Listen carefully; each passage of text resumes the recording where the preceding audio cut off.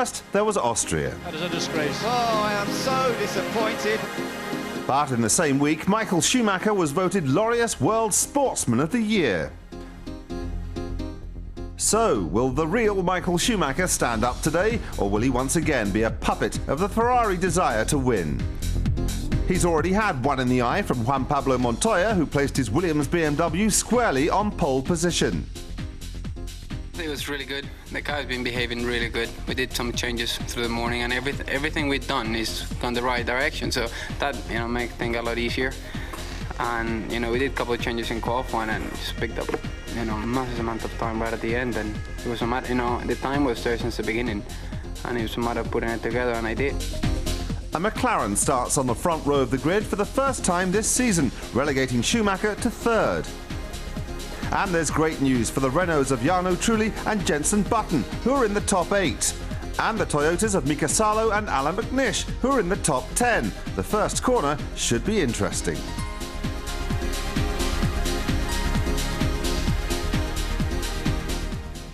Worth waiting for. The Monaco Grand Prix under blue skies with the world's most beautiful people all on hand to watch. Well, not all of them, of course, because Jeremy Hart and Perry McCarthy are here, but that seems fair enough. Beautiful person Perry, we had a great qualifying session yesterday, didn't we? Listen, mate, when I was born, the doctor slapped my mother, so... qualifying, yeah, fantastic. I mean, 3 manufacturers in the top 3. We've got Williams on the pole position. I keep maintaining that Montoya is going to come through. This is the race that he can win. He's got to open his account yet this year. This is the one, he's going to do it. Montoya territory. I would not want to be the driver trying to overtake this guy around this circuit. Second, Dave Coulthard. His biggest chance is going to be at the start. McLaren desperately need a win. They've got to put aside their gremlins. David's going to be looking at that first corner like a dog on heat, believe me. Can you counter that? Is there anybody else we should be looking at apart from the pole sitter? Yeah, we should be looking at Ferrari. Anybody that doesn't look at Ferrari, even with them having their worst qualifying results so far this year, would not be looking at the whole picture. Ferrari can come through, especially Schumacher, and they can win here. Anybody that says they can't is missing the point. But what Perry says is absolutely true. This is not only Montoya but David Coulthard's best chance so far this year, and I put money on either driver, but don't discount Michael Schumacher. So you put money on 3 drivers at the moment? No. I would say that just watch out for Ferrari, because it's not over yet. So Michael can get past on this circuit where apparently overtaking is pretty difficult. It's going to be tough, honestly. Michael's brilliant, and the Ferrari 2002 cars we've seen is almost invincible, but maybe their tyres aren't up to it for this weekend. Michelin have made some developments. It seems to suit the cars. It seems to suit the circuit. Qualifying, forget race pace. It's about qualifying here. You've got to be in front. We talk about Michael possibly overtaking. Where? Only at the pit stop, so it's really his only chance. Yeah, I just can't see it. I mean, I think the only chance he's got is if Juan takes himself out, back marker problems causing a crash, or mechanical failures on both the Williams and the McLaren. I am absolutely convinced that Ferrari will not win here. And good. It's about time too. Montoya, don't forget, had that big one. He made a big mistake here last year, and if he hasn't learned from that, then he doesn't deserve the drive at Williams. But we'll have to wait and see whether he makes the same mistake again. He deserves the drive at Williams. He can get hot-headed. He tends to come better from behind though, rather than lead. But really? Here you need to be leading, I think. Well, that's kind of the same in most races. Yeah, leading is very, very, very handy. It does help, but yes. He does come... Especially on the last lap. He does come well from behind. Mind you, didn't help Rubens, though.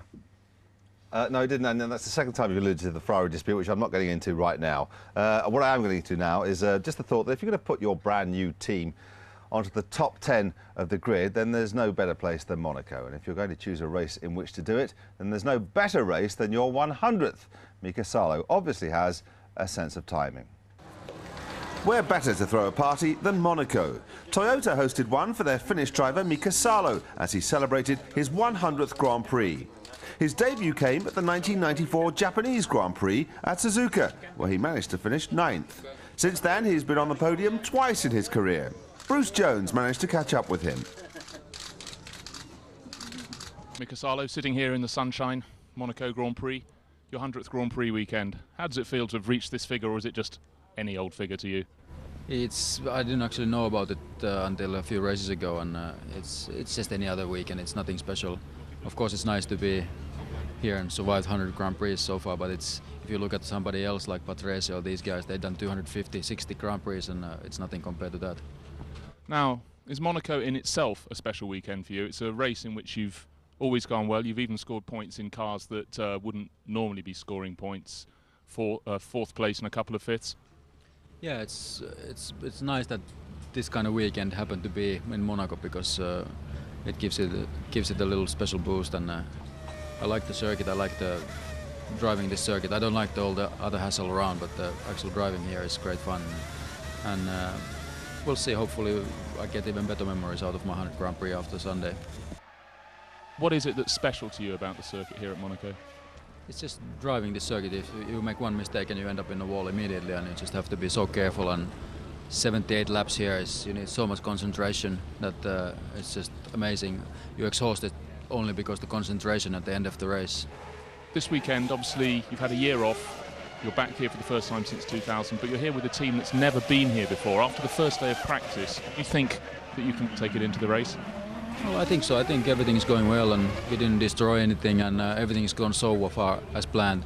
I think we prepared really well for this one as well, and we knew that this is going to be a very difficult weekend, and I think we were prepared well. Car worked perfectly all weekend.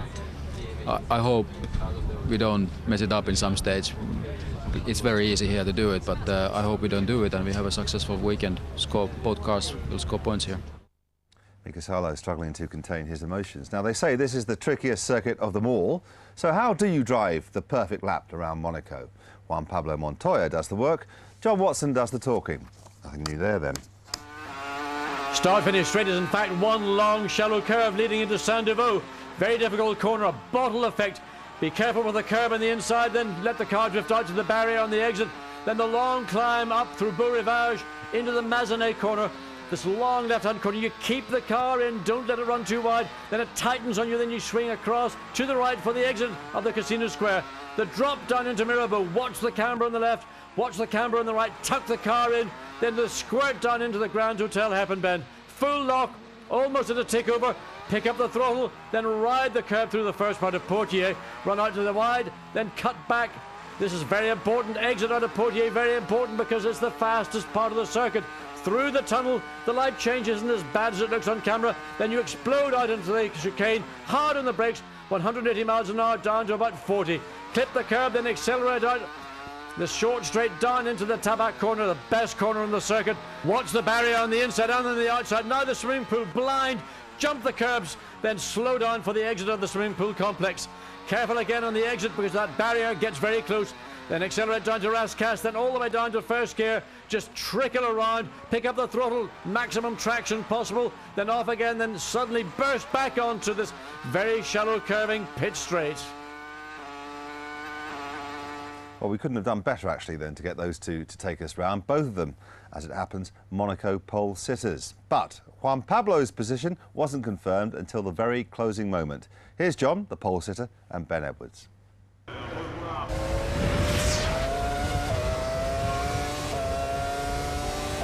Here's the reaction. So, I had 3 out of 4 runs clear. And the last one was a matter of putting a really good lap. I knew the potential of the car was there, and it was about to maximize everything. Was that a more impressive lap than last year's because your car is relatively less competitive in 2002?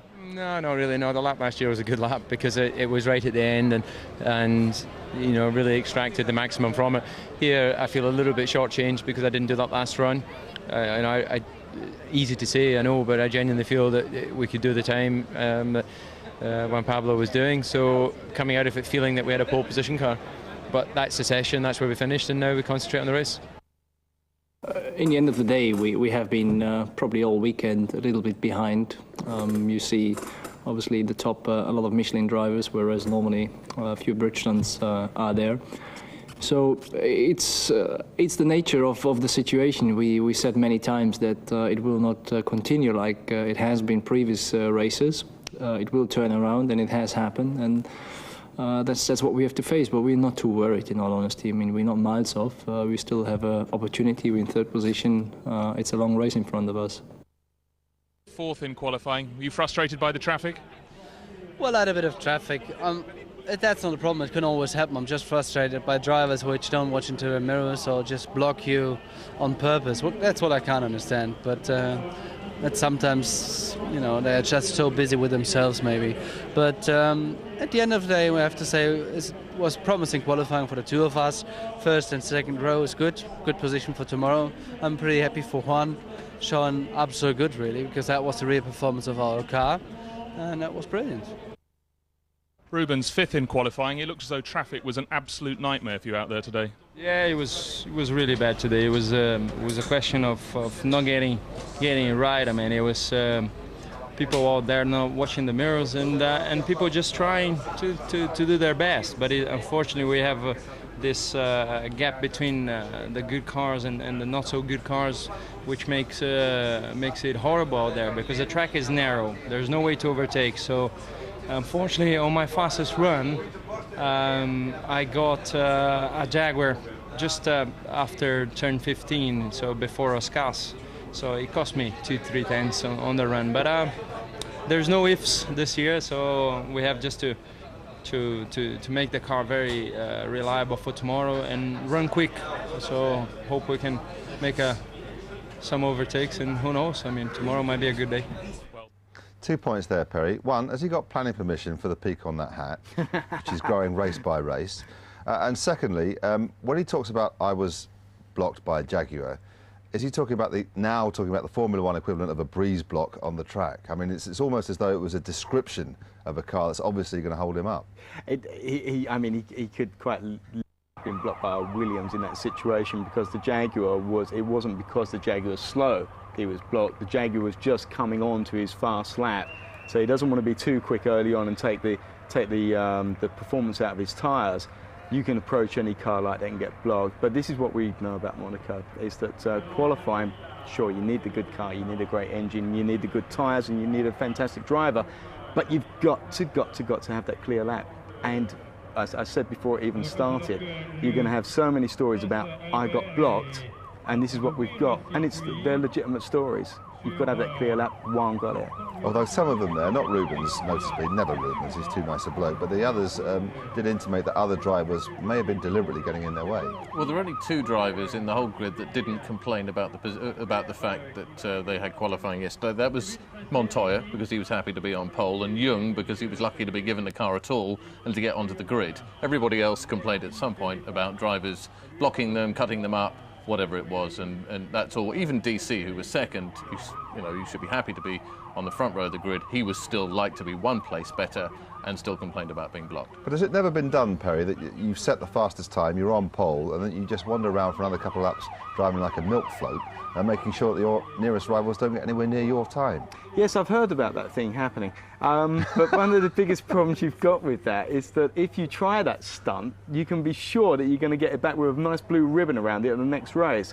So I think that people are trying to be seen to be courteous. I mean, to be quite honest, this is getting very, very corpy now, because yesterday I saw an official apology issued by McLaren to both Rubens and Ferrari for the fact that David inadvertently blocked Rubens' quick lap. McLaren didn't mention him by name, though, so they said one of our team members blocked it, and he has apologised. Yes. There was no mention of wasn't the one wearing DC at all. Wasn't the one wearing the crash helmet by any chance, was it? With a full tyre on it, and speaks with a Scottish accent. These things happen. I don't think David would set out to do that. You're very busy around this place. You've got a lot of things on your mind, and if you're just building up to a quick lap, the closing velocity of another car is immense. So sometimes you may have looked in the mirror, 2 seconds later they're on you, and you hadn't seen them before.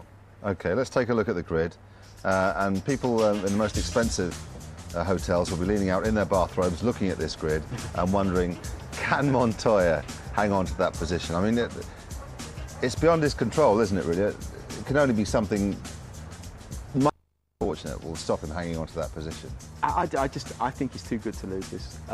The only thing can be, he can make a mistake, obviously. I hope I'm not doing a curse on him, but he's got the equipment now. He knows what he's doing. That was a fabulous lap that he put together. I mean, that really was a good lap. That's faster than last year's pole position. There's an artistry around Monaco. It's an absolute balancing act. There is no room for manoeuvre. You get it right or you get it wrong, and when you get it wrong, you feel it because it's the wall. It's not like Austria, where you can go a little bit more up on the curbs. There's plus or minus 6 or 7 inches or whatever. This place, that's it, and there's a rhythm that these boys get into.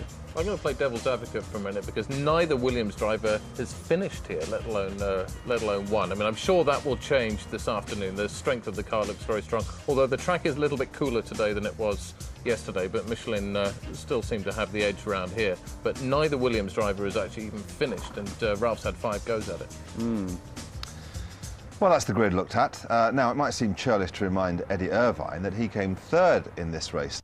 Yeah. Apart from Alex Young, who only had a few laps in which to squeeze under the qualifying team, Eddie was last, beaten by the other Minardi, the other Jaguar, beaten in fact by everyone. Peter Windsor, who of course is seldom at the back of the field, joins us now. Peter, it just can't go on like this, can it?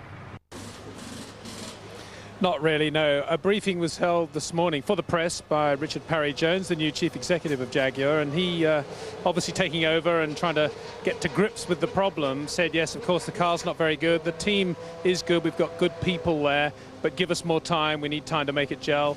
And when asked about drivers for next year, he said, well, I think most people would agree that we've not really given Pedro de la Rosa a fair showing, which implication being that he'll probably be retained for next year. But when the subject came to Eddie, he said, well, his contract does expire at the end of this year, so we'll see what happens. So make of that what you will. Yeah, but they're starting to watch the pennies on this a bit, Peter, because, you know, Eddie's contract is widely reported to be very, very high, somewhere in the region of £10 million or whatever. You know, do they start thinking, actually, Eddie's probably better than Pedro, but, you know, is the value there? Is that what they're thinking? I wish I could answer that. I don't know what they're thinking. You know, to me, it was logical 3 years ago. They needed 2 young drivers. They needed a specific number of good engineers, and they should be on podiums and winning Grand Prix now. So I can't really understand what they've been doing for the last 3 years. I think they've wasted a lot of money on drivers. Yes, you're absolutely right. If you're going to pay a driver that much money, it can only be because he's going to do more than drive the race cars. I've said several times, you know, somebody with that sort of money should be the motivating force behind the team, should be the guy putting the team together in the way Michael did at Ferrari when he left Benetton, and that hasn't happened. So to me, the only course really they should take now is to go for 2 very, very young guys that they can mould, and Jaguar have got some of those under contract already. Peter, what about time to axe Niki Lauda? He hasn't done what he was brought in to do, and I know you've been quite outspoken in the past about his lack of performance as running the team. Is it time for Lauda to get the chop as he did from Ferrari? Well, you know, we shouldn't be too critical of anybody in life, but if, for example, he wanted to continue down a path that didn't fit with the new thinking at Ford, then perhaps it is. Niki hasn't really achieved very much, I think, since he's been at Jaguar. He's certainly spent a lot of money and had a lot of time. I feel a bit sorry for Bobby Rahal, actually, because I think that his strategy was starting to gather strength, and the sort of carpet was pulled out from under his feet, as it were, when Niki was appointed. And now really Jaguar going back to square one again with the departure of Reitzler, the German chief executive. So, you know, it's a shame that they just have so many changes and they just didn't get it right from day one. And Bernie's talking at the moment about asking the big manufacturer teams to even go to 4 cars if we start losing some of the smaller teams at the back for the financial difficulties they've got. And Jaguar, being a major car manufacturer and part of Ford, would be one of those teams that would be expected to increase the number of cars, which would be the worst possible thing, wouldn't it? Yeah, I mean, I put a proposal to Ford 2 years ago when Minardi was for sale that they should buy Minardi and put 2 young guys in that team and supply engines and gearbox to Minardi and have a B team, as it were, and groom it that way. And Ford rejected the proposal out of sight, said they were not interested in having a second team or supplying another team with engines. And then they did the Arrows deal 12 months later. So to me, nothing makes sense at Jaguar at all at the moment. All right, Peter, we'll leave it there for just a while. Thank you very much. Now, despite all Jaguar's problems, their car would still make an attractive addition to your driveway. Here is how to get one up on the Joneses. It's unique, it's very fast, and you can own it. This is the Jaguar R3 that's currently being driven by Eddie Irvine and Pedro de la Rosa. And if you're our grand winner, then it's all yours. Every Grand Prix weekend, one winner gets a pair of signed Eddie Irvine gloves and his or her name etched onto Eddie's car. Before the final race of the season, 16 winners from each Grand Prix will compete to win this fantastic final prize, your very own Grand Prix car. Congratulations to Des Lane of Thornhill in Cardiff, winner of the Austrian Grand Prix competition and our 6th qualifier for the Grand Final. Des said David Coulthard won the 2001 Austrian Grand Prix and he so Des now has a pair of those Eddie Irvine gloves and his name joins our Roll of Honour on Eddie's car. So this week's question is, who holds the record for wins at Monaco? Who holds the record for wins at Monaco? We've set up a special phone line for your answer and the number to ring is 09002 434 434. That's 09002 434 434. Calls cost 50p a minute and shouldn't take longer than 2 minutes. Or you could send a postcard to F1 Competition, B Sky B, 6 Centaurs Business Park, Grant Way, Isleworth, Middlesex, TW7 5QD. Phone lines close this Monday and postal entries are required by this Wednesday, that's the 29th of May.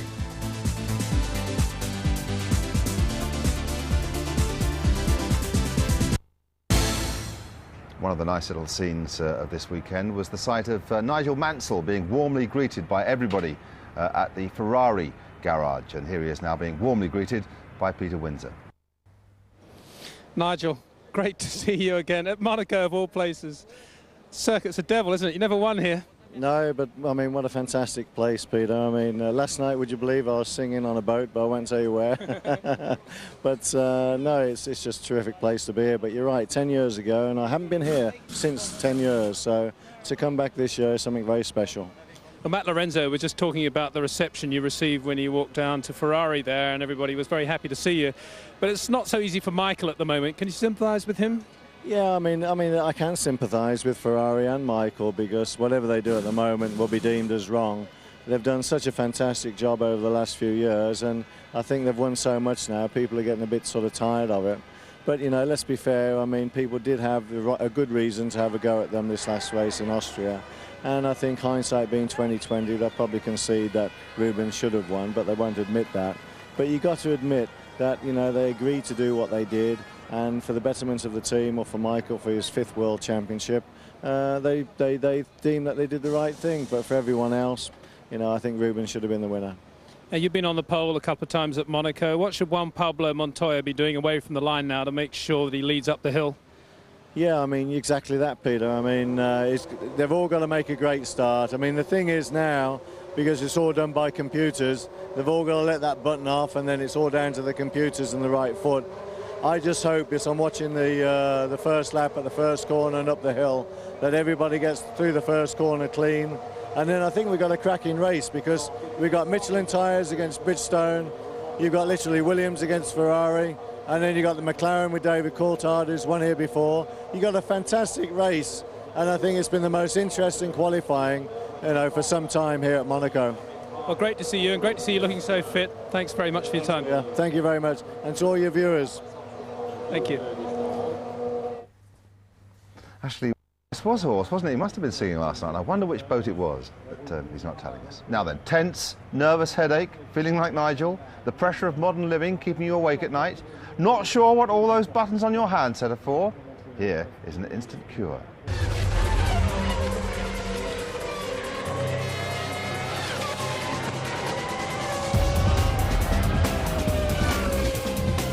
F1 Digital Plus is a fully interactive channel offering.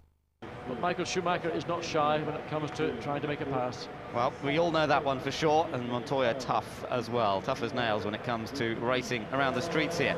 David Coulthard, he'll be starting alongside Montoya on that front row. A winner here a couple of years ago. Tried to start from pole position last year, only for the systems to fail on him and force him to start from the very back of the grid. Today, he knows he has a very real chance of victory. The McLaren team have dominated in recent seasons. 11 victories in 18 years here at Monaco. That is a pretty stunning statistic for the team. Everything has worked well for them in the past. Mika Hakkinen has taken wins, David Coulthard, of course Senna and Prost took numerous wins for the team. And can they do it again today? Coulthard has not won a race in over a year. We have to go back to Austria in 2001 to David Coulthard's last victory. But here we are, the track is now open, and Heinz-Harald Frentzen, the first to venture out on the track preceding the Grand Prix, climbing up the hill towards Massenet and the Casino Square. And of course the track has been occupied since the Grand Prix cars that is, were out on track. They came in at 10 o'clock local time, 9 o'clock UK time, and then that intervening 3.5 hours before they go back out again. They'll have been worked on tirelessly by the engineers, the mechanics, and just checking, double checking, and then looking at various thoughts and strategies. We look at Juan Pablo Montoya just getting pushed back, very tight confines of the paddock or the pit lane here in Monaco, and starting on a set of, or going out, let's say, on a set of tyres that have obviously been used. The Michelin traditionally tend to need a little bit more running before the tyre will be at its optimum, not necessarily its fastest, but its optimum for a race. Rubens Barrichello likewise just goes down the pit lane, and possibly to see most of these drivers come back into the pits, stop momentarily, then go back out again, and if they're then satisfied. But the one to watch will be Montoya, because we saw in San Marino when he did that out and in lap, he wanted to put more front wing in the car. The team said, no, don't worry, the track will come to the tyres, it'll be okay. When it didn't, and I suspect Montoya, if he gets a similar feeling now on this exploration lap, that he may turn around and say, I want more, or more or less front wing. No less than JK of Jamiroquai. JK of Jamiroquai, great to see you here in Monaco. Yes. Now you're with McLaren, but correct me if I'm wrong, and I know Ron Dennis didn't want me to mention it, but I believe you have a few Ferraris in your fast car collection. Well, yeah, I have 4 Ferraris. I also have 4 Mercedes-Benzes and some very old ones too. And I'm a future SLR customer. So obviously there's a clash here, but I'm just here for the day, really. I guess you're forgiven. Have you ever been offered the chance to have a ride in the McLaren 2-seater? The MP4 28T, I believe is what you're talking about. I'd like to have a go at the MP4 28T if I could muster one up. Maybe after today, perhaps I will. You never know. And how do you predict the race? Who do you think is going to finish first? I think Montoya is going to be a troublemaker. BMW are generally causing far too much trouble in these races. And but you know, obviously DC, I'd like to, you know, if we can come away. I mean, I've got to be honest, even I'm a bit bored with Michael driving, winning, you know. Sorry, but I am, you know. Just lose one at least and put the zest back in the race. JK, enjoy your day. Thanks for talking to us. Thank you very much. So this is Michael Schumacher's 100th race for Ferrari, Mika Salo's 100th race of his career, and the fact that there's roughly 1 second between them summarises the grid for the 2002 Monaco Grand Prix. It's going to be close, and the first car into the corner is going to have a mighty advantage. So let's settle back and enjoy it all. Ben Edwards and John Watson are on Super Channel, whilst Jeremy Perry and myself will be keeping you right up to date with all the exclusive interviews, reactions and stories right here on Master Channel, whilst Peter will once again be stalking the pit lane, and let me tell you, it's a frightening sight in those fireproof overalls. You know, I go on circuit sometimes with Jay from Jamiroquai. He's a good bloke. I like him a lot. I think he's had a little bit of entertainment this morning there. But the thing is, he's actually a very good driver. Very, very good. He's got a real good feel for a car. How does he drive 8 cars at once? That's why he's so good. But back to the race. President of the FIA, Max Mosley. Under fire on a number of things throughout this year, and obviously they're firing back at Ferrari for the podium procedures that took place in Austria, and there's some things that have been mentioned also about letting the car through. BAR still a team in trouble, despite David Richards' accession to the throne there and his revisions involving the loss of more than a few jobs. Here he is on the latest at BAR with our own Nick Damon. Dave Richards, qualifying not probably to your liking. Is there anything clever you can do to improve the situation?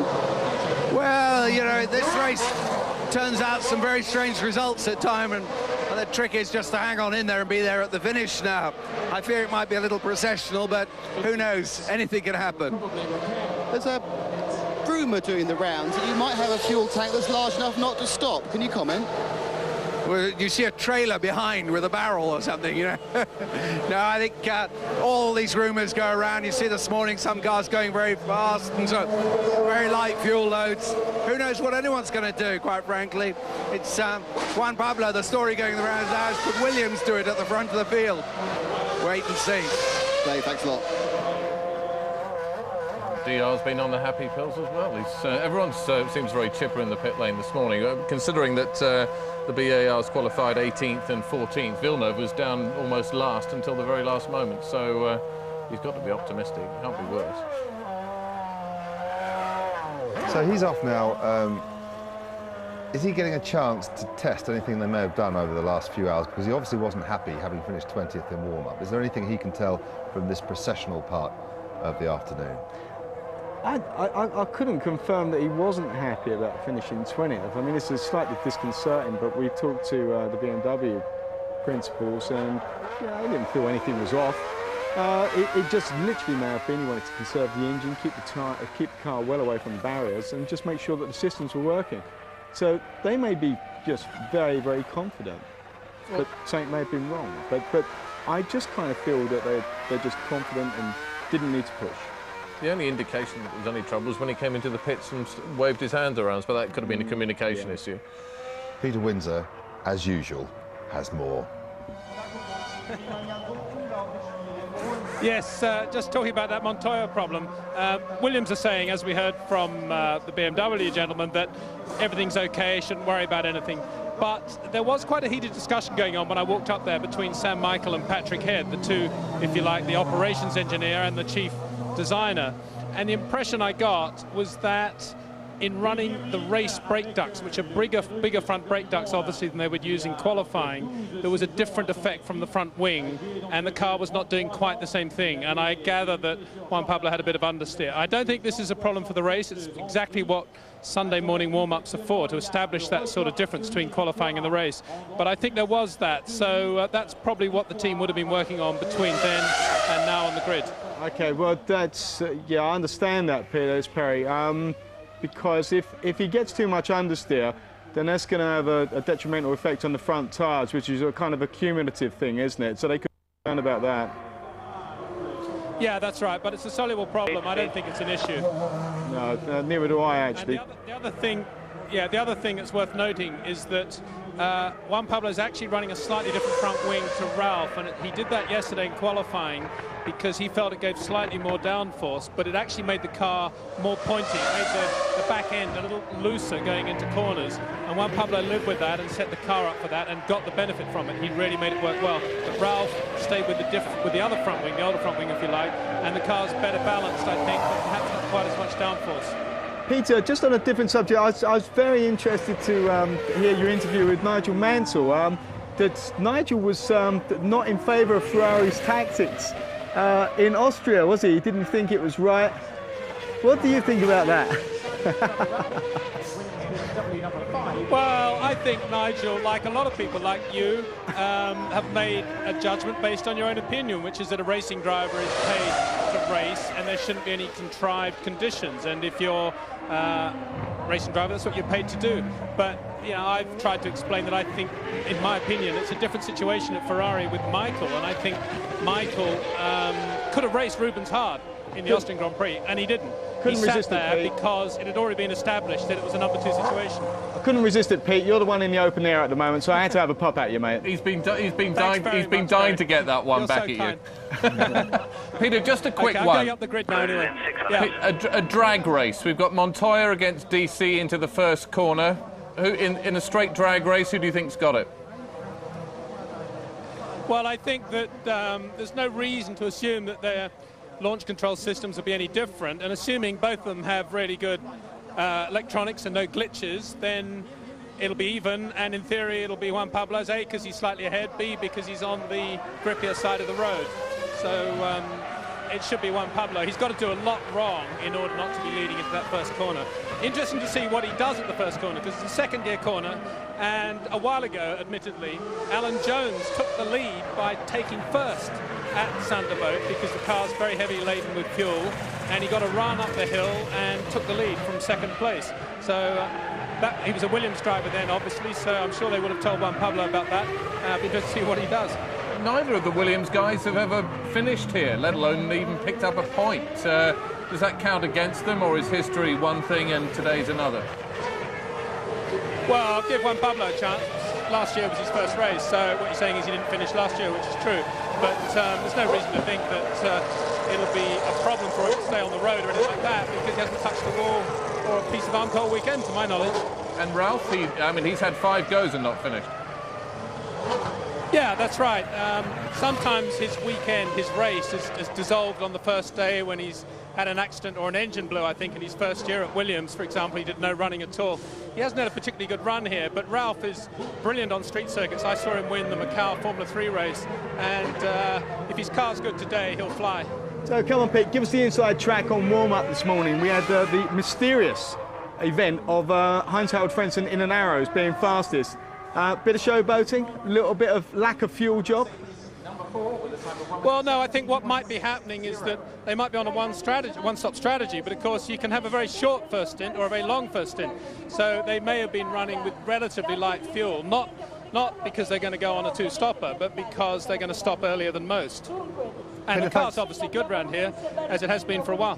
Peter, you've demonstrated that you can walk and talk with fantastic aplomb, and you'll be getting a rosette later on. In the meantime, I just want to ask Perry this one.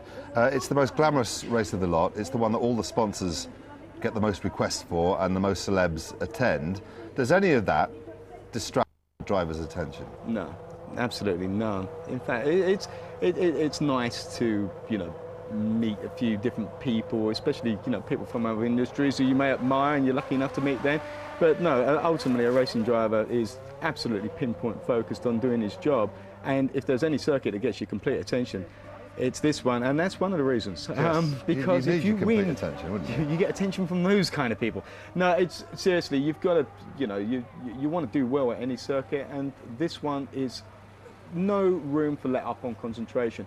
This is the circuit, more than any other in the world, I believe, that demands the maximum amount of concentration. But it's work hard, play hard, isn't it? There's a lot of dealing that goes on here on a commercial side, and also the drivers are expected to perform from a PR point of view harder than any other race. They really earn their money in PR terms here, and so there's a lot of distraction off the track as well as on it.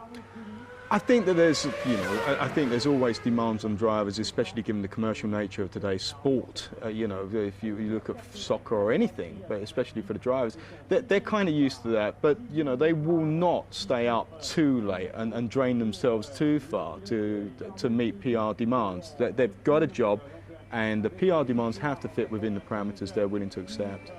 I mean, Dave Richards has recently said his rubbish, this claim about Jacques Villeneuve has got to take a 50% pay cut because his contract is in place for next year. He can stay on nutcase money for next year. He said he's got no problem with it, even though it does take 25% of their running budget. But the problem with that, the only thing he gets upset about sometimes is Jack really hates the old PR stuff. Some are more suited than others. Yeah, Jack's changed though. I mean, in the old days, he would only do 5 PR days in a whole year. Now, he's got less power to wield and less sort of ability to actually dictate how many days he does. And I know for a fact that last year he did at least 15. So he's losing his bargaining chip already. Perhaps, but it may be in his contract as well, John. It is. OK, Rubens Barrichello is now with Peter Windsor. Well, Rubens is actually with Terry Bootson. Hi, Terry. Nice to see you. Hello, how are you? Yeah, great to see you. Rubens, you're looking very relaxed. What are you going to do this afternoon? It is a different race, I guess. I mean, I like a lot of the attacking and going forward.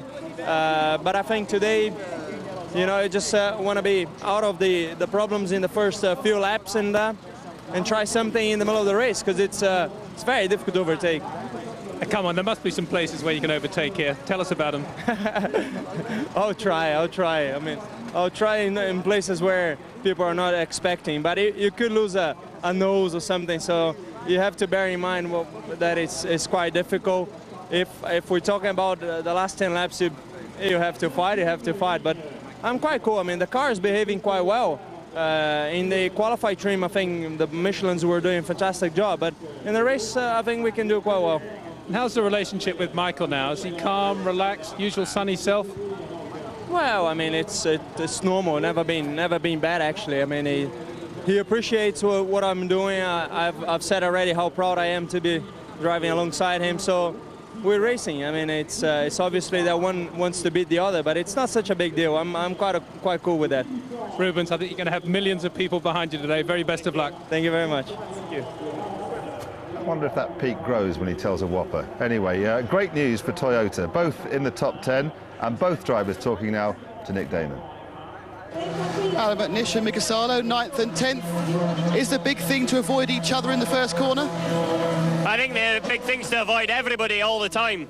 Around here, you know, there's so many accidents. Mick obviously has got a hell of a lot more experience than I have in this situation, but I'm just going to try and make it through the first lap and then we progress from there. As Alan says, Mika, a lot of experience. Give him any tips about racecraft around here? It is. First lap is very important, and if you survive that, everything will be fine. But first corner and the loves happen on the first lap are very difficult ones. Just have to take care of them. Is there anything you can do with strategy here, or is it just set? Is there anything you can do with strategy here, or is it just 50 laps and then come in? I think there will be some different strategies, but basically it's quite simple, and it's no overtaking here, so that's the problem. And Alan, can you see your new house from here? No, I can see the palace, but that's not my new house. Thanks, guys. Best of luck. They, not often that teammates are mates, but it would appear there doesn't seem to be much beef between either of them.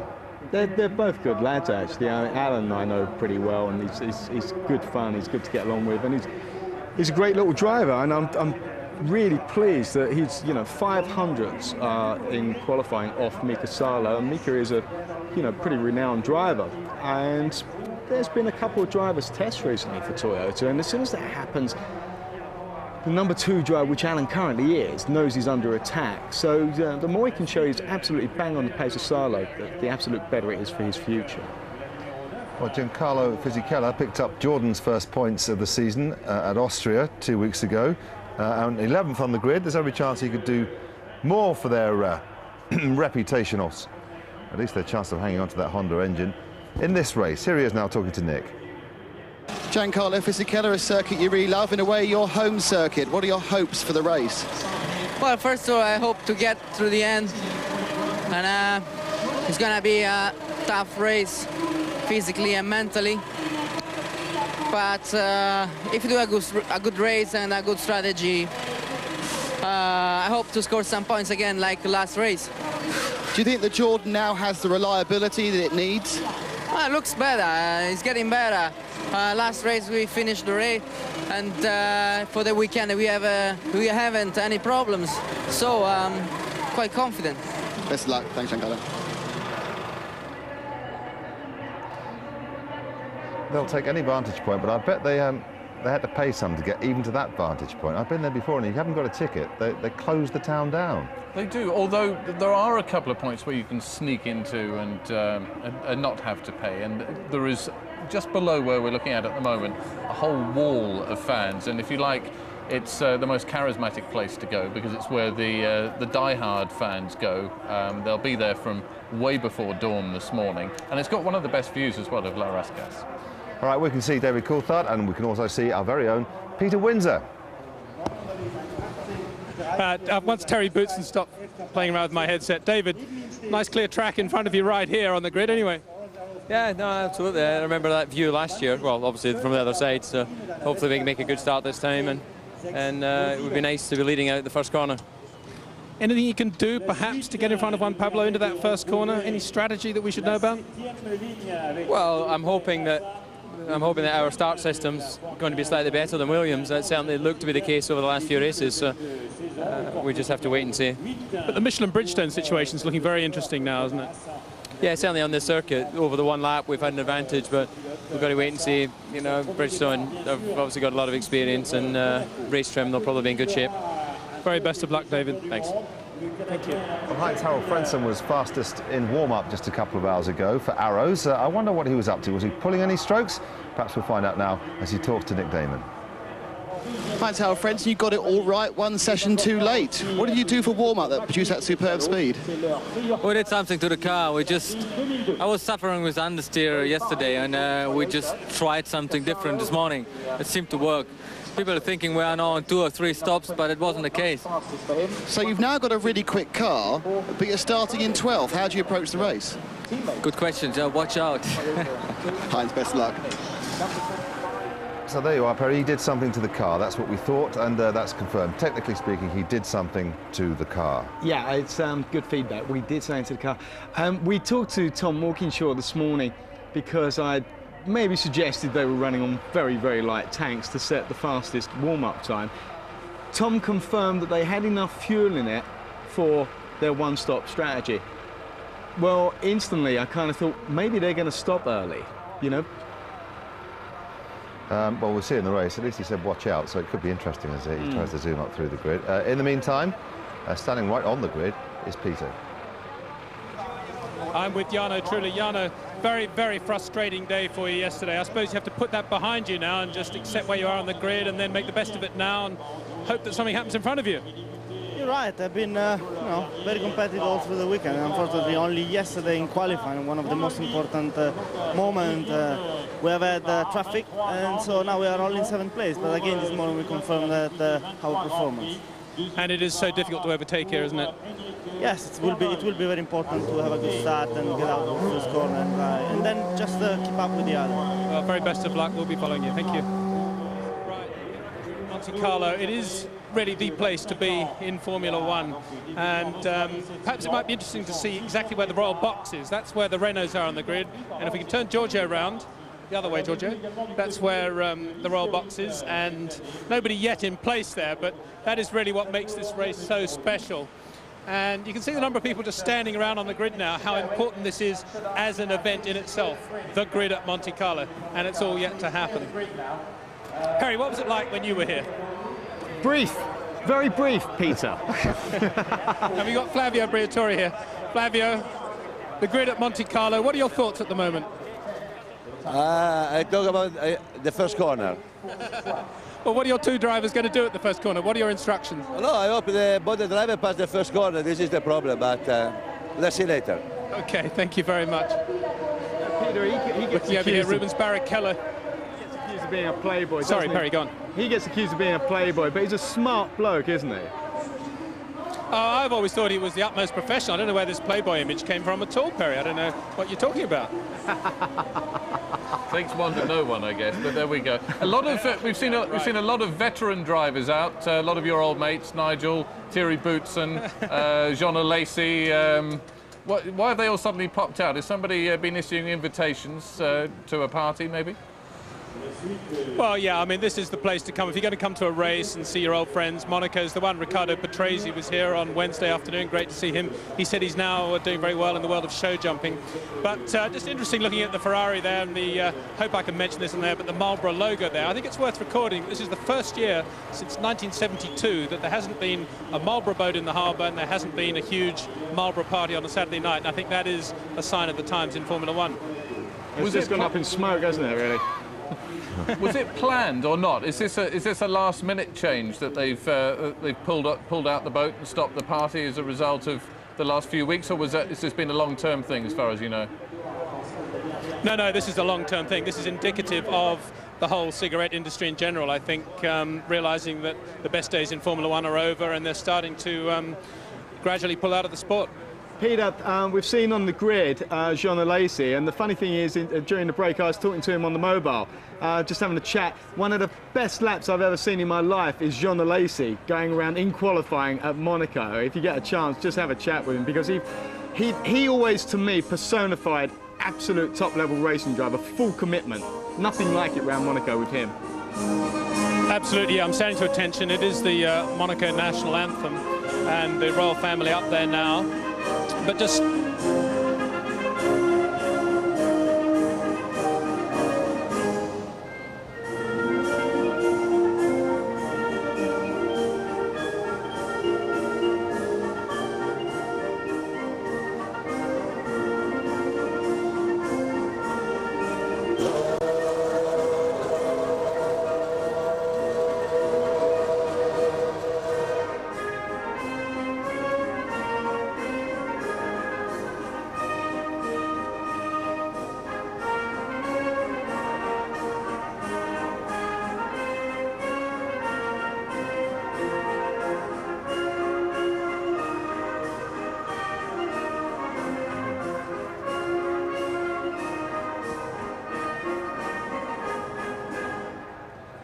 tremendous respect throughout the balconies of Monaco and indeed on the grid, Peter, and not a bathrobe in sight. They've all got dressed in honour of that wonderful and rather long national anthem. Sport itself there in the royal box, ready to watch and see who becomes the winner of the 2002 Monaco Grand Prix. Yes, and along in the box with his sister, Princess Caroline, of course, His Serene Highness Prince Rainier of Monaco, the ruling monarch in this principality. But it's a funny story about Prince Albert. When he was studying in America, doing some business studies, he wasn't known as Prince Albert, he was known as Al Grimaldi. And it's sort of hard to believe that somebody as serene and dignified as a member of this royal family would be comfortable known as Al Grimaldi, but many of his friends still call him that. It's just how they know him. Well, the Grimaldi royal family, very much the monarchs of this principality. And Prince Rainier, of course, has been in hospital quite a lot recently, having to deal with recurring bouts of bronchitis, but he's out of hospital now, which is great news, and no doubt be able to enjoy the action, the atmosphere here this weekend. The safety car making its way around the track in preparation for the start of the formation lap, coming up in some 3.5 minutes time.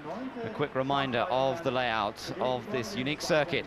The speed trap coming out after the tunnel, where we'll see speeds about 180 miles an hour. It's just the area you're looking at now as they get on the brakes after the tunnel into the chicane. Again, one of the tight corners, many first gear corners around this 2-mile track. And top speed here, while it's useful, it's not the biggest criteria. Just looking down at the record from last year, it was Ralf Schumacher, in fact, was the fastest car out of the tunnel just before you hit the brakes to go into the chicane at 182.7 miles an hour. And David Coulthard was about a mile an hour behind him. And speaking of David Coulthard, there's the current squeeze. David enjoys living down in Monte Carlo and all that goes with it. So let's just take another quick reminding look at the grid. Juan Pablo Montoya, David Coulthard on the front row. Michael Schumacher with brother Ralph in 4th place, his best qualifying performance here in 6 starts of the Monaco Grand Prix. Barrichello has 3 times finished 2nd, including last year and in 1997 when he was driving the Stewart. Now Raikkonen lines up in 6th place, then it's Jarno Trulli. Disappointed a little bit for the Renaults with 7th and 8th places on the grid for them, but Button enjoying his best start so far. Then Sarlo and McNish on the grid, behind him Fisichella and Frentzen. And then further on we've got Massa, Villeneuve, Enrique Bernoldi in the Arrows ahead of Takuma Sato. Then Nick Heidfeld, Olivier Panis, Mark Webber in the Minardi, De La Rosa, the Spaniard, in the Jaguar ahead of Eddie Irvine, and Alex Young, who will be starting at the back of the grid, and no doubt will have been told by Paul Stoddart and the crew at Minardi on the first lap, just drop back a little bit and let everybody else have the accident. Yeah, just looking at the shot of the heat haze coming off the tarmac, and they've got a track temperature currently around about 35. Well, it's actually just dropped a couple of degrees, but it fluctuates as the odd little wisp of cloud comes across. So track temperature is absolutely perfect, certainly ideal for Michelin, and no doubt ideal for Bridgestone as well. And it will be, when they go round in this final parade lap, that nerves will be jangling as they come onto the grid. And of course, on pole position, you get there first, and depending how quickly the rest of the field filters around behind you. Ideally for Montoya, when I would get to the swimming pool, I would bring the pace of the field down to a level to allow those behind me to catch up. The problem is that if you go too slow, then you get too much heat build up under the engine cockpit, under the engine covers. So it's a balance, and you know, first time on the front row here in Monte Carlo is very special. Fortunately, Ben, they've taken away the pedestrian crossings, and Montoya will be starting on pure black top and no white lines to straddle. That's good news, John. Yes, let's hope that he gets cleanly away from that starting pole position. He's on scrub tyres, as you can see, for the start of this race. Will the Michelins hold out, or is it purely a qualifying performance? Look at David's tyres. They look a little less well scrubbed. I think they are scrubbed tyres. Difficult to see from the other side there, glinting in the sunshine, but it looks as though Montoya's have done a few more laps probably than Coulthard's. Michael Schumacher is the first of the Ferraris.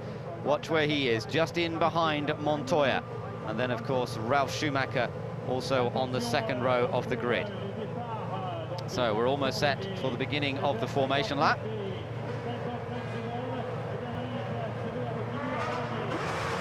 Watch for the rubber being laid, because all the launch control systems are going to be switched off.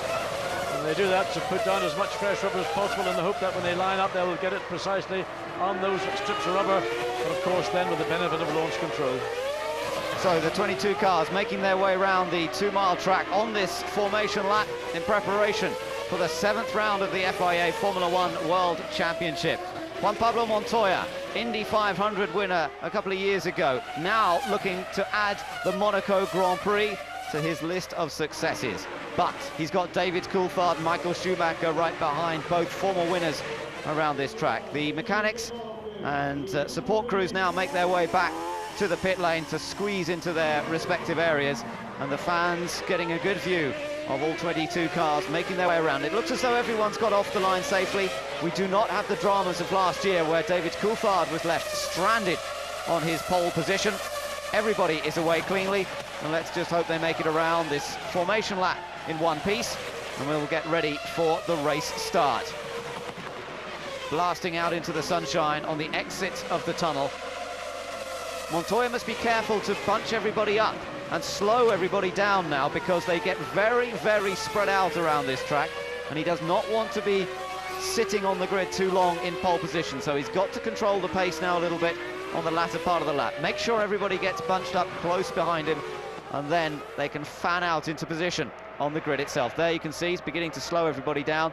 A little blast along the back there just to keep the tyre temperature up.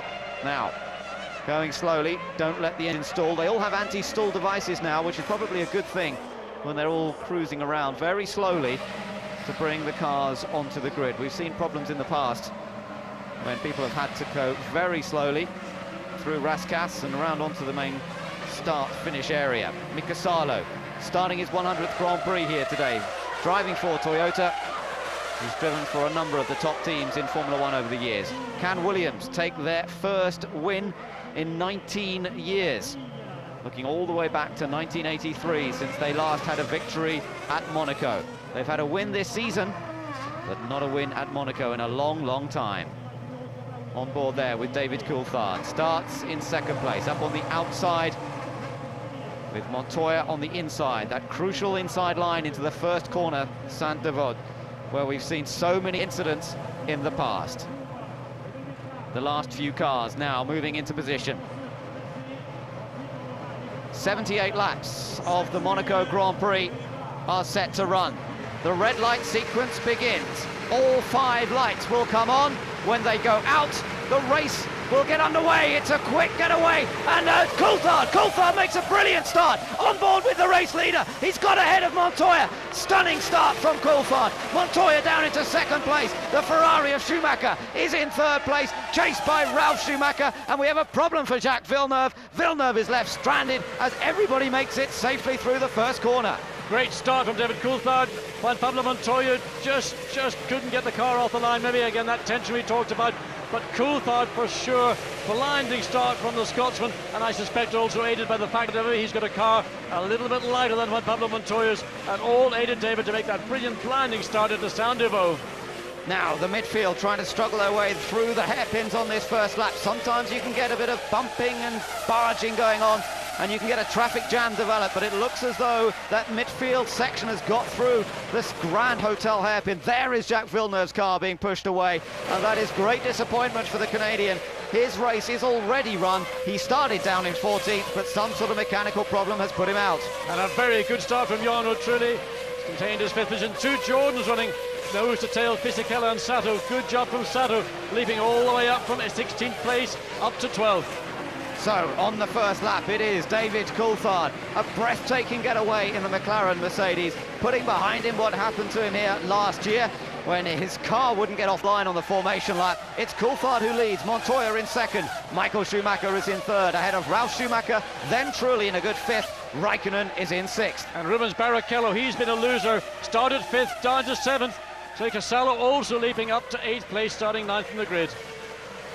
Well, Mika Salo and Alain McNish still running in tandem as they qualified, running 8th and 9th. Heinz-Harald Frentzen is in 10th place, ahead of Fisichella and ahead of Sato as well. You're watching Michael Schumacher, and it's the battle that we've enjoyed several times this season between Michael Schumacher and Montoya. Now watch the start. Montoya moves, but I believe David Coulthard's got a much lighter fuel load on. He gets the traction and then just shoots alongside Montoya, takes the lead.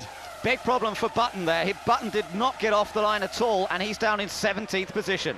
Bogged down, but David Coulthard got the job done into Saint-Deveau, took the lead. Michael Schumacher couldn't do anything with Juan Pablo Montoya. Good to see everybody, the 21 car field, remember Jacques Villeneuve. There's the momentary roll. Montoya comes across. David just drives his McLaren alongside, then shuts the door. Well, it was a perfect start for David Coulthard. There is Norbert Haug, Mika Häkkinen, and you could see the relish with which they saw those pictures. Now, Villeneuve apparently has got going again. They've got the car started in the pit lane, so they have got Villeneuve into the race. He's not an early retirement. All the cars are still running, but Villeneuve, of course, right at the very back of the field. Coulthard leads, 2 laps completed here at Monaco. Montoya second, then it's Michael Schumacher hounding the Williams. Now that Montoya's got a couple of laps under his belt, he's settled down, had the fastest race lap in lap 2. Now he can focus on David Coulthard ahead of him and not be so concerned about that red Ferrari of Michael Schumacher directly in his mirrors. A little bit of a twitch from Montoya's car, down into Mirabeau. Trulli goes through, then it's Raikkonen, Barrichello, and then Mika Salo running in 8th place. Alan McNish, the 2 Toyotas, you'll see them just come into view at the back of this group. Behind them, Frentzen, Fisichella, Sato. Felipe Massa is 13th, that's where he started. Then it's Bernoldi, Heidfeld 15th, Panis is 16th. Jenson Button, who had a disastrous getaway, down in 17th place ahead of Mark Webber, and Webber has kept his advantage over the 2 Jags. De La Rosa, Irvine at the back. There we see Jacques Villeneuve getting back into the... He's now 1 lap down on the field. So he's only about 20 seconds. There's already going to be interest in the next 5 or so laps. Jacques Villeneuve 20 seconds ahead of this leading group of 4 cars. Montoya once again fastest car on track, but Michael Schumacher corner for corner going with him. So on board with the 4 times world champion Michael Schumacher, chasing after Juan Pablo Montoya. Uses a different line there on the run down towards Saint-Deveau. Well, of course, different tyres, different field. Michael Schumacher clearly knows what he's got to do in the race. We saw Ross Brawn, we saw Michael Schumacher sitting on the pit wall before this race started. They've got some tricks up their sleeve, and watch this race. They will unfold very soon, no doubt.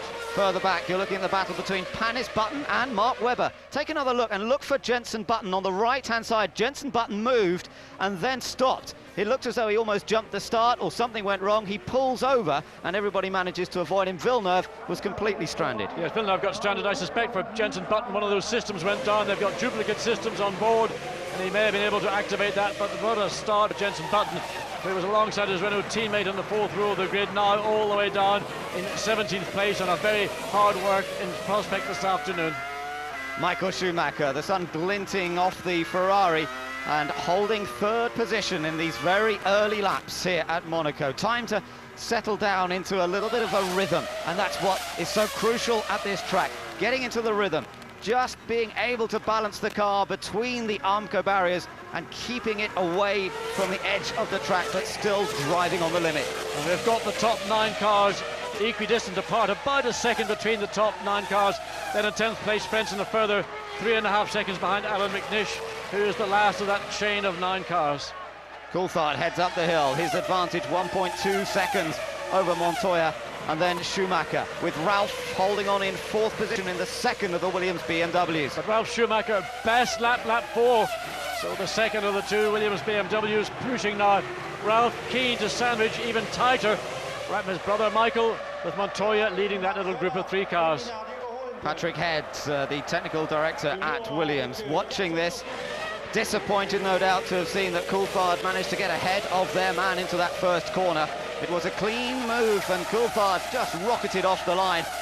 The suspicion perhaps that the Williams is with more fuel on board at the start of this race. In fact, they've closed up a bit there to Coulthard as they come under braking, but perhaps Montoya's car running with more fuel, and if he can stay with Coulthard throughout this first segment of the race, it might come back to him later on. And these first 4 cars now pulling away from Jarno Trulli in the Renault in 5th, but also the battle of the 2 Toyotas.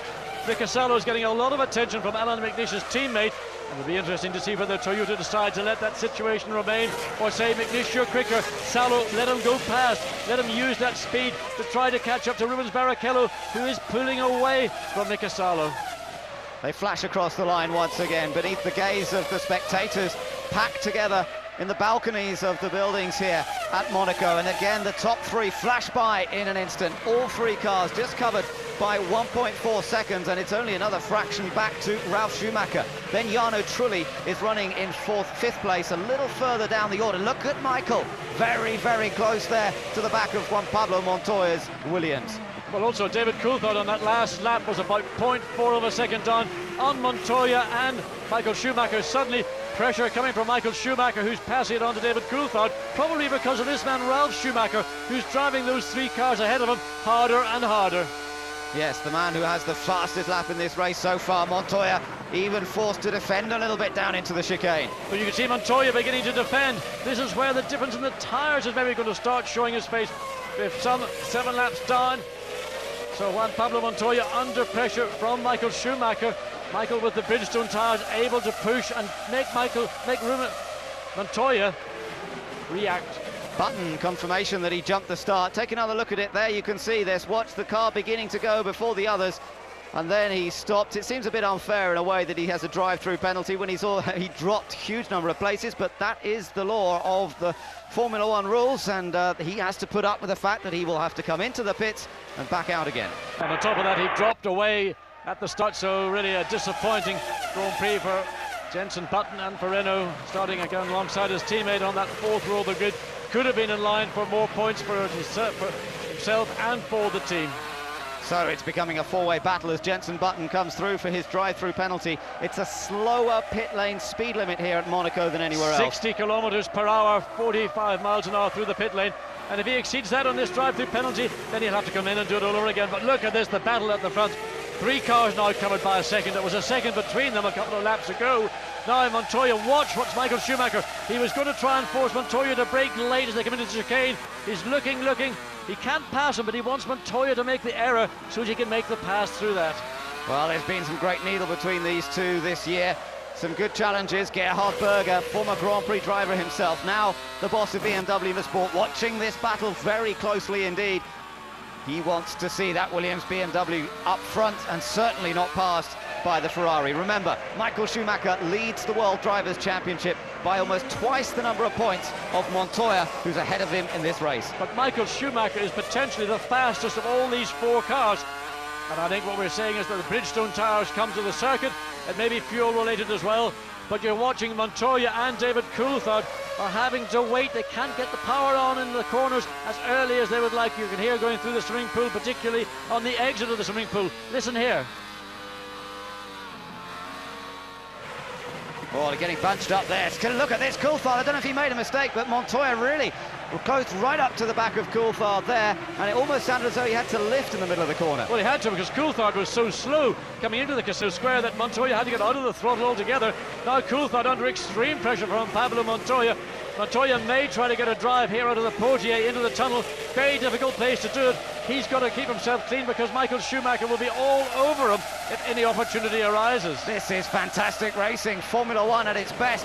4 cars battling for the lead around the streets of Monaco. And again, Montoya very quick into the chicane.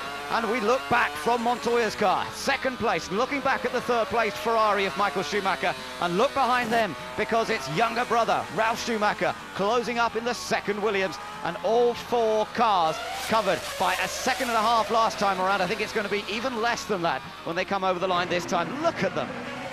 Well, there's nothing that anybody really can do. David Coulthard's controlling the pace, whether it's because he's got a little bit of a problem with the handling of the car or whether he's decided, I don't need to run hard, I can run at the pace I dictate. None of these cars behind me have got the opportunity, unless an unforced error occurs, to take away my lead. So avoiding errors is what it's all about, not making any mistakes as they wind their way through up to about 140 miles an hour, now down to 80 miles an hour through the left-hander. This is the view from onboard Montoya, looking at race leader David Coulthard. And let's look at this, down into Mirabeau, close in behind, and now into the tightest corner on the track. First gear, full lock, tight to get it round there. In the past, we've seen people try and go through. Sometimes it's happened, but often it's only caused a traffic jam. So now through the tunnel, David Coulthard, our race leader, still with huge amount of pressure on from Juan Pablo Montoya. Right behind him is Michael Schumacher. Once again, let's just ride on for a second with Montoya. Well, we jump back looking at the battle. There is Schumacher and Ralf Schumacher right behind him. Look at the super slow-mo and look at the car working at high speeds over these curves.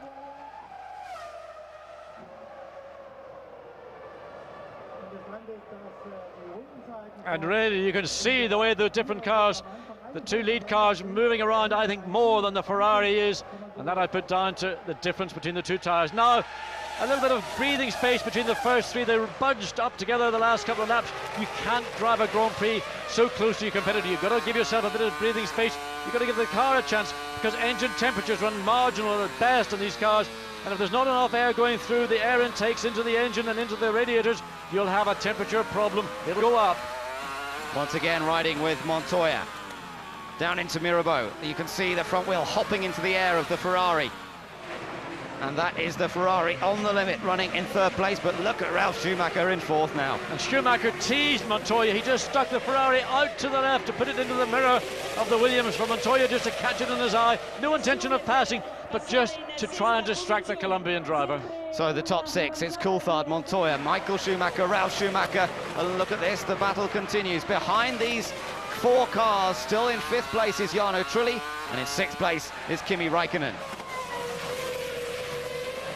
Through to back corner, now into the fast left-right at the swimming pool section of track. Once again, Coulthard has that advantage, being up front, controlling the pace. Montoya has to keep an eye on his mirrors, but also looks for any opportunity in a chink in David Coulthard's armour to sneak through into the lead himself. The real frustration for Montoya is that he knows David Coulthard is slow on some parts of the track.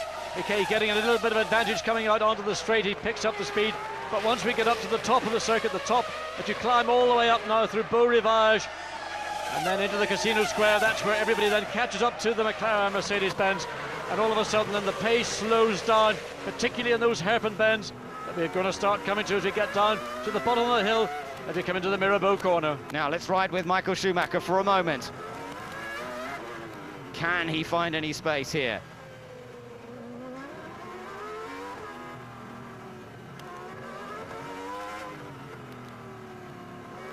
Almost having to coast it round a couple of the corners there. It's slow speed off the throttle, and now the engine gets a chance to work. Up to nearly 18,000 revs per minute, as you can see from the rev counter. Diving down into the chicane once again, and then back on the throttle. That V10 engine, 3-litre engine, producing around 850 horsepower, and all those horsepower being used in the chase of Montoya, and up front, David Coulthard. And this battle that's going on for the lead, and of course Ralf Schumacher directly behind brother Michael, is all about not making mistakes, but at the same time trying to just distract the car in front of you. Just put your car, move it around a little bit, and there are some parts of the track where Michael Schumacher's already been doing that. David Coulthard, I think, has just taped his mirrors up. He's not concerned about what's going on behind him. He's driving forwards, not looking back. Schumacher again taking that unusual entry into Saint-Denis corner, protecting his line, so as Ralf Schumacher doesn't get the opportunity, or thinks an opportunity could arise. So now things beginning to settle down between these top four. The rhythm beginning to be established. Coulthard has withstood one or two very close moments, if you like, when Montoya closed right onto his gearbox, but nobody prepared to do anything outrageous. It really is a huge risk to try and launch yourself down the inside of another car, unless that car has given you massive amount of room. The streets of Monaco are so narrow, barely able to get two cars alongside one another, and at some of those corners like the hairpin, they cannot get around side by side. Ross Brawn at Ferrari and the Williams technicians also keeping a very close eye on the situation. This one is going to take some sorting out. Just looking at those times, Ben, they dropped down to a middle 1 minute 24. Now Coulthard's picked up the pace again to a 1 minute 22.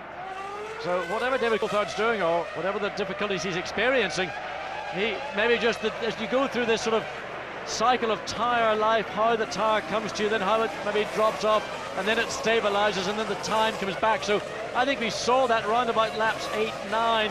Now on lap 10 and 11, on the 12th lap, we just completed the 12th lap. Times back to where they were much earlier in this Grand Prix.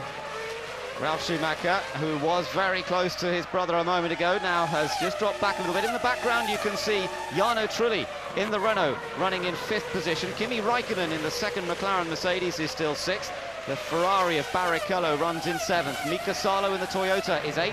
McNish 9th in the other Toyota. And then Heinz-Harald Frentzen in the Arrows is next up. And this is Jenson Button trying to find a way past Eddie Irvine. And I think poor Jenson Button's got 2 chances to find a way past Eddie Irvine around this circuit. He's a master of the Monaco circuit, and neither chance, unless Eddie makes a mistake, and I can't see him making too many this afternoon. A long work for Jenson Button, all because of that jump start. Maybe that was a mechanical fault. I don't necessarily believe that it was down to Jenson. Of course, launch control and all those systems have been problematic in the past in Grand Prix cars. Given the benefit of the doubt, it wasn't the driver's fault. Well, these two are fighting a long way down the field, of course, for 19th position. That's where Irvine is. The other Jaguar is 1 place further ahead up the road, but it's some 10 seconds ahead. De La Rosa currently running in 18th place. So the two of them make it safely through Portier into the tunnel now. And up front, you can see Eddie Irvine's green Jaguar really controlling the battle here. It's tough for Jenson Button, and what a disappointment too, because the Renault car has been very, very quick here all weekend. Jarno Trulli, his teammate, topping the timesheets on Thursday and indeed on Saturday morning, only for the cars to perform not quite so well in qualifying, and for both Button and Trulli to find themselves on the 4th row of the grid. All that's gone behind him now with the jump start penalty. But further ahead of those 2 cars, Irvine and Button, there's a real battle royal still continuing between the 2 Toyotas of Mika Salo and Alan McNish. There's less than a second between those 2 teammates, and still no indication from the Toyota pits that they might want McNish to use that extra speed that he appears to have over his teammate. Well, in fact, the 2 of them are not far behind Barrichello as well, so that's all a very close confrontation that's going on. We've got the battle up front with us once again here. Coulthard with just a little bit of breathing space over Montoya. And we look now from Montoya's car once again, looking over the rear wing. Notice how those rear wheels work and move, the suspension operating a little bit more fully here around the streets of Monaco. But that Ferrari behind, threatening every second. And once again, it's Ralf Schumacher, really the quickest of this bunch of 4 cars. Ralf just dropped back momentarily, then using that opportunity to get a run back up to the rear of his Ferrari, his brother's Ferrari. And nothing much Ralf can do because Michael's fully focused on Juan Pablo Montoya. So just try to squeeze Michael, force him into looking backwards to take some of the heat off Juan Pablo Montoya in 2nd place. In the battle of the tyre companies, we've got Michelin running 1 and 2, Bridgestone in 3rd place, but that Ferrari of Michael Schumacher, the only Bridgestone tyre user in the top 6 currently, with Barrichello down in 7th place, and then the next Bridgestone user down in 10th place. That's Heinz-Harald Frentzen in the Arrows. So the Michelin tyres worked in qualifying, and because they worked in qualifying, that means they've sustained good positions in the race, with overtaking being so difficult around this 2-mile track. Michael Schumacher very, very late, very hard on the brakes in the chicane, almost got close to overrunning into the rear of Juan Pablo Montoya. So whether that's just frustration or just momentarily lapse in Michael's concentration, or maybe just deliberately just trying once again to keep Juan Pablo Montoya honest, keep him on his toes, because getting past is difficult, and if you can force your competitor into an error, then that will make your job much easier. Oh, Montoya gets it very sideways out of the last corner. I think he managed to keep it off the wall, but that was very close. Well, that's the kind of error that can cause you to lose places. Just close, just getting within an inch or 2 of the barrier like that. Next time round, you might think, I've got away with it, I can go that much closer. Well, you tag the barrier, tag a wall, and that could be certainly a pit stop at best, and at worst, it could be the end of your Grand Prix. Watching this view, we can see how close Michael Schumacher gets to the barrier in a number of places, and you can really see, and that's one of the Toyotas, and I think it's McNish. It is Alan McNish. So what a shame for the Scotsman, who's been driving superbly well here. From 9th position, he was following his teammate, and well, you said, John, it only takes the slightest mistake when we watched Montoya. Perhaps that's what's happened here for McNish. We'll have to take a look at the replay. May well have been another car involved in that, but for Alan McNish, I'm afraid his Monaco debut is over on lap number 15. Well, that's very disappointing for the young Scotsman, because he'd been driving superbly all weekend.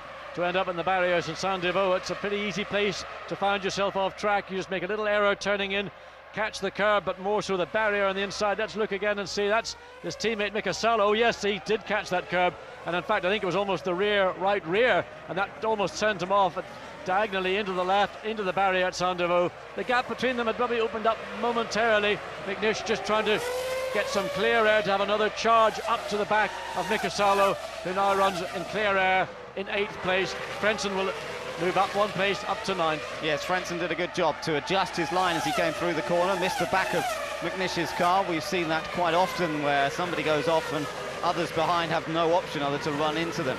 So, McNish is out of this race. He is our first retirement, in fact. Villeneuve is still running. He is a lap down, but after making not getting away on the line, Villeneuve then restarted from pit lane, and he is running in what it will be now, 21st position. In the meantime, things have settled down at the front. Coulthard's tyres appear to be stable. Looks like Montoya and Ralf Schumacher have got a similar situation with their Michelin tyres. Michael Schumacher's never really given us an opportunity to see what the potential of Bridgestone and Ferrari are able to do. At this point, we're on lap 17 of 78. Nevertheless, we all know when the pit stops come, expecting one pit stop from each of these teams. Can't imagine that anybody's going to do something more dramatic, such as a 2-stop strategy. No, the only question, I think, John, is when will they make their one stop? Will it be relatively halfway through the race, or sometimes as much as 2/3 of the way through the race? Of course, the later the stop, the less fuel they'll have to put in when they make the stop, and potential to get out a little quicker. And again, Montoya, as he comes onto the start-finish straight, he lets the back of the Williams, he kicks it out. Now, whether he's got an understeer problem, he's trying to mitigate it by getting the back end out and tighten the front of the car, or whether that's just maybe a little bit of excessive rear tyre wear. You must keep an eye on that left rear of Juan Pablo Montoya's Williams BMW. Now, they've all closed up a little bit to the race leader, David Coulthard. He had a little more of an advantage last time around, but it's down to 0.8 of a second again. As you can see, Montoya definitely that close, a little bit closer to Coulthard. Now, let's see what happened here. This was the run down to Mirabeau. Alex Young in the second of the Minardis, lost the back end under braking. Did he keep it out of the barrier? Oh, yes, I think he did. But Ben, in the process of doing that, he actually had the higher speed in that braking zone. So, out of a mistake, a driving error, he actually records 202 kilometers per hour, which is about 125 miles an hour before he got under the brakes. But that was the consequence of braking late and getting the car out of shape into the Mirabeau corner. So Alex Young survives, but he stays down in 20th position. Now, look at Michael Schumacher. Really, again, hounding Montoya, as we saw just a few laps ago. They're sort of closing up, then spreading out again, just depending on the tyre performance as they go through this first sequence of laps. P2 for Juan Pablo Montoya, looking for only his second Grand Prix victory. Winner at Monza last year, and you can see that they're closing up to Jacques Villeneuve, a lap down already after the problems at the start of the race, and the leaders will be on him fairly soon. Yes, and this will be a problem for these lead cars, not so maybe much for David Coulthard, but for Montoya, Michael Schumacher and Ralf Schumacher. Once David Coulthard gets past, the other three will want to go through pretty quickly. But as we've seen in the past, Villeneuve has been very generous to lead cars when they're coming through. And I've no doubt that when he sees these 4 cars, really 1, 2, 3, 4, he will just simply pull over and let them go through. But it depends whereabouts on this racetrack they catch up to him. And to some degree, David Coulthard can control that and use that to his advantage. Down into the chicane once more. There is Villeneuve, about to see the leaders come up behind him, and he will, of course, be given blue flags around the track. And I'm sure that you're right, John, he will do his best to get out of the way, although there are some parts of this Monaco circuit where you really can't even get out of the way. You almost have to be on one particular line to even be able to get around the corner. Coming up through Rascasse now, the last couple of right-handers, first gear, very slow. Get the power on, as McNish has now made his way back to the pit lane. Yes, and explaining to team boss Uwe Anderson what went wrong, and I think it's pretty clear. We saw the replay. Alan caught the right rear, he's just a little bit too close to the curb and the barrier on the apex of that Saint-Devoux corner, and that then just launched the car, as we saw with Alex Young in qualifying on Saturday afternoon. Now here was Salo under attack from Frentzen a moment ago, and Frentzen, it looks like he got through, but Salo, did he have a problem there? Oh, and Fisichella almost managed to... No, in fact, that was Sato who was there, not Fisichella. So there's an interesting little battle that was going on. Frentzen now finds himself in 8th, Salo 9th, Sato in 10th, and Fisichella is in 11th. Well, that was a very, very good move by Heinz-Harald Frentzen in a very difficult part of circuit to pass. You're coming out of that tunnel at near enough 180 miles an hour, and you come around the curve, then suddenly the track drops away from you, and immediately ahead of you is that chicane. Going past Villeneuve, Villeneuve's backed right off and let the 4 leaders through. No problem at all. It has opened things up just a little bit, but Villeneuve moving out of the way, and Coulthard gets through safely. Now, here look, the 2 Jordans, Sato, Takuma Sato in the first of the yellow Jordans. Behind him is his teammate Giancarlo Fisichella. Fisichella goes down the inside, but it's not worked, and the salver's gone off. That's Felipe Massa. And Bernoldi coming through the tunnel had the car absolutely sideways, right at the apex of the fastest part of the corner in the tunnel. A real battle going on. That's down in 9th, 10th, 11th, 12th and 13th place. Well, Frentzen's going very quickly now on his Bridgestone tyres and the Arrows. He's going much faster now that he's got past the Toyota of Mika Salo, and it looked like Toyota are getting ready for Salo to make a pit stop. The 2 Jordans on Bridgestones as well, and they are going very quickly for Frentzen. Fastest lap of the race, you're right. Heinz-Harald Frentzen and the Arrows suddenly got in clear of the Toyota, 1 minute 20.664, and that is, well, 0.5, 0.4 of a second quicker than the 4 lead cars we've been following pretty much this race. Watch behind as well, because Felipe Massa in 12th was under pressure there from Enrique Bernoldi. There we are, Massa twitching around a little bit. And look at Takuma Sato. Sato down the inside. Oh, he gets it back together. Great move from the Japanese driver. But good thinking from Mika Salo. He knew when to say, OK, I've been passed. I'm not going to challenge you. He could have closed the door. That would have been 2 more cars out of this race. So now Giancarlo Fisichella, he's going to use all the advantages he's got with Honda power and those Bridgestone tyres to try and follow through. Otherwise, he will lose contact with Sato. Well, Salo must have a problem. Salo's got a problem, yes. He must have a problem. He's just moving out of the way here effectively and letting people through. Now we're looking at a replay. This was Sato coming down the inside. Salo saw him coming, didn't turn in, and Takuma gathered it all together. Good car control and managed to sneak ahead. And now look, Salo has Felipe Massa and Enrique Bernoldi desperately trying to find a way past as well. Well, something's going wrong for Mika Salo very rapidly. He's just losing place after place. Felipe Massa now backing up. Bernoldi behind him. Yes, Mika Salo's into the pits, and the Toyota team, what looked like a great opportunity. 1 car out in the barriers at Saint-Deveau. Mika Salo dives into the pit lane, and we don't know whether that's a mechanical problem or whether it's something they had anticipated. A very early stop, and I think not looking too good for 100th Grand Prix for Mika Salo. The Finn, very experienced. They're changing the tyres, refueling the car. This is an early pit stop, though. Lap number 21, you wouldn't normally expect them to be coming in quite this early in the race. He may well have clipped something somewhere on the track. We haven't been watching this battle only in the last couple of laps, so maybe there was something which was down to the driver, caused him to lose pace, but he's been reserviced, new set of wheels and tyres back on, and out he'll go. Now he has to drive hard all the way for the remaining 57 laps of this Grand Prix, because here in Monte Carlo you never give up, because you can always find yourself in a position to pick up maybe a 6th place or even a 5th place.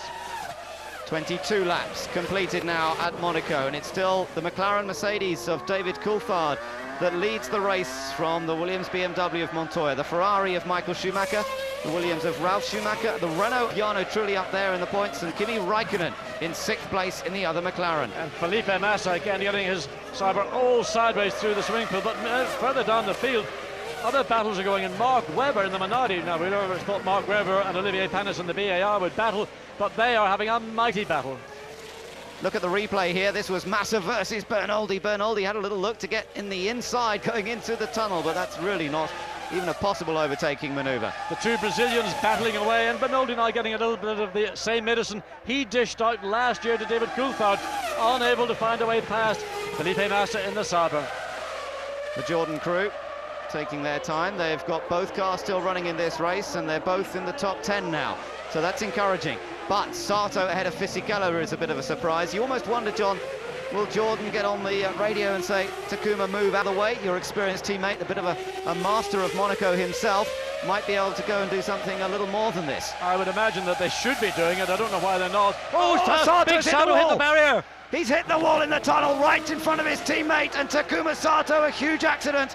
at the fastest parts of the track. He slides down into the tyre barrier at the chicane, and one of the Jordans is out. It could so easily have been both, and let's hope that he's okay. He was in a huge accident last time out in Austria. That was like Heinz-Harald Frentzen in the Jordan last year, same part of the circuit, lost it right in the apex of the corner, slammed into the barrier on the outside of the tunnel, and then just slid all the way down. Of course, left side of the car heavily damaged, and we may have a safety car. It is on standby. There we see the Mercedes-Benz safety car. It may be deployed. We've got a yellow dot which indicates yellow flags, and that orange dot indicates there is hit, big hit, Takuma Sato. And I mean, this young man, massive accident in Austria 2 weeks ago, an accident here last weekend in an historic festival, now out of the race with an accident. Well, great disappointment for the Jordan fans and for Takuma Sato. Let's hope he's okay. It really was a big rattle against the barriers. Look at look at that. You see the shot, the sparks fly up. He just sideswiped the wall, and Fisichella right behind him had to get onto the brakes and try and avoid him. Ben, just watching it, I mean, he was certainly very wide at the point where he should have been much closer to the left of our screen, because now the car just slides down the track, no way of bringing it to a halt.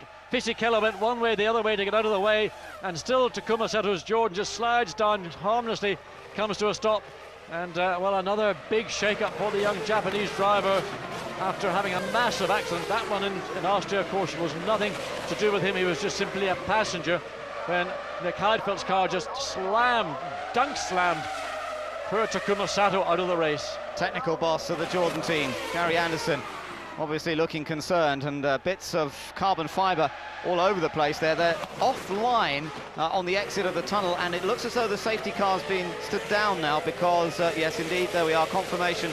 But there's still, of course, yellow flags in that area of the track.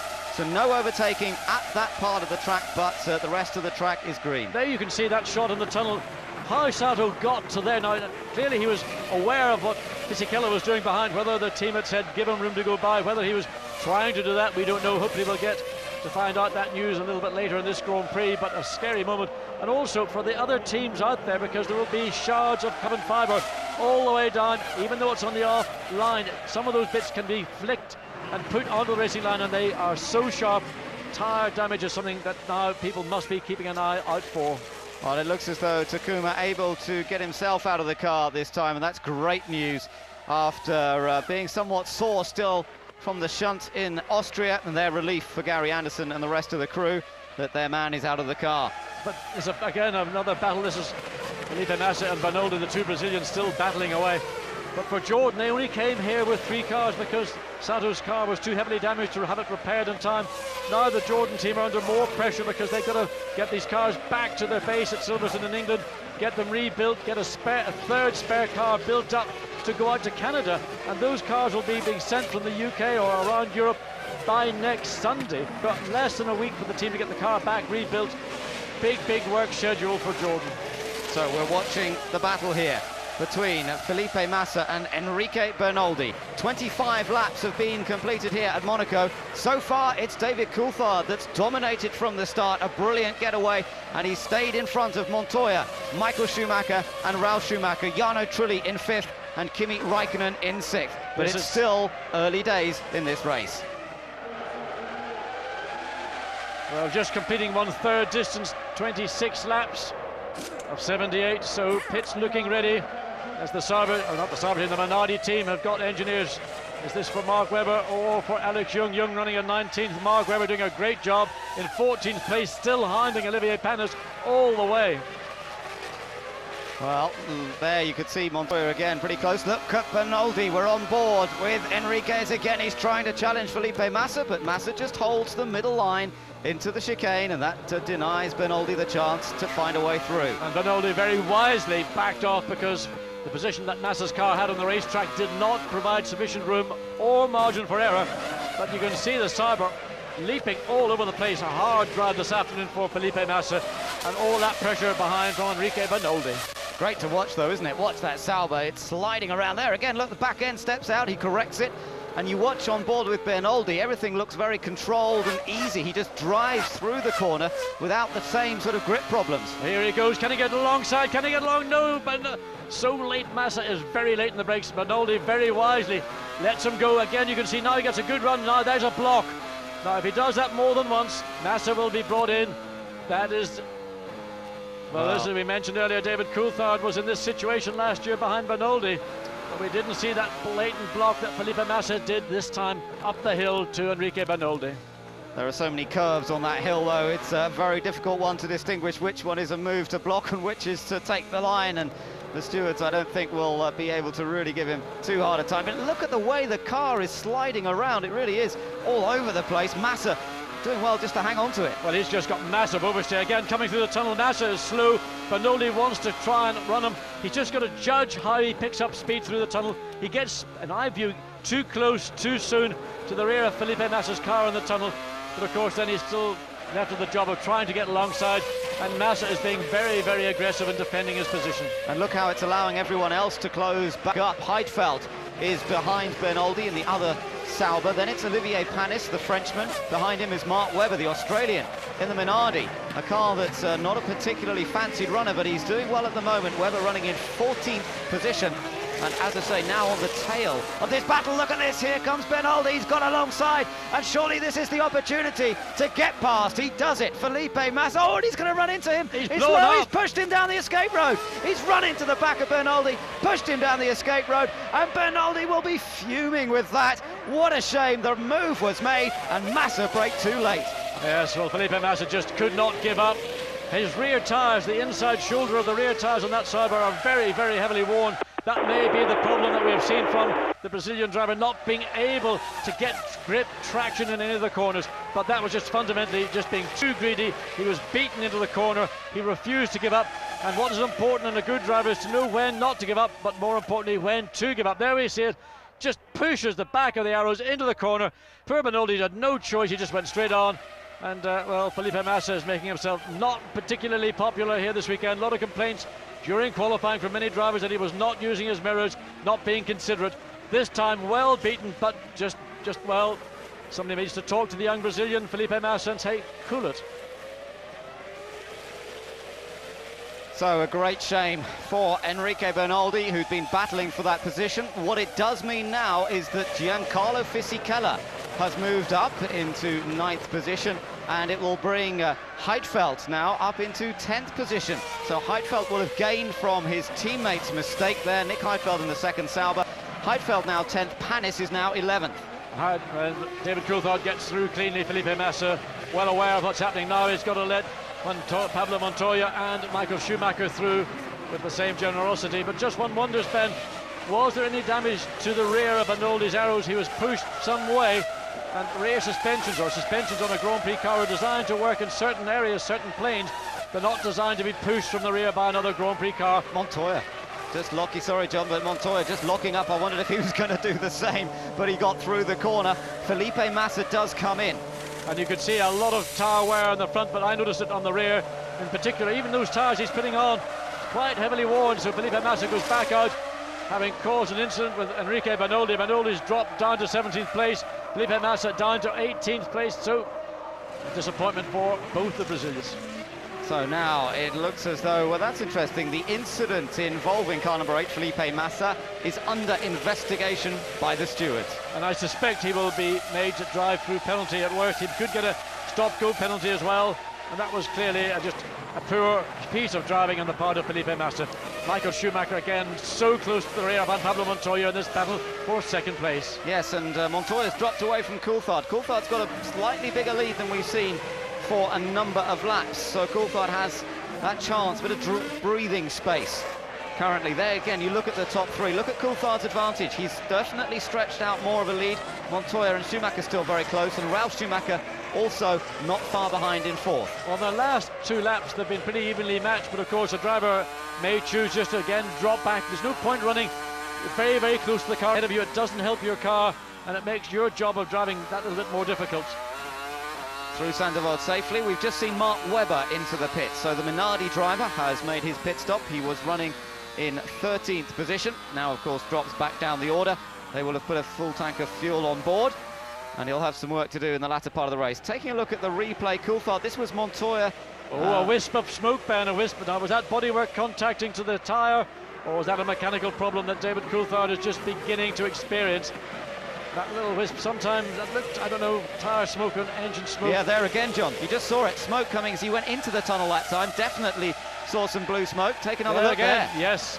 So David Coulthard beginning to experience some kind of problem. We don't know whether it's engine related. There again on the exit coming out of that chicane. Watch right here turning into Tabak. Whether it's when he comes off the throttle, there's a little wisp coming out. Well, that is not promising at all for David Coulthard. McLaren do not have a good reliability record this year.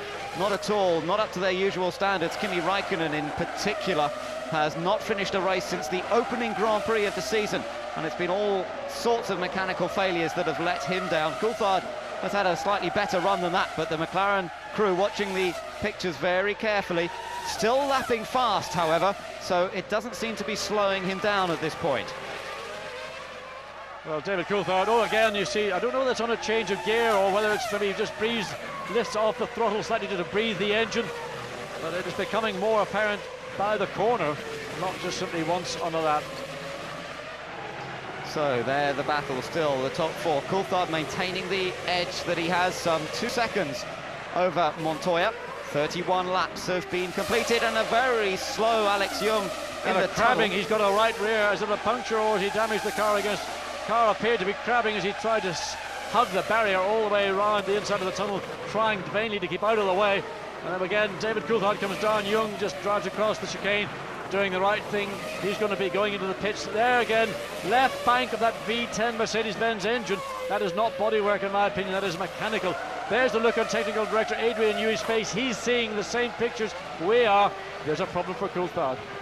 Well, let's hope that it's a minor problem, that it's just a view of some smoke that isn't going to affect performance, but it's not good news. We're not even at half distance on this track. And look, another view from the onboard camera. You can really see that smoke puffing away. And I don't think this car is going to be capable of going very much further. There's oil being burnt.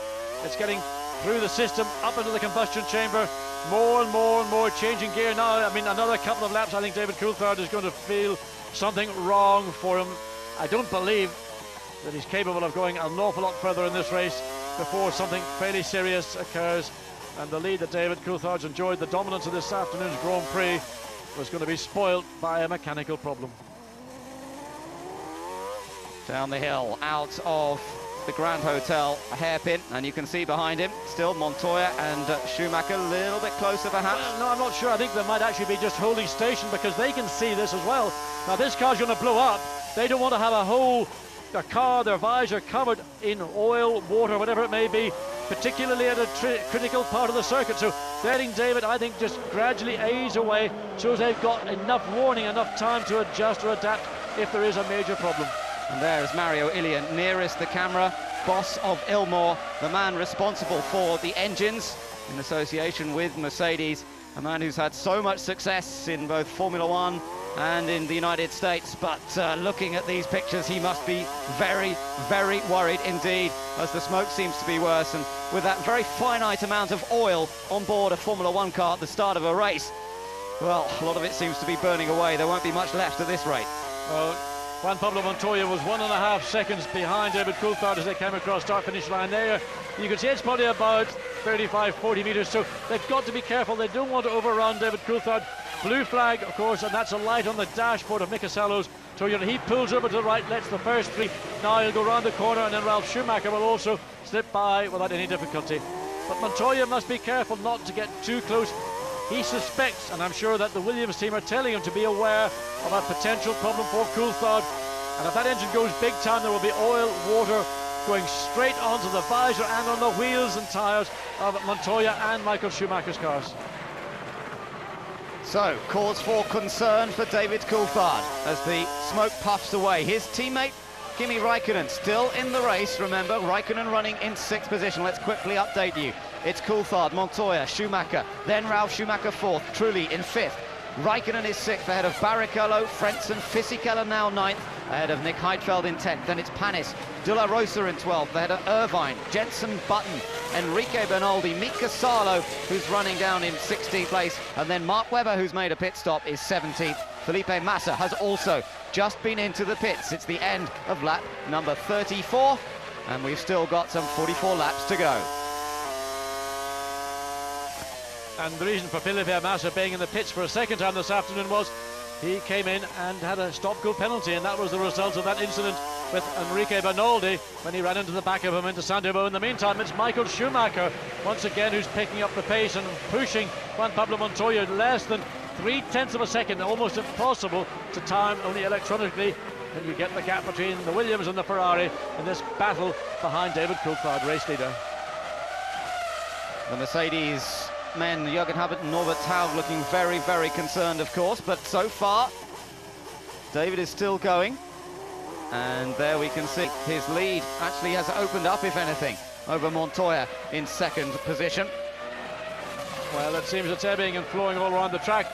Now that oil smoke appears to be dissipating.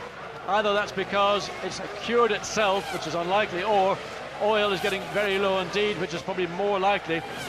And what a huge disappointment this would be for David Coulthard, for the McLaren team. Here's the other battle, Barrichello and Kimi Raikkonen. They're battling away for 6th place. Last championship point, of course, is 6th place. Yes, and just ahead of them, there's Jarno Trulli, the Italian, in the Renault. Right there, the McLaren of Kimi Raikkonen, the new Finnish boy wonder, if you like, this year. 2nd season of Grand Prix racing, 1st season with McLaren Mercedes. Has not finished a race since the first race of the year in Australia, but driving well here this afternoon, holding on to 6th, despite lots of pressure from the Ferrari of Rubens Barrichello. Kimi Raikkonen and Barrichello battling into Santiago. In the meantime, race leader David Coulthard is actually, with all the problems we think he has got, has set the fastest race lap, the first man to get into the 1 minute 19 second bracket with a 1:19.743, and the gap to Montoya is up to 2.4 seconds. So it doesn't seem to be slowing Coulthard down at all at the moment, and they're into some more back markers. Enrique Bernoldi is the car's moved out of the way there of David Coulthard already. Pat Fry talking to Ron Dennis about this situation, I'm no doubt, and hoping that they can sort it out. Bernoldi gets out of the way there of 2nd and 3rd place runners, Montoya and Michael Schumacher. Ralf Schumacher will be the next one to squeeze past. Well, we're trying to think what David Coulthard's problems may be, and of course these cars carry supplementary oil tanks, and maybe there's been a small malfunction and it's overfilling the tank, and that could be the reason why we saw those puffs of oil smoke coming from the back of Coulthard's McLaren. It seems to have stopped, the situation seems to have cured itself, and David Coulthard now 2.5 seconds ahead of Montoya in 2nd place. Good to see Takuma Sato back at the Jordan pit, perfectly okay by the looks of things, and perhaps explaining to his team what caused the accident when he sideswiped the tunnel there. A big, big accident, the fastest section of the circuit. Thankfully, Takuma is okay and lives to fight another day. He'll have to look forward to the next Grand Prix in Canada before he can challenge again. His teammate, meanwhile, Fisichella, running in 9th place as we ride on board with Michael Schumacher. So they come through the chicane. Some more traffic to be dealing with as you see David Coulthard coming through there. Coulthard's already found a way past Jenson Button, and now it'll be Eddie Irvine, the next one to be lapped. Irvine currently running in 13th position. And looking just at Pablo Montoya and Michael Schumacher, we're coming close to half distance. So for those that are planning to stop early, I mean, Michael Schumacher and Ferrari could take the option to go out of sync and get in and try and make a very quick pit stop. It all depends where he would blend back into the field, and with cars now spread equidistant around the racetrack, it's very difficult for the teams to determine the right time, other than that they might have done prior to this race beginning, where to go in and make your one and only stop of the afternoon. Renault are preparing for a stop now. Is it for this man, Jarno Trulli, currently running in 5th position? No, he stays out there at the moment. It might be for Jenson Button, running all the way down in 14th place. Trulli has not finished in the points at all so far this season, and he's hoping to get that sorted out. He's still being chased by Kimi Raikkonen and Rubens Barrichello. There is Raikkonen, currently running in 6th. Barrichello is 7th. But Heinz-Harald Frentzen, running all on his own in 8th place, is running quicker than the cars ahead of him, because Kimi Raikkonen basically is slowing down Barrichello. In the meantime, Heinz-Harald Frentzen running on his own, running almost a second a lap faster than the Ferrari and the McLaren Mercedes-Benz. Schumacher really leaning on Montoya that time down towards the chicane. Again, Montoya didn't give him space, but Schumacher hounding him, looking for a little slip up from the Colombian, enough to allow him through. But Montoya, who made a mistake on the third lap of the Grand Prix last year, put it into the barrier, determined not to do the same again. And this is crucial psychological battle between these two as they come up to lap Eddie Irvine. Well, Eddie Irvine will pull over and get out of the way. There he does, goes to the left of track, leaves the racing line free for Montoya and Michael Schumacher, and Ralph Schumacher, who'll probably slip in behind brother Michael. All three get through cleanly. Good. Well, in fact, Eddie Irvine didn't let Ralph, wasn't quite clear.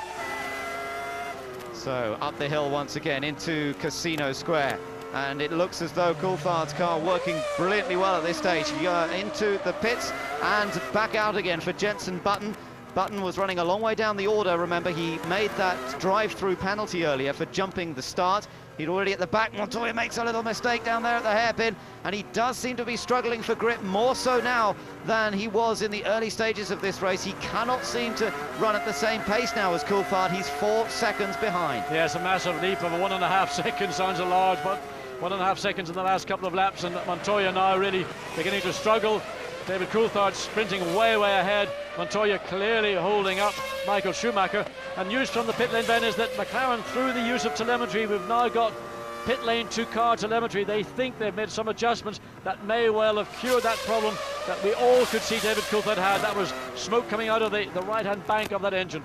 Well, new rules for Formula One this year, allowing the teams to make changes using radio signals from pits to the car, and maybe those changes, maybe that new rule change has allowed McLaren to breathe a sigh of relief here. We're still in the early stage. Well, we're at the half-distance mark now, in fact, in the Monaco Grand Prix, and so far so good for McLaren Mercedes, the most successful team here at Monaco, having taken 11 victories. Coulthard is up front. Through Casino Square now then, and Montoya manages to get past Felipe Massa cleanly without a problem. Michael Schumacher also nips through, and we wait for Ralf Schumacher. I'm sure he won't be slowed down too much. Schumacher, Michael that is, and the Ferrari was pressurising a moment ago to Montoya, but the gap has just opened up a length or so. It was out of the tunnel last time that he got very close indeed. But Montoya back now up to race speed in the 1:20s.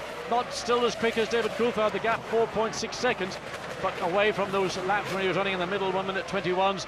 And of course frustration now setting in for Michael Schumacher in the knowledge that David Coulthard, running in clear air, is able to run at his own pace and is pulling away from this battle for second place. There, the super slow motion action, watching the tyres as they shimmy a little bit over the curbs. You can see the little bits of rubber at the side as well where the tyre... Oh, we've got an accident, and that's Schumacher, isn't it? Or it's Barrichello. It's Barrichello, I'm afraid, who's hit the back of Kimi Raikkonen. Raikkonen's in trouble as well. Raikkonen and Barrichello in the battle for sixth, and it looks as though contact has put them both out. Well, Rubens come down very close behind the back of Kimi Raikkonen. Raikkonen, of course, defending into the chicane. Now noseless, wingless. Let's watch again. Raikkonen always on the racing line. Barrichello just too late, no way to slow down. And, well, gets into the back of Raikkonen's Mercedes fairly heavily, gets the nose of his Ferrari up in the air. Let's look at the forward view of the situation. This one's down to Rubens. He made an error, a driving error. Raikkonen is the victim, so both drivers penalised for a great battle that was taking place for the sixth place. Well, that is disappointment for the Brazilian after giving way in Austria. Now a mistake, a driving mistake on his behalf, and he's out. And both cars are in the pits now. Can they get them both out again? Are they sufficiently okay? They're having a good look. Look at that rear wing, John. It's moving a lot. I think that wing, I think they've got to take the wing off and change it, put a new total assembly on. That'll take some considerable time. Barrichello gets out of the pit lane, and in the meantime we heard from Takuma Sato, the young Japanese driver who crashed in the tunnel. He said, basically what I was trying to do was get out of the way of my teammate, but I just made an error too far to the left and hit the wall very heavily, and he apologises to the team, to his mechanics, to everybody. But there's disappointment. Now will Barrichello be penalised for that driving error? We saw Felipe Massa being penalised for running into the back of Bernoldi here into Saint-Devoux. Now will Rubens Barrichello also be penalised by having to come back in and take a 10-second stop-go penalty? It's the sixth non-finish in 7 Grand Prix if Kimi Raikkonen doesn't get back out, although he's got back in the car again. So they will get him back out. That's good news. They will send him back out, so let's not add to his non-finish statistics just yet. Let's hope they do get the car running.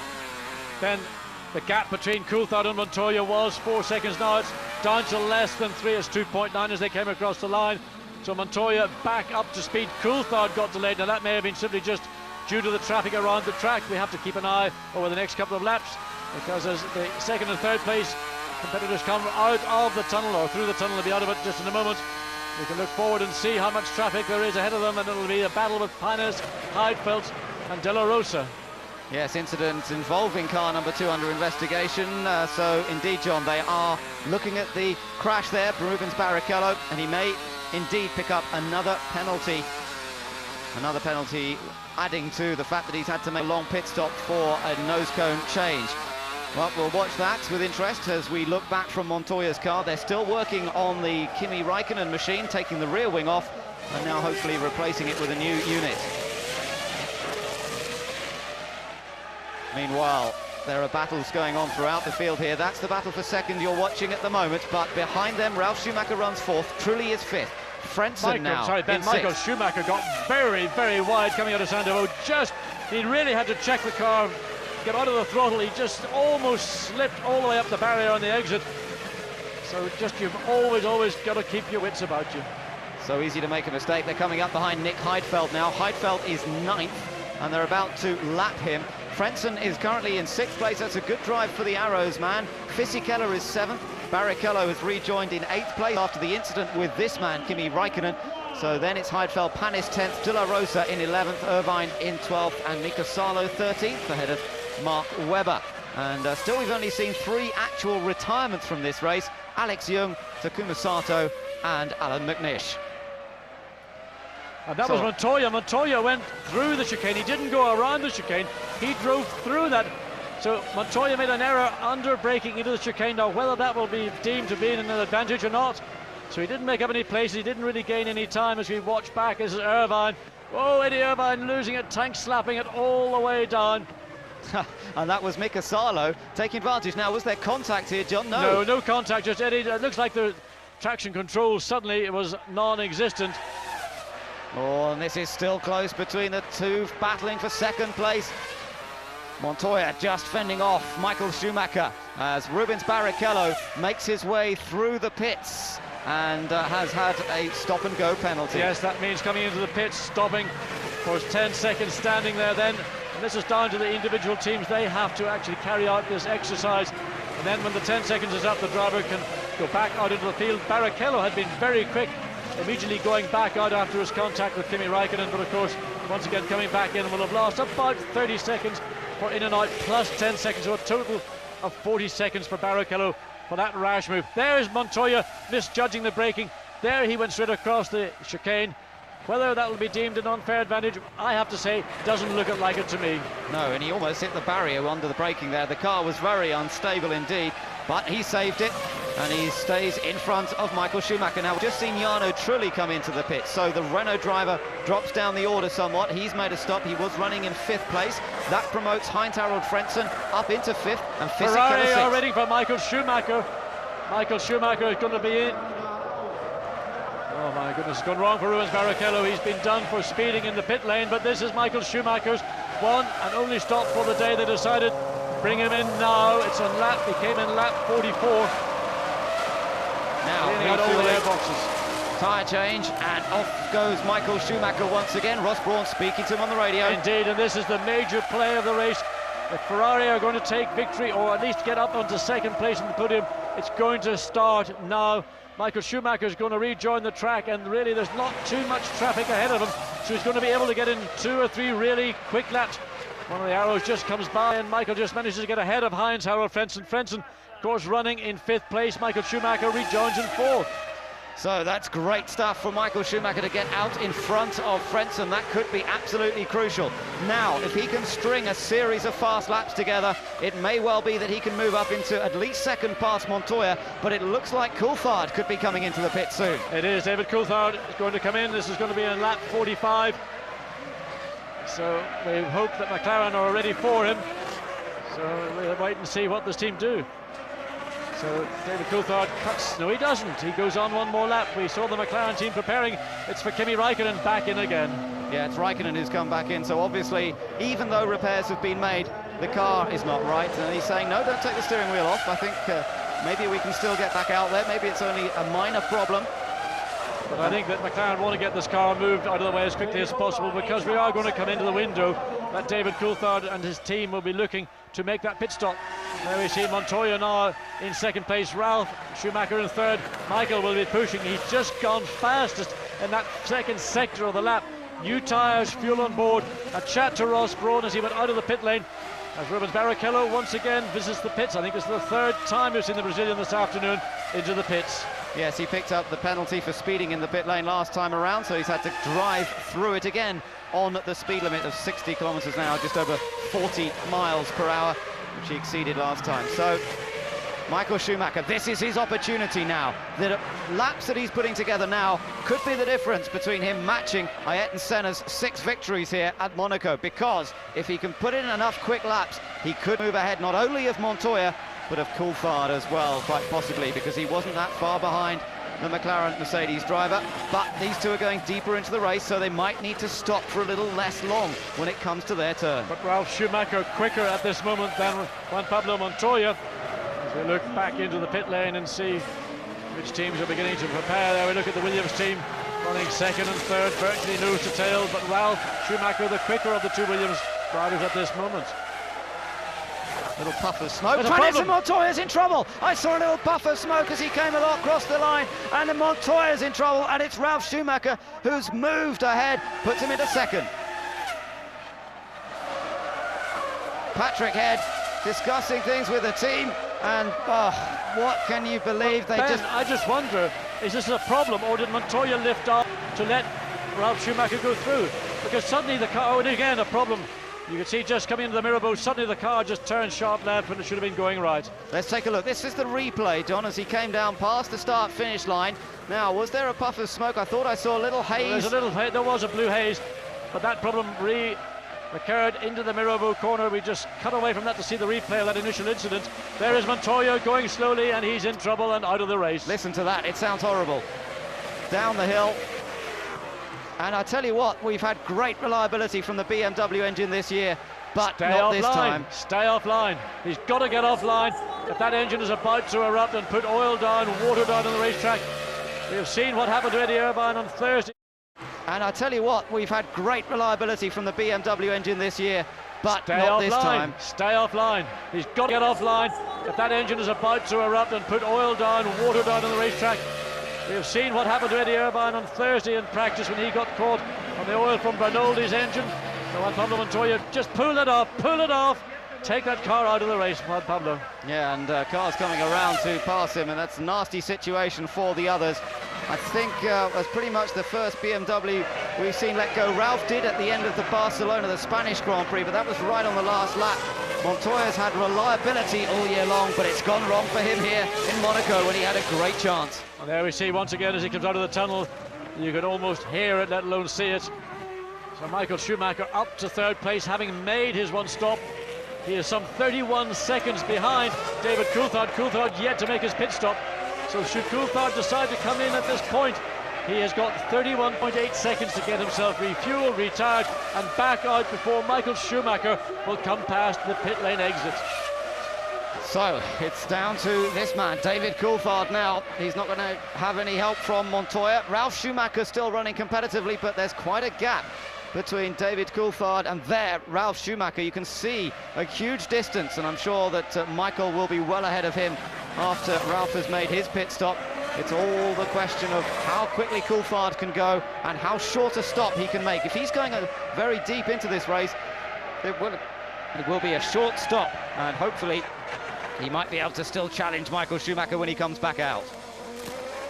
Waved yellow flags just on at the Rascas. That was to get Montoya's car pushed to safety. Ralph Schumacher lost a momentary second or two because of that, but some 15.7 seconds was 14.1 to this man, David Coulthard, who's now comfortably in the lead and has got a lot more options, but his concern will be the gap, not to Ralph Schumacher, but the gap to Michael Schumacher, who is now 31.8 seconds behind. Coulthard must push in these laps now before he makes his stop.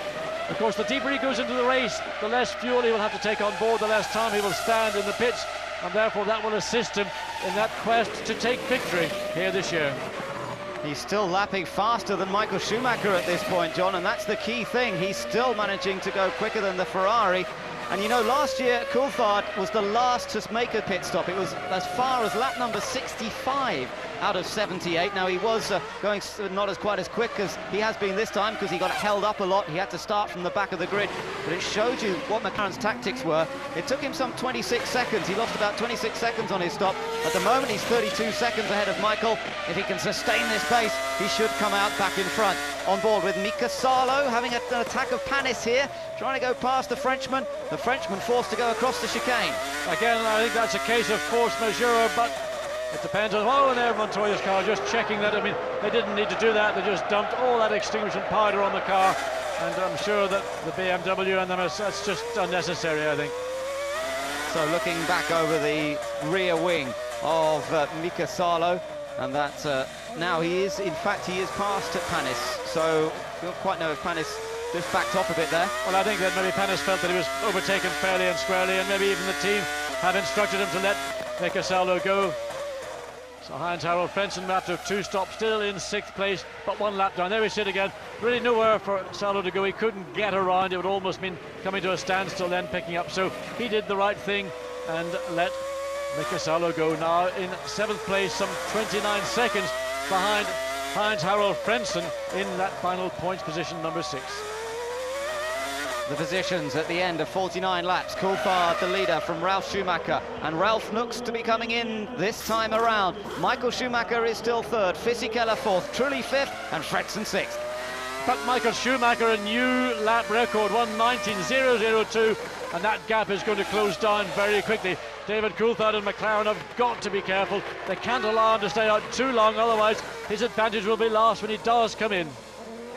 Ralf Schumacher, the tyres looking very worn, so it's time for him to come into the pit now and make his sole stop. It's lap number 50, 28 laps to go, and this should be a clean stop. Hopefully all 4 tyres are changed. The fuel goes on board at a rate of nearly 3 gallons per second, and he looks as though he's saying this car is all over the place. Yeah, you could see his hand movements. He's looking for somebody to get their attention, to tell him his problems, but he's got a radio. He can talk to the team, but maybe he wanted a change, a mechanical change to the car. Well, it looks as though McLaren now are getting ready to get David Coulthard reserviced here. Look at this. Ralf Schumacher joining right back in the front of that battle with Olivier Panis and Felipe Massa. And the team did a very good job in calculating just where he would blend back into the field. If he had got caught in that battle, then it would have been curtains, but the real battle really is not between Ralf Schumacher. It's Michael Schumacher taking 1.6 seconds out of David Coulthard's lap. That was lap 50. They've got to bring Coulthard in. The team are ready for him. Is he going to dive in? Yes, Coulthard's into the pits. And watch what he do. Tyres will go on board. Fuel load should be fairly short. We saw 8.5 seconds from Michael Schumacher. They will want to be out in less. Schumacher comes round to back. So this is the crucial battle. This could be the decisive moment of the race. It's a quick fuel stop, 6.9 seconds. Great stop from the McLaren crew.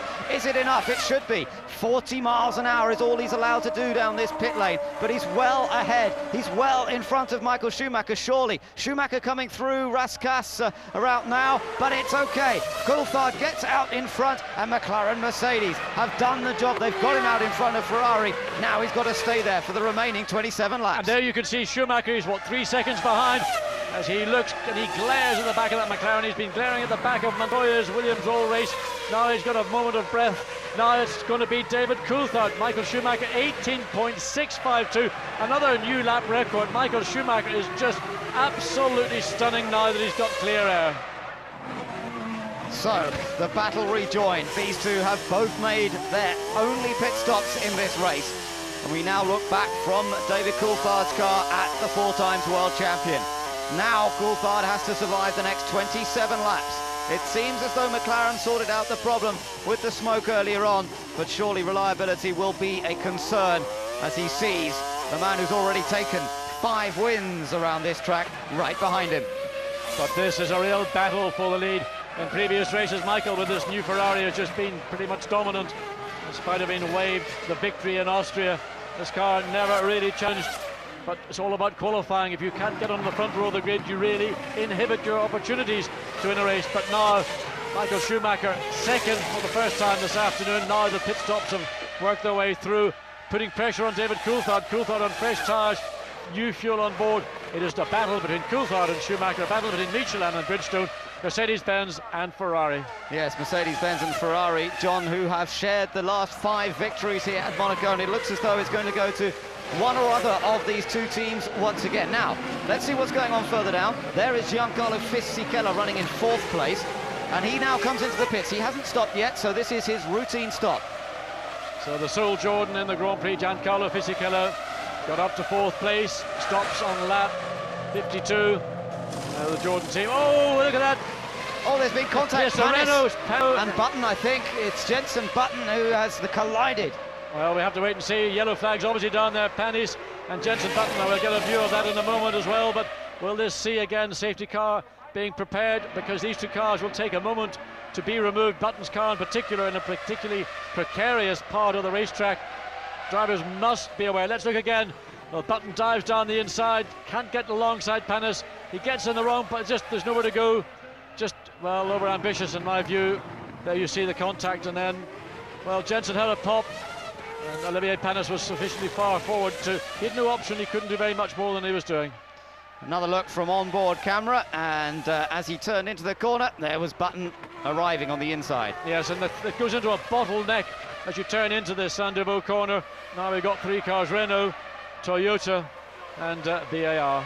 But the cranes, as ever, doing a fine job of moving the cars very quickly out of the way and clearing that zone so that racing can continue. They've still got to get Panis' car out of the way, but it's not as much on the line as Button's car was. And the two of them just having a little chat about that after the incident. Neither of them look to be getting in a point-scoring position this afternoon. But nonetheless, you never know what can happen here. With a few more retirements, they might have been battling over a position in the top 6. And the marshals ever efficient here in Monte Carlo, just putting little trolley jacks under that VAR to pull it away to another area of safety. The original place, which has got 2 cars in it now, well, there's no more room, so anybody else goes off at Saint-Deveau, that car will be, as we see here, the jack under the rear of the VAR, just taking it to safety in that runoff area. So let's just see how things have settled down. Pit stops mostly have been made now. It's Coulthard from Michael Schumacher. Ralf Schumacher's a further 18 seconds behind these two. Then Jarno Trulli has now moved back into 4th position after Fisichella made his pit stop. So we've got the Renault of Trulli in 4th. Then it's Fisichella 5th. Heinz-Harald Frentzen in the Arrows in 6th. Mika Salo a lap down, but he's in 7th in the Toyota. Barrichello a lap down in 8th place. Mark Webber is 9th. Nick Heidfeld currently in 10th place ahead of Eddie Irvine. De La Rosa is in 12th, then it's Bernaldi, and of course we've now lost Panis, Button as well, so Felipe Massa is our last runner in 14th. And Giancarlo Fisichella just rides the curve as he comes out of the Portier corner through the curve. That's where his teammate Sato, who was trying to make room for Fisichella on the lap that he went off, got it all wrong. Fisichella scored points for the first time for Jordan and himself in Austria in 5th place, running now in 5th place. Heinz-Harald Frentzen some 7.1 seconds behind.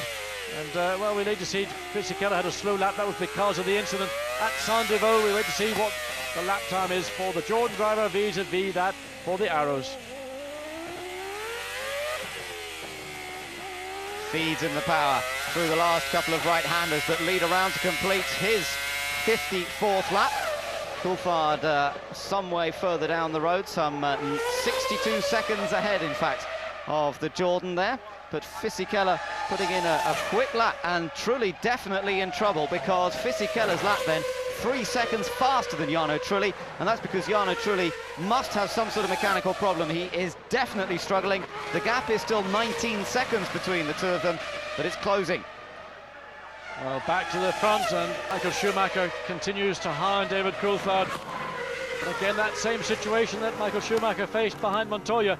He can get so close, but then the problem is, what is he going to do to make up the gap, but principally to get momentum to carry him past David Coulthard. And right now, really, it's going to be once again down to traffic or down to a driving error, or worse for Coulthard, some mechanical problems. Good first sector there from David Coulthard, but Michael Schumacher keeps the pressure on him. And again, Michael looks to be on a very quick lap, not perhaps his fastest overall. He set that on lap number 51, just a few laps ago. And Michael keeping the pressure on Coulthard. That's all he can do in this situation. These two drivers have won the last 2 races here. The last 3 races, in fact, here at Monaco. Last year it was Schumacher, the year before Coulthard, and Michael Schumacher the year before that, and it's going to go to one or other of them surely today, unless both of them run into some sort of mechanical problem. And just looking at those live super slow-mo pictures, not an awful lot to pick and choose between the merits of the two cars through that swimming pool complex. Adrian Newey, technical director at McLaren, and Ron Dennis. Can they keep it together? You know, it's been a while, just over a year, since David Coulthard had a victory. That was in Austria, and since then it's been a bleak period for him. It's been bleak times in 2002 generally for McLaren Mercedes. They have not looked even close to winning a Grand Prix this year. This is their very real first opportunity. Now, keep an eye on this man, because he is not lapping very quickly. Jarno Trulli, well, actually the last time he picked up the pace a little bit. I suspect what's happened is Trulli's probably just met traffic on lap where really he couldn't get past, or they weren't aware of him behind him. So Jarno Trulli running much nearer to his normal race pace. He's running behind Nick Heidfeld on the Sauber, but of course Heidfeld only running in 10th place and is a lap down. So this is Jarno Trulli trying to put a lap on the young German driver in the Sauber. Sauber having a very, very disappointing Grand Prix here in Monte Carlo this year. Yes, it doesn't seem to be coming together for them at all this time around. Look at how close the leaders are. This is Michael Schumacher right behind Coulthard. And who's Coulthard behind? He's behind Enrique Bernoldi, but this time it's the race leader coming up to lap Bernoldi. Bernoldi's given a blue flag. There are blue warning lights in the cockpit. He will move over and let these two race leaders go through on this pit straight. Let's hope that he does. Yes, he does. He moves well over to the left-hand side. Bernoldi, who held up Coulthard for many laps last year, but in that case it was a battle for position. He was fully justified in doing that. Now that Coulthard is race leader, he does a fine job of moving cleanly offline and letting the two leaders through. And still Michael Schumacher applies the pressure. You can see coming into the casino that Michael Schumacher able to close up to the rear of David Coulthard. Clearly the Ferrari with the Bridgestone is the quicker of the two cars, but David Coulthard has still got that tape in his mirrors. He doesn't know or care where Michael Schumacher is as long as he's behind him. The view from the camera mounted just beside Michael Schumacher's helmet there. The focus, the concentration. And John, you know, how does this feel for David Coulthard? He's been in a winning position many times, but if there's one man you probably don't want breathing down your neck, it's Michael Schumacher. This is true, but David Coulthard's raced with Michael Schumacher on many occasions. They've gone eyeball to eyeball, and David Coulthard's one of the few drivers who's been able to overtake Michael Schumacher on mirror. So now let's just watch Michael as he comes through up past the pits once more. That is lap number 58 that is about to be completed. Coulthard crosses the line, a 1 minute 19.9 for him, a 1 minute 20.1 for this man, Michael Schumacher. The gap remaining at just under a second between them. And we've just heard from Juan Pablo Montoya about what happened to him in the race, but also principally about the start. Why did he lose the lead? And he's been none too complimentary about the software on the launch control mechanism on his Williams BMW. Now, he's obviously very upset about the day. He thought he could have a win here. He lost the lead at the start, and then it ended up with a major engine failure. Third place for this man, Ralf Schumacher, the sole remaining Williams BMW in the race. Some 22 seconds behind Michael Schumacher.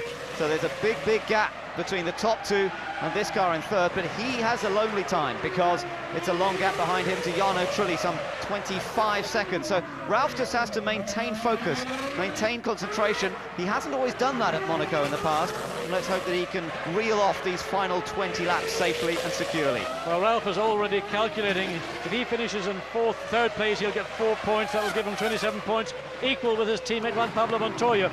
He's driving for third place. He's not driving for second or for victory, and he's got no pressure behind him from Jarno Trulli in the Renault. So Ralph's already worked it out. The team have probably worked it out, say just finish the race, get on the podium, you'll get your 4 points, we'll get our 4 points, and that will give us 54 in the Manufacturers' Championship, still well ahead of McLaren in third place. 10 points available for the win, and David Coulthard would love to take those 10 points. He's only scored 10 points in all 6 of the first Grand Prix of 2002, so he could double his score here today if he stays where he is. Michael Schumacher, of course, clear points leader, 54 points he's scored out of the 6 races. Well, not quite a maximum, but very near to it. 60 points is the maximum he could have achieved, and he scored 54 of them. Well, there's body language, I think, that says, I'm sorry, it was my error, I tried something. I couldn't get alongside early enough, and then of course they came to this very narrow funnel or bottleneck as you go into Saint-Deveau and put Olivier Panis and then Button as well into a compromising position, which ended up with both of them out of the race in the crash barriers. Looking down the field, it's the Ferraris that are providing the entertainment at the moment. It's Michael Schumacher hounding race leader David Coulthard, and the other one is Barrichello, who's right behind Mika Salo in the battle for 7th place. Same sort of gap between the two of them. We now ride with Eddie Irvine, who's scored points last 2 races here at Monaco, driving for the Jaguar team, but today it's been a matter of survival. He runs in 11th. Yes, Eddie running in the 1:21 barrier, but I mean that's the best you can expect from the Jaguar. His teammate Pedro de la Rosa running directly behind him in 12th, and both Jaguar drivers doing the best they can with a car really which is falling so far behind, even out-qualified by the Minardi of Mark Webber for 19th place in the grid. The Jaguars 20th and 21st, and really I can't wait for the British Grand Prix to come along. That's when they expect to make this quantum leap on their aerodynamic. Listening into a little bit of team radio. As Irvine, we change to another view now, looking over his left shoulder. The Tiger design on the crash helmet, and this is the latter part of the lap, coming past the Raskas restaurant on his right-hand side. It's a cousin of the Tiger. It is actually a Jaguar. Jaguar, yeah, sorry. The Jaguar on his helmet rather than the Tiger.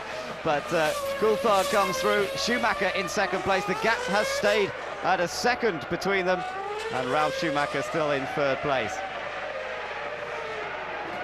So this battle for the lead, for victory here in Monte Carlo, one that David Coulthard would love to repeat, one that Michael Schumacher, of course, very familiar with, and if he went on to take victory, would match that of the late great Ayrton Senna there. Slight opening of the visor, David Coulthard's just letting some air circulate. Hard work, and David has really driven hard all weekend, and of course now that he's once again in the lead, having made that pit stop, great job by the McLaren team to get him in and out, and just getting some air, whatever air he can in, just to keep that composure. Just looking at the timing screens as well at the same time. Enrique Bernoldi down in 13th place has just set the fastest mid-sector of anybody, any car on the lap just now. He's running down in 13th place in the Arrows, but he's still going pretty quickly. We're riding with Coulthard, concentrating, focusing on not making any tiny mistake, with the barriers lining every part of this track. But Coulthard seems to love the place, and he's making the most of his opportunity to run ahead of the 4-time world champion. There's been a little bit of a change just outside the top 6. Rubens Barrichello now in 7th, because Mika Salo, we saw him very briefly, had to dive into the pits, whether it was strategy, whether it was planned. The fact is that now Salo's dropped down to 8th. Barrichello has got clear air to Heinz Harald Frentzen in 6th place, some 20 seconds behind with some 17 laps remaining. Tall order for the Brazilian to get that final point here this afternoon. Well, Michael Schumacher is not going to lessen the pressure in the remaining 16 laps it is now as they cross the line one more time. He is going to keep this pressure on Coulthard throughout. And there you can see, just ahead of them, Heinz Harald Frentzen running in 6th place, looking to try and score another point for the Arrows team. He managed it 2 Grand Prix ago, and he wants to do the same this time around. They looked strong in Austria. Unfortunately, the two teammates had a bit of a coming together, which didn't help. Now, look on board once again. See how close Michael Schumacher gets to the back of the McLaren.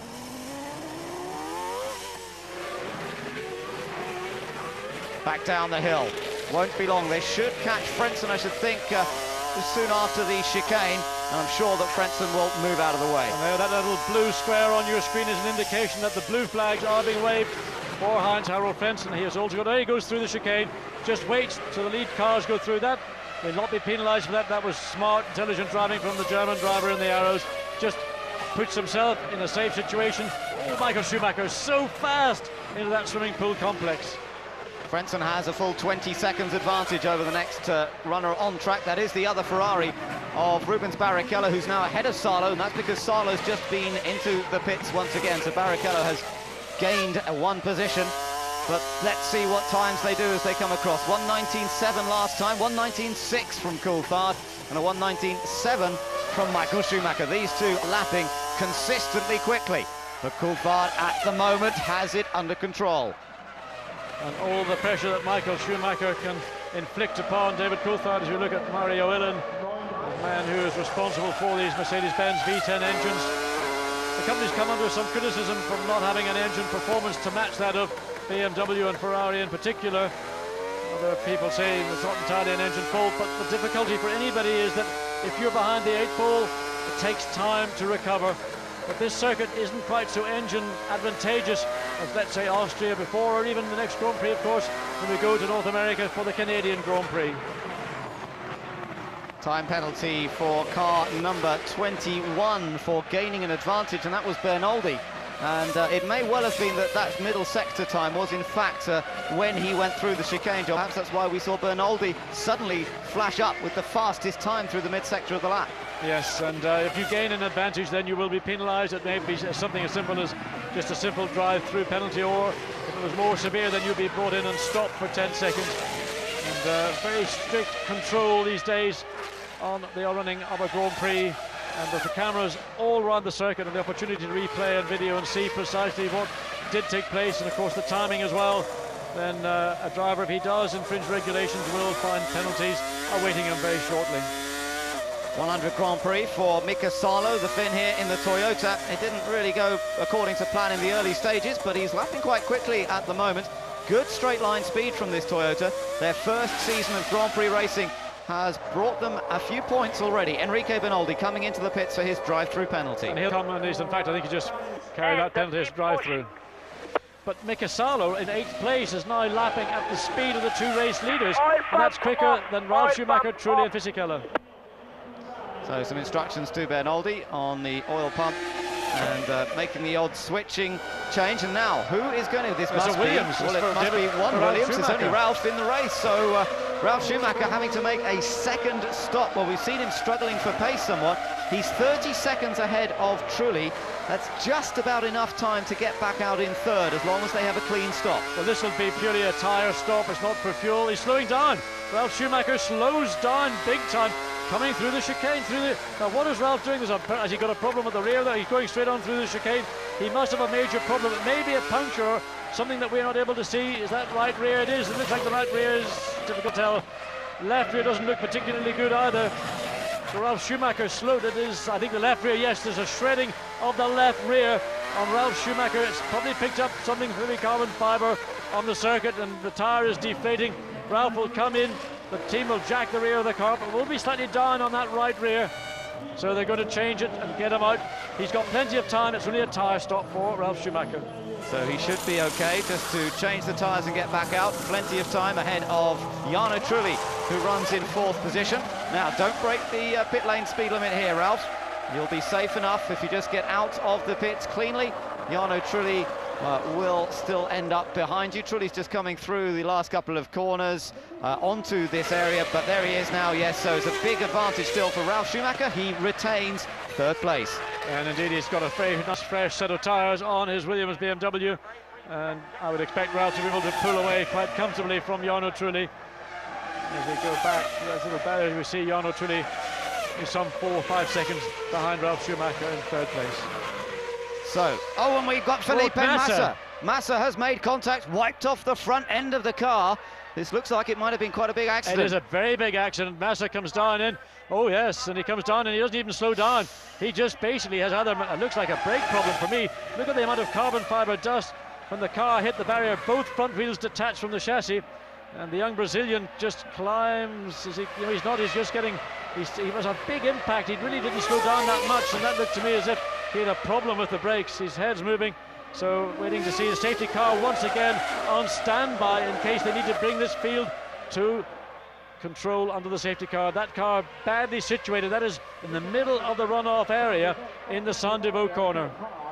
Nasty, frightening accident for Felipe Massa, heading straight into the barrier at virtually unabated speed. The safety car is standing by, but he seems to be getting out of the car. I should think, if anything, John, he must be winded at least. I mean, that was a heavy, heavy impact. Yes, he went into the tyre barrier, I would say certainly at 80 miles an hour. Looking at the pictures, the fronts were locked on. He really didn't have any way of slowing the car down.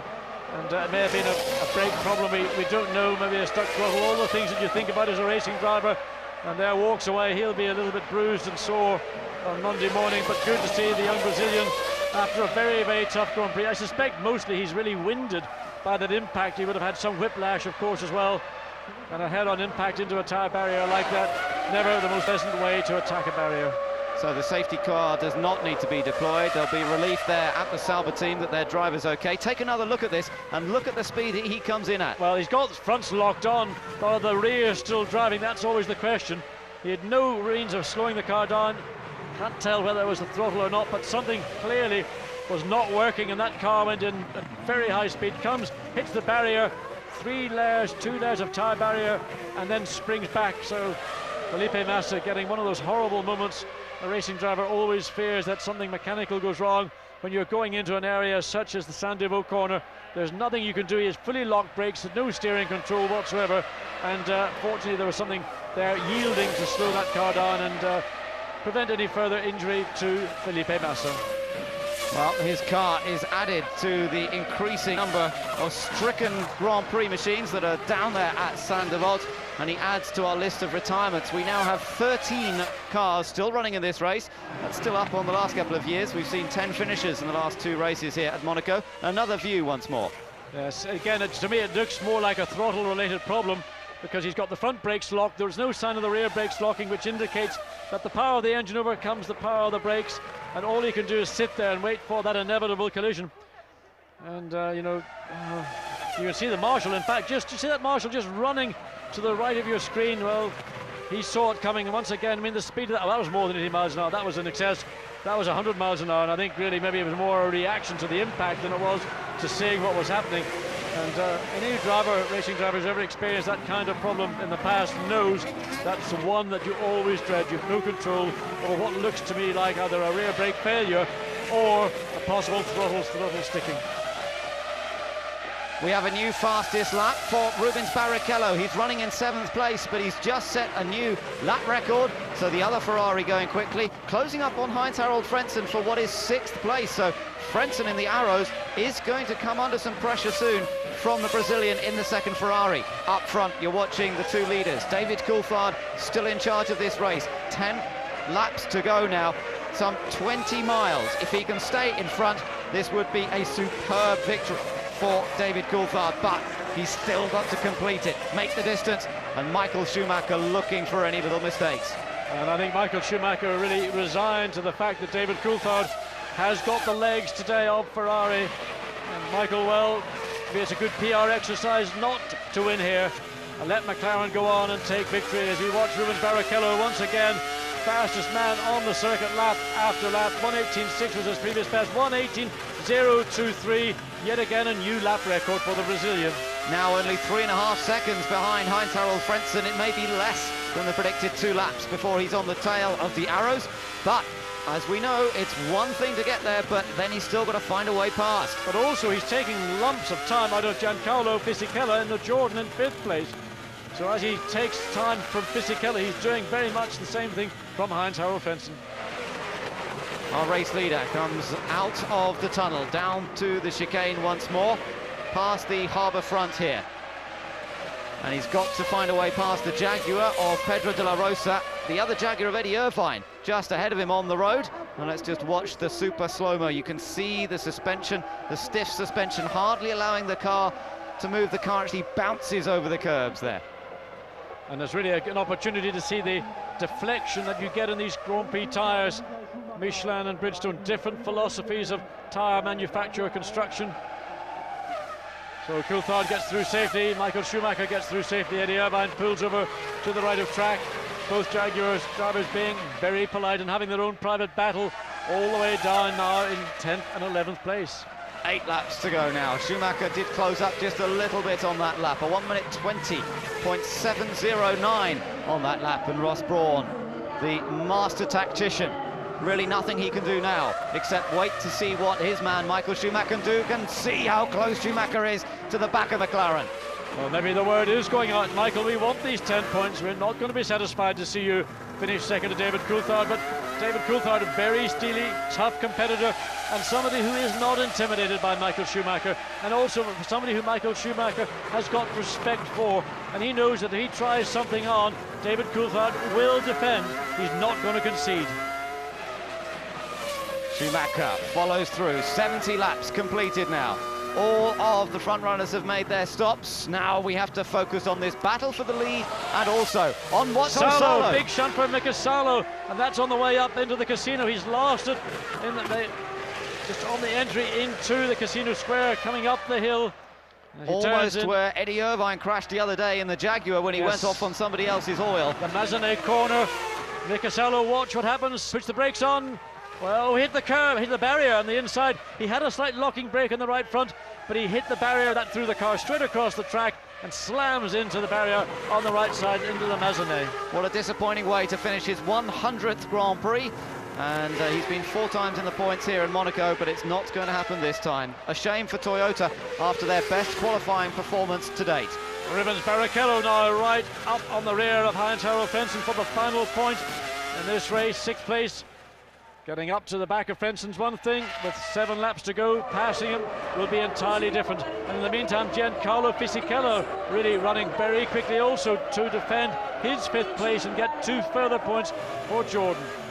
Here we are riding with Rubens Barrichello then, and Frenssen's car slipping and sliding around as we watch them come through the tunnel up to, again, 180 miles an hour, back onto the brakes and very slow through the chicane itself. You can hear Michael really backing off quite early. This is the view of Mika Salo. Watch as he turns in. Something locks the right front, then he clips the barrier on the inside, then all of a sudden he's just a passenger and the Toyota swaps ends, goes into the barrier, left rear first. Well, a very strange looking accident there. It's certainly something went wrong initially. The smoke coming off that right front.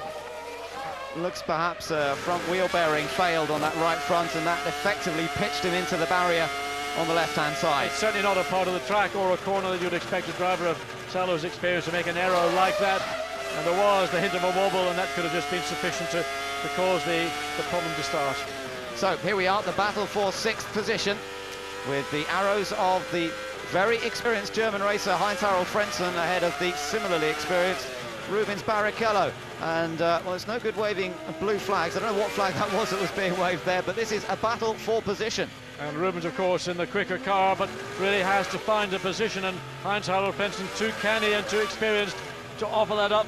Also for Arrows to get 1 more point in the championship to go along with that they scored earlier this year would be a real treasure. Funds, of course, related to performance. And as we go back to the action, Ralf Schumacher in 3rd place. Ralf Schumacher a long way behind the race leaders. He's over a minute behind now from Coulthard and Michael Schumacher. 72 laps completed, 6 laps remaining in the glorious sunshine on the streets of Monaco, the most prestigious Grand Prix of the year.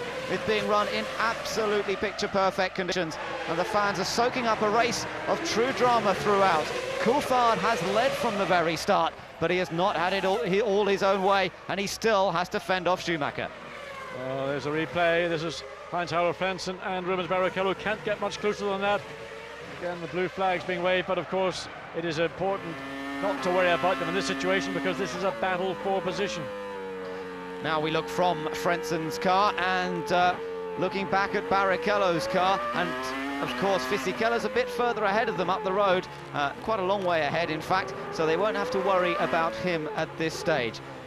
Just looking at the rear of Frentzen's car, that left rear tire, quite a lot of wear on that inside shoulder, maybe affecting the handling, but basically he's got a car of greater performance behind him. So for Heinz-Harald Frentzen, 5 laps to go, really having to just try not offer up opportunities to Rubens Barrichello. A little bit of a lock up there for Frentzen, but he keeps it under control. Desperately wants to finish in 6th place, take that final World Championship point. As you say, it's so crucial to this small team, and having taken the point there in Barcelona, this would be a useful addition. But also Fisichella in 5th place has now got a battle of his own with Jarno Trulli, less than half a second behind the Renault. So Jordan in 5th place, looking to make that 4th place. Frentzen crashed out of the race here last year, coming out of the tunnel, as you mentioned, a little bit like Takuma Sato. He just needs to keep it all together this time. 4 laps remaining for him to hold on to 6th place. Climbing up the hill once more, and Barrichello, despite having that much faster Ferrari cannot find a way of sneaking past. He has to try and force Frentzen into a mistake. Well, what Frenson's doing, just watching this rearward-facing camera, is he slows down a lot before he enters the corner, which then forces Barrichello to slow down, which then, of course, gives Frentzen the opportunity to sprint away. So it's a real seesaw battle between the Arrows and the Ferrari, but Frentzen really using all that experience and guile to try and unsettle Rubens Barrichello. Back with the leaders once more. David Coulthard versus Michael Schumacher.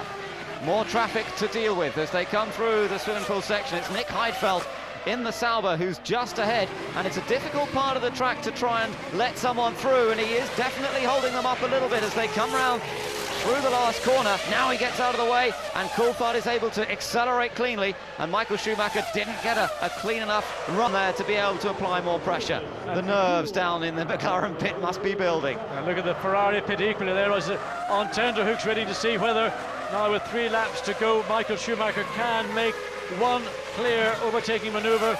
He's strong through the casino section of the circuit, down the hill into the Mirabeau. We watch them as they enter, but David Coulthard again places the McLaren in such a way it gives Michael Schumacher no options. Jordan ahead, Giancarlo Fisichella. Now he's in a battle for 4th place with Jarno Trulli, 0.4 of a second behind, so 1st and 2nd catching up to 4th and 5th. Michael Schumacher never giving up, and you know, there have been world champions in the past that might have said 2nd place, 6 points, none of my major rivals really in a particularly strong position. Ralf Schumacher will move up to joint 2nd probably in the series, but Michael Schumacher does not back off. He still keeps the pressure on Coulthard, and maybe that's just an indicator of why he is a 4 times world champion. He does not settle for 2nd place. Well, good to see Felipe Massa walking back, clearly still shocked and stunned by that very frightening accident some laps ago into the Sandoval corner, but clearly no physical problems. Here's the battle for 4th place. Giancarlo Fisichella on the Jordan. Jarno Trulli, a former Jordan driver, in the Renault. Fisichella's in problems. Yeah, he's in trouble. No, he let through race leader and Michael Schumacher as well. So being very gentlemanly, despite the fact that he had a battle of his own to deal with. But he'll hope that that'll get paid back. He'll tag on to the back of Michael Schumacher, and then when the 2 leaders go through Jarno Trulli, he might try and slip through. It's going to be questionable. He's close enough. He hasn't retained enough gap to Michael Schumacher. Then Trulli has to then allow leader to go through. I don't think Fisichella's going to be close enough to make it up. Well, he might be, because Trulli hasn't been able to move out of the way yet. And Michael Schumacher sensing, and maybe there's a little opportunity here somewhere through the tunnel. Coulthard has to follow the Renault of Jarno Trulli through this one. Trulli surely will move out of the way. On the exit, the blue flag waves. Trulli indeed gets out of the way of Coulthard and gets out of the way of Schumacher. And here comes Fisichella. Fisichella on the attack. Oh, and he doesn't quite make it, not yet anyway. Well, he really had a good opportunity to put himself into position, but we go to Joe Ramirez, former McLaren, almost a god in McLaren.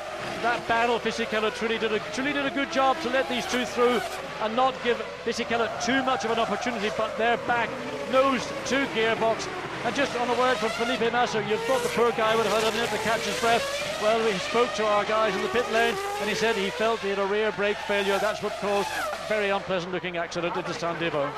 We're on to the final lap here, and David Coulthard has driven superbly all afternoon, and it looks as though he's going to be able to take his 2nd win around the streets. But Michael Schumacher still there, still looking for any chance, and Coulthard has to keep it together. He's driven absolutely brilliantly. 1 lap remaining, less than 1 lap now, and he's just got to keep it together over the remaining mile or so that will lead him to the checkered flag. Well, I don't think any principal threat's going to come from Michael Schumacher. All he now needs is to make sure he drives cleanly, doesn't make any errors, doesn't maybe anticipate victory before he comes across start-finish line. Out of the tunnel for the last time in a racing lap, down to this very tight and easily made error chicane. The last few corners for David Coulthard. The support from the British fans on the harbour there as they see their man heading towards victory. McLaren, Mercedes have done it again in Monaco. Surely it will be 12 victories in some 19 starts, and that is a brilliant achievement. Their 1st victory of the year. Michael Schumacher is beaten for only the 2nd time in 2002. David Coulthard wins in Monaco after not putting a wheel wrong for 78 laps of the toughest track on the calendar. And an absolutely superb drive from David Coulthard. Took the lead when the lights went out, Lily never challenged on red. For me, this is one of the finest wins I've seen from David Coulthard. He's had a tough time over the last year in McLaren and really lapped the entire field up to third place. Now, David Coulthard sometimes has not been the favourite son of McLaren. Kimi Räikkönen now has taken over from Mika Häkkinen. David Coulthard's drive today, superb. Fantastic. Okay, well done, David. Great job. That has to be your best ever, David. That has to be your best ever. I told you, no present. But thank you. Well, that was team boss Ron Dennis talking to David Coulthard. And there we will see a smile on Ron's face, which has been lacking all year. You could hear Adrian Newey there as well, also thanking David. What a relief this is to the team, John. They've had a torrid time in the early part of the 2002 season. It really hasn't gone their way. They've had a couple of third-place finishes, well, 3 in all, with Räikkönen as well. But the first time that they've had a car win a Grand Prix this year, and the first win for David since Austria last season. Look at that happiness in the pit, David's girlfriend. And the whole team absolutely over the moon with the victory. A victory, and maybe in some respects they didn't anticipate prior to this weekend. And a Grand Prix then almost 2 minutes faster than last year's Grand Prix when Michael Schumacher took victory. Well, we saw a race that David Coulthard dominated, but it was that middle section of the race, John, when Michael Schumacher made the earlier pit stop that was so crucial, and that's really where Coulthard managed to get the job done. Yes, but also I think we should give great credit to the team, because we saw the problems that David Coulthard had. The team were able to put into effect remedies to prevent that problem. That was smoke coming out. In fact, it was on the left-hand bank of the engine. We thought David Coulthard was heading for retirement before mid-distance, yet the team were able to, this by means of telemetry from the pits to the car on the circuit, rectify a cure, and that is a real team victory. But I think the credit on the day goes to David Coulthard. His superb drive under pressure for the entire 78 laps. Well, how must this feel? His second victory, and to become a multiple winner here at Monaco. He joins a very, very select group of people, some of the greatest drivers in Grand Prix history, and David joins that list as a multiple winner around the streets of Monaco. Out he gets! Coulthard the winner, and he is going to enjoy this moment to its full. Well, that was one tough race. You can see his overalls matted with sweat, and he bows towards the royal family that are here, and he will very shortly go up onto the podium and receive the winner's prize. David Coulthard thoroughly delighted there, his team, the guys that work with him day in, day out at Grand Prix, and really he's done a job for them here this afternoon. He's such a great bloke and very popular within the team. And the congratulations from Michael Schumacher, and he beat Michael fair and square today. He's done it before, and he's done it in true style on a track that Michael, to a certain extent, considers his own. He loves the place, but today he did not have the answer. Part of that was from qualifying, but a lot of it was from the race itself. A lot of it did come from the qualifying, but nevertheless, David, he never put a wheel wrong, drove a wheel-perfect Grand Prix under pressure. Initially from Juan Pablo Montoya, and then after Montoya went out from Michael Schumacher. And well, I think they'll be partying tonight in Monte Carlo, David's hotel, and all the friends, guests that are staying there will have a special evening indeed. Little discussion going on between the Schumacher brothers. Ralph taking third place for Williams BMW, delighted with that, no doubt. And David Coulthard receiving the winner's trophy for the second time here at Monaco, and presented by Prince Rainier. Great to see that just come out of hospital. Going to be 80 years old on Friday, but here for the prestigious Monaco Grand Prix. An event that really is so concentrated in the minds of Formula One fans and motorsport fans around the world as the blue ribbon event of Grand Prix racing. Michael Schumacher receiving the trophy for second. Princess Caroline presenting Ralf Schumacher with his trophy for third.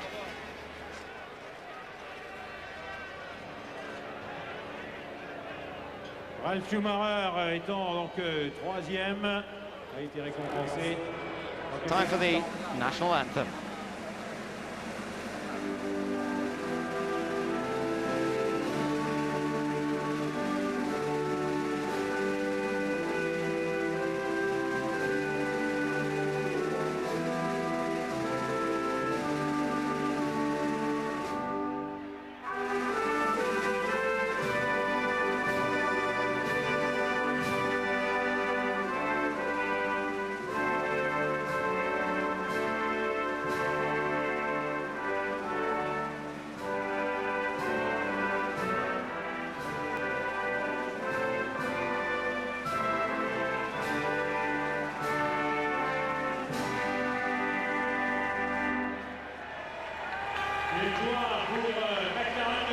very happy David Coulthard. Girlfriend Simone there, applauding his efforts this afternoon. He really showed true class in that drive, beating Michael Schumacher in a fair fight. And McLaren Mercedes taking their first victory of the year, 10 points to David Coulthard, doubling his points in the championship and bringing him up a little bit in the overall standings. Good news for him. Barrichello also fought well today, but had problems, wasn't able to quite get into the points as it turned out. So Ferrari not having quite the dominant run that they had in Austria last time out, but there's very happy Ron Dennis as well. Yes, and Ron gets his hands on the trophy. Of course, the trophies go to the team, and if David Coulthard wants the trophy, well, he can get a replica made, and of course David will have to pay for it. Well, I think that's the first of many mouthfuls of champagne. David and his family friends, Simone, his girlfriend, Jürgen Herbert, we saw there, chief at Daimler-Benz, Daimler Chrysler, Norbert Haug, sports director at Mercedes-Benz, and they've waited for this a long time. 7th Grand Prix of the year. Martin Whitmarsh, MD of the factory. Michael Schumacher, well, I think he's delighted with his second place. Probably wasn't so confident about a victory, but nevertheless didn't stop trying. But in those final laps, I think it was pretty evident that Michael wasn't going to make a last lap ditch attack on David Coulthard. He'd rather take his 6 points and go on to fight in Canada in 2 weeks' time. A look at the Drivers' Championship, and a tie for second place now behind Michael Schumacher. 27 points apiece for Ralf Schumacher and Juan Pablo Montoya. Coulthard now up to 4th. Got to see a victory here. And then the rest of the points scorers so far this season. Jarno Trulli getting 4th place today, and those his first points of the season, so that's great news for the Italian, who's driven well all year but just hasn't had the luck. Fisichella scoring 2 points again, as he did last time out in Austria, and the final point to Heinz-Harald Frentzen in the Arrows. And now the 3 winners, David Coulthard, Michael and Ralf Schumacher, jumping on board one of the courtesy vehicles, because the press room and the unilateral room where Michael just being taken away to get on board for that press conference, because of the location of Monte Carlo, all these sites are all over the place, so they'll be taken, and hopefully very shortly we'll hear the story of Michael, of David Coulthard, and of course of Ralf Schumacher.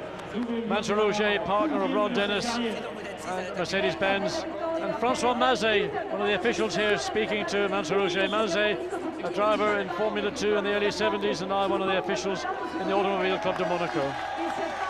Well, Schumacher still receiving a huge amount of support and applause, and perhaps Austria is soon forgotten as he is beaten here by McLaren Mercedes. No talk of team orders. This was a battle between 3 different manufacturers all weekend long, and at the end of the day it was McLaren Mercedes. David Coulthard wins ahead of Michael Schumacher, with Ralf Schumacher 3rd. In fact, we have 6 different manufacturers there in the top 6 places, and that just shows you a very open race. A lot of experience amongst those drivers. Trulli, Fisichella and Frentzen using the experience of many, many Grand Prix to get themselves into the points. Barrichello just missing out in 7th, no points from 7th down. Heidfeld, Irvine and De La Rosa all finishing the race, but the 2 Jaguar drivers disappointingly 2 laps down. The other finishers, Mark Webber and Enrique Bernoldi. And in a way you have to feel sorry for the 2 Jaguar drivers. They did a great job, kept the car off the wall, finished nose to tail, but just totally uncompetitive at the minute. Many drivers not classified. Mika Salo sadly going out towards the end of the race. Massa had that rear brake failure. Panis and Button tangled together. Montoya had engine failure. Had a part to play on the podium, but I think he would have been pushed back to 3rd at least with Michael Schumacher's pace. Villeneuve out. Raikkonen, of course, in a dramatic incident as well involving Barrichello, which put him out eventually, although he did come back out. Jung, Sato and McNish all out of the Grand Prix, but David Coulthard taking victory.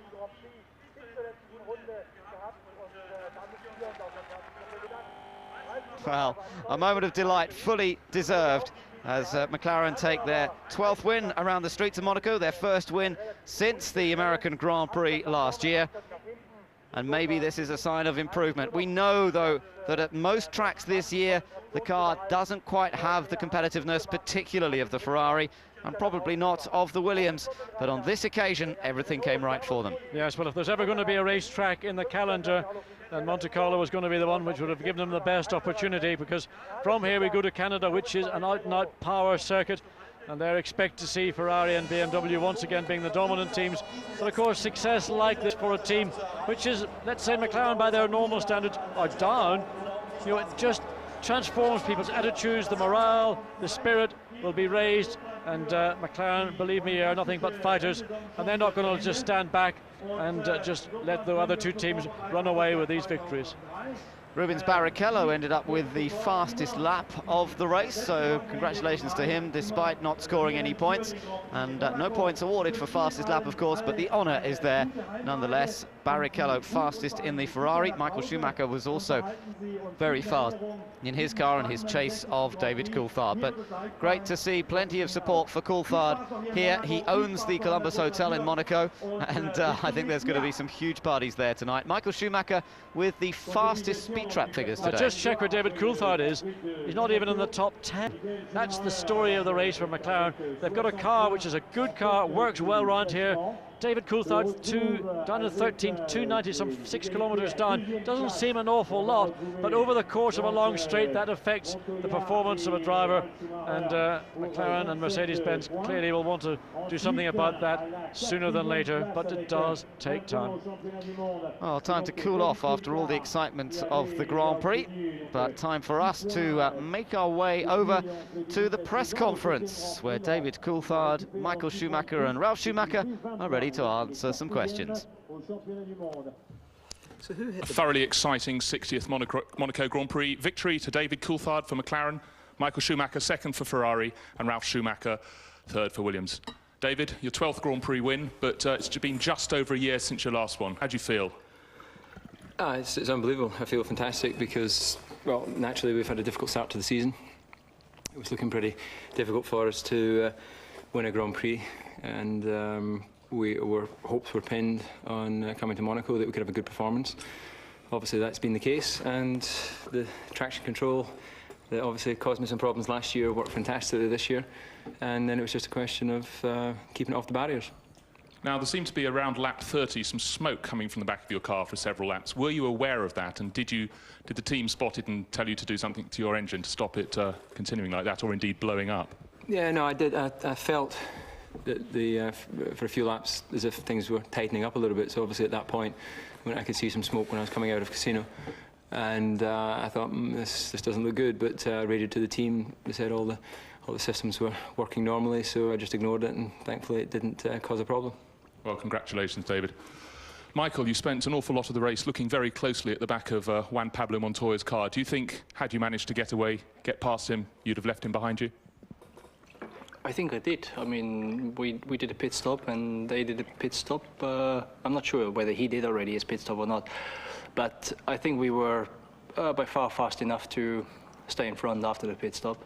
It was a matter of David, obviously, as he put up a decent gap between Montoya and himself, which, yeah, well, if the traffic we had within the first couple of laps after our pit stop, we wouldn't have had this. It would have been very tight.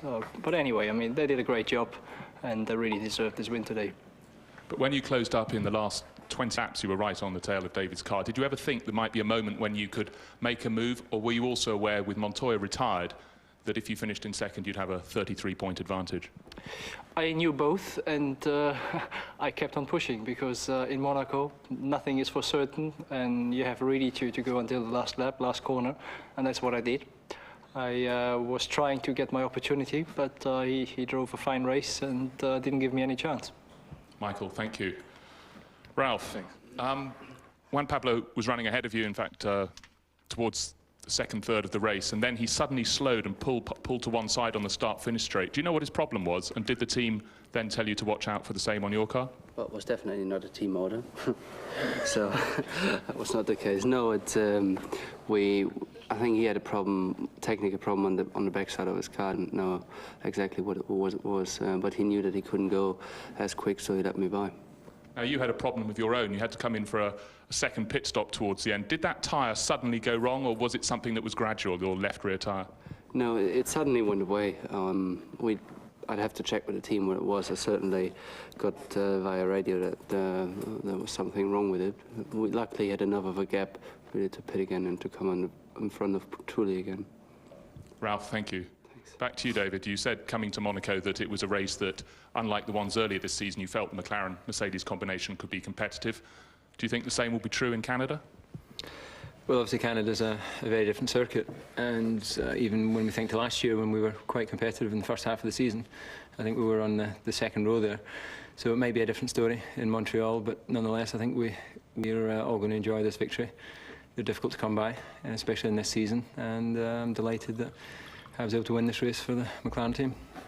Thank you very much. Now, Michael and Ralph, if you'd like to speak. So, a delighted David Coulthard, and deservedly so after a great performance. Just a quick note as well, John, it's Ralf Schumacher's first ever finish around Monaco, so he's got one in the bag now, and it was a good, solid third place. He didn't have the pace of these lead two, and I think, as Michael said there, I don't think Montoya really would have been able to match Schumacher after the pit stops.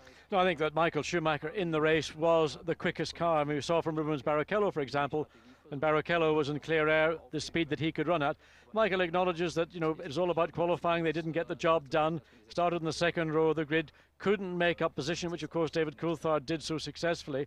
And Juan Pablo Montoya, not particularly complimentary about the software in the launch control system on his Williams BMW. Nevertheless, Monaco is a special racetrack. It's not just about the race, it's about the build-up on the Thursday practice, then into Saturday morning qualifying. And you know that Montoya and Williams did a great job. Sadly for Montoya, his race ended prematurely. He's no more points, and now with Ralph's third place and those 4 points, he is equal to Montoya in second position in the championship. Well, McLaren's win here helps them a bit more in the Constructors' Championship, but they're still a long way behind Williams, and both of them, of course, are a long way off Ferrari, effectively. Ferrari keeping control of both Drivers' and Constructors' Championship. Let's take a little look back now over the highlights of today's Monaco Grand Prix. A race that, as ever, provided drama aplenty throughout the whole race distance. Nigel Mansell, one of the visitors here today, and I'm sure that he will be delighted to have seen David Coulthard take another British victory. Mansell himself never did win the Monaco Grand Prix. The closest he came was in 1992, but a late race problem saw him come into the pits, and he finished behind Ayrton Senna. But Coulthard joining a list of British drivers that have taken multiple wins, people like Graham Hill, Jackie Stewart, and of course Sterling Moss, who took 2 victories at the beginning of the 60s. The race start then, and when the red lights went up, it was all about a brilliant getaway for the McLaren. And I tell you what, that car was pretty heavy with fuel. It wasn't light, and yet it still managed to get in front of the Williams BMW of Juan Pablo Montoya. And perhaps that's why Montoya not terribly happy when asked afterwards about the performance of his launch control system. Well, into the race then, it was really the top 4 cars with Ralf Schumacher all involved in the initial dicing, but nobody able to find a little mistake from the car ahead to move through. Michael Schumacher and Juan Pablo Montoya managed to run nose to tail for lap after lap this time, something that we didn't see in the early races of the 2002 season, when often it seemed to go wrong for both of them. Ralf Schumacher in 4th place. Didn't seem to have quite the same edge, but normally keeping on that sort of performance edge. Button had problems at the start, dropped back, and then had to try and fight his way back up the order. Alan McNish, sadly, was one of the first retirements, clipping the inside barrier at Saint-Devote and going out of the race. Then we saw more dramas. Mika Salo had some sort of technical problem and let 1 or 2 cars come past him. Sato diving down the inside into the Mirabeau corner, and soon Sato himself was the one in trouble, hitting the wall in the tunnel and hurtling down this steep hill into the chicane. Thankfully, his teammate Giancarlo Fisichella managing to avoid him, and also thankfully Takuma Sato unhurt. Then Bernoldi trying to make the move on Felipe Massa, which he managed, but Massa then locked everything up, pushed him down the escape road at Saint-Devote, and all that hard work for Bernoldi was immediately undone. Later on, it would be the same car and the same corner as the brakes failed on Felipe Massa's car. Before that, we saw an instant for Alex Young collecting the barrier, and smoke appearing from the back of Coulthard's car. Massa brought in under a penalty for having made that move, and then Barrichello hitting the back of Kimi Raikkonen's car, almost launching the car in the air. The damage done to the back of Raikkonen's car, but Barrichello was able to rejoin the race with a new front wing. Raikkonen himself eventually was pushed away despite having a chance to get back out, and then Montoya's engine failure. A rare sight this year, but a sight that put him out of a potential podium finish. Coulthard's perfect stop at McLaren. They got him out ahead of Michael Schumacher, and that was enough then for the rest of the race. An incident between Button and Panis, unfortunately, ended in tears at Saint-Devote, neither driver making it to the finish. But Coulthard did not put a wheel wrong, despite unending pressure from Michael Schumacher throughout the race distance. And as Adrian Newey watched nervously, it was this scary-looking accident for Felipe Massa. Thankfully, again, he was okay despite brake failure. Yes, indeed, and that just illustrates the value there. We look at another view of Felipe Massa as he's being assisted by the marshals. Really just establishes the value of all the work that's done in improving the safety here. Another incident, Mika Salo, we think maybe our left front, something in the suspension failed that caused him to go off into the barrier up at the Mazeney corner. So both Toyotas were out of the race, and then we saw Barrichello attacking the arrows of Heinz-Harald Frentzen, and Frentzen doing a good job of maintaining that final point scoring position all the way through to the end of the race. A very important final point. Coulthard held off Schumacher to the flag, take his second win here in Monaco. And really a very fine victory. I mentioned earlier that I think it's probably the best victory David Coulthard has achieved in his 12-win career. And there, girlfriend Simone, and in fact, Kathy Roger, the wife of Mansour Roger, part owner of the team. Jürgen Hubert, so much an important part of the Mercedes-Benz involvement with this team, and then David Coulthard. And well, suddenly everybody's a fan of Scotland, of David Coulthard, as David then just gives the champagne bath, but saving a fair amount for himself. The trouble is, of course, champagne, when it goes into your system, which is so adrenaline charged, goes straight to your head. And one of those things, David takes a mouthful, and he'll get plenty more mouthfuls later on this evening. So that was a look back at the highlights today, and as Monaco basks in the afternoon sunshine, girlfriend Simone will be very, very impressed and delighted that David has taken a victory again here at Monaco, his first win of the season. And the mood, as you said, John, in the McLaren camp, I'm sure, will be much, much brighter after that performance. Well, it just does so much to lift everybody's spirits and motivation, morale, and to win on merit. This was not a victory won on any other form than on merit. David Coulthard took the lead when the lights went out. He never conceded the lead once during this Grand Prix. And for the team to go back to their base in Woking, for the Mercedes-Benz engineers to go back to Stuttgart in Germany and say, we won Monaco, we didn't get it gifted to us, we won it. And now this party town really will become the biggest party in Europe, I suspect, this evening. A race that certainly maintained the attention, didn't it, throughout. Sometimes a Monaco race, you tend to see somebody get out front and pull away and just stay out there. Michael Schumacher's done that enough times himself in the past, but this was a race that had action throughout the field, and although, as ever, we didn't see a lot of overtaking manoeuvres, there seemed to be something going on throughout the race. Well, there were overtaking manoeuvres, they just didn't come off. They usually resulted in collisions that we saw. Jenson Button and Olivier Panis, we saw Rubens Barrichello and Kimi Raikkonen, there were many others. The problem with this racetrack is it is difficult to pass, and these cars, with the performance they have, the traction off a corner, the level of grip that they enjoy, but also the braking performance, it does make it extremely difficult on a street track in particular to get alongside somebody. Button did try, and in fairness, he put himself into a very difficult position. He was virtually alongside Panis, but they're in that corner, the Saint-Devote corner, there really is nowhere to go. Well, everybody can now just wind down a little bit, as if they were very wound up in the first place, bobbing around on the beautiful boats down there in the harbour, and it's gone a bit quieter for them. I should think there are one or two people who are quite relieved at that. But, well, I think they've all probably enjoyed a few bottles of nicely chilled Blanc de Blanc, which is the local wine in the Provence region of France, which is, of course, next door to the Principality of Monaco, and there'll be lots of other champagne and whatever being drunk later this evening. And I doubt David Coulthard will be getting the scotch out, but let's say I'm sure he'll enjoy a few glasses of bubbly, and it will be truly well earned. A superb drive from the Scotsman, and I think for his position within the team and the way that he's had to always play, in a sense, second fiddle to Mika Häkkinen, and now with Kimi Raikkonen coming in and representing the future for McLaren, David has established himself well and truly as now the lead driver in the McLaren Mercedes-Benz team.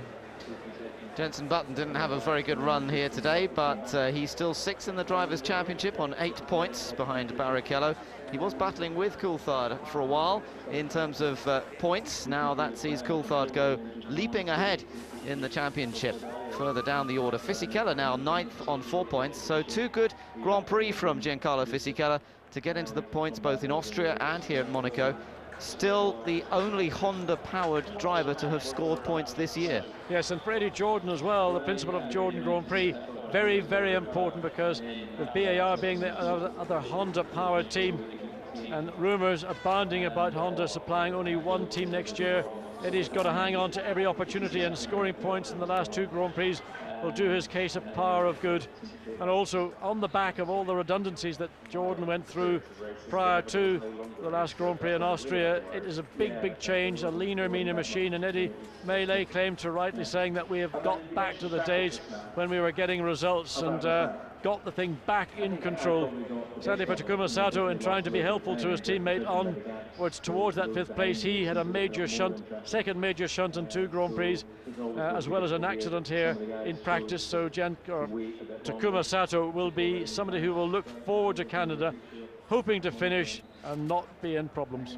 I think award for unluckiest driver of this season so far is sort of moving over towards Kimi Räikkönen at the moment. Kimi Räikkönen actually had a good run going here today, and of course it was Barrichello that took him out, and a great shame, because he just needs another finish, doesn't he? He does. You start going to Grand Prix thinking, well, what's going to go wrong now?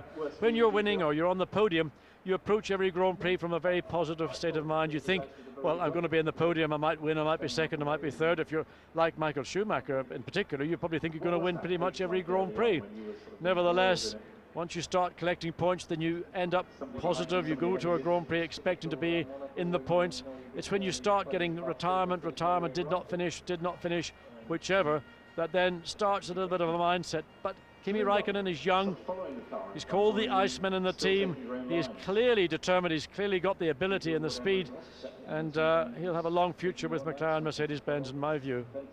I'm sure of that. Yes, he has shown a great turn of speed throughout the course of the season so far. Next time out, he'll have to try and do the job in Montreal, which is the next race on the calendar, of course, the Canadian Grand Prix. And time for the teams to concentrate on getting all the machinery, the cars, the equipment transported over to Canada for that race. It's a popular race with the teams. Montreal, a bustling city of a variety of influences. A great place to go for a Grand Prix. Mid-season, everybody seems to enjoy the trip, having done a number of European Grand Prix, and then they'll come back from Canada and get into the real grind of the second part of the European season. Yes, well, if people think Monte Carlo is a party city, Montreal is as well. And that's the reason why the teams enjoy going there, because the city is so welcoming and friendly to the Formula One circus as it makes its way around the world. And I've no doubt at all that when the teams that turn up there in a little over a week's time, the cars will be flown out from Europe probably on Sunday and even as late as Monday. For Sauber, for Jordan, they've got a lot of work to do to get their cars back up to scratch, to get their stable of 3, probably 4 cars. 3 will go out, of course, to Montreal, but certainly 4 cars with backups and spare parts.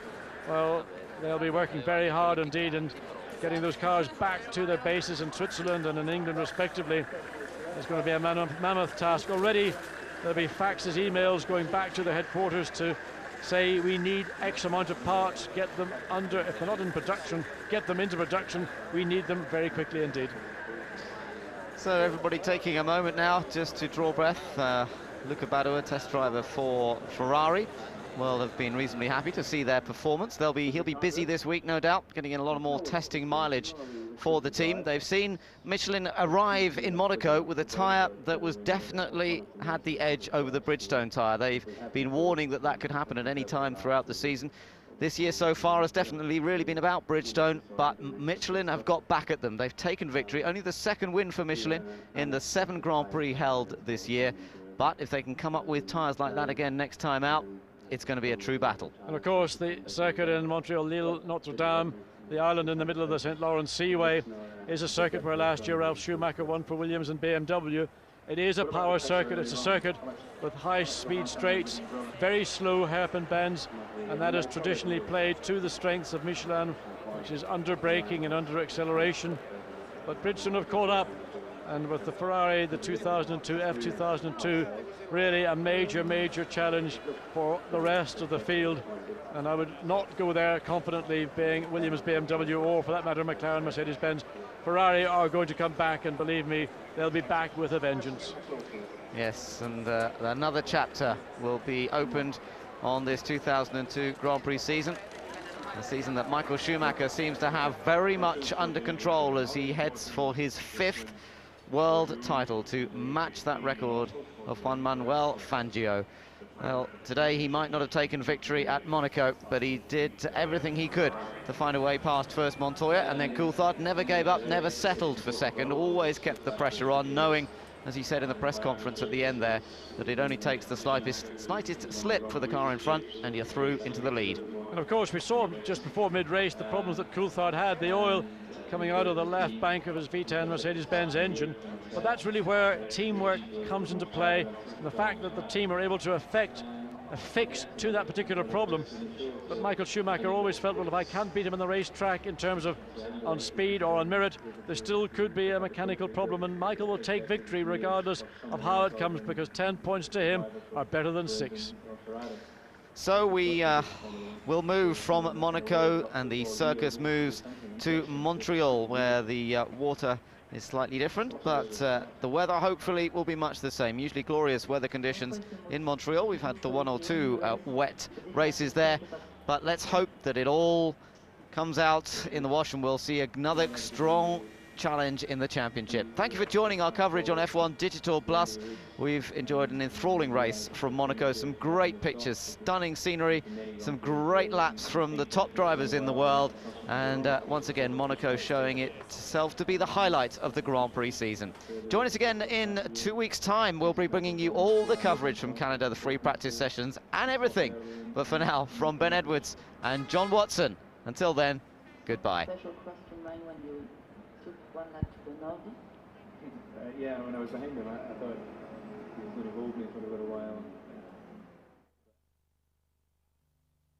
Michael and Ralph, if you'd like to speak, starting with Michael in your own language. Well, that's where we have to leave it, as traditionally, because they start speaking German and Scottish, and we can't understand that. But we can understand that Heinz-Harald Frentzen will be very happy with 6th place in the Monaco Grand Prix, and he joins us now. Heinz-Harald, congratulations. We heard from your boss, Mr. Walkinshaw, that they did something to your engine before warm-up. Can you clarify that?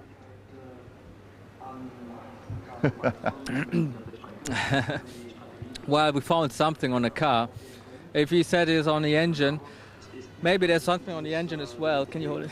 But we've certainly found also something on the front suspension. We found some more grip, and certainly I wasn't suffering so much from understeer like yesterday in qualifying. Hi Heinz-Harald, it's Perry. Good race, well done. But can you do this in Canada? I think our car is very competitive. We have made some progress last testing, and I think as well that we are looking generally more competitive for the next races.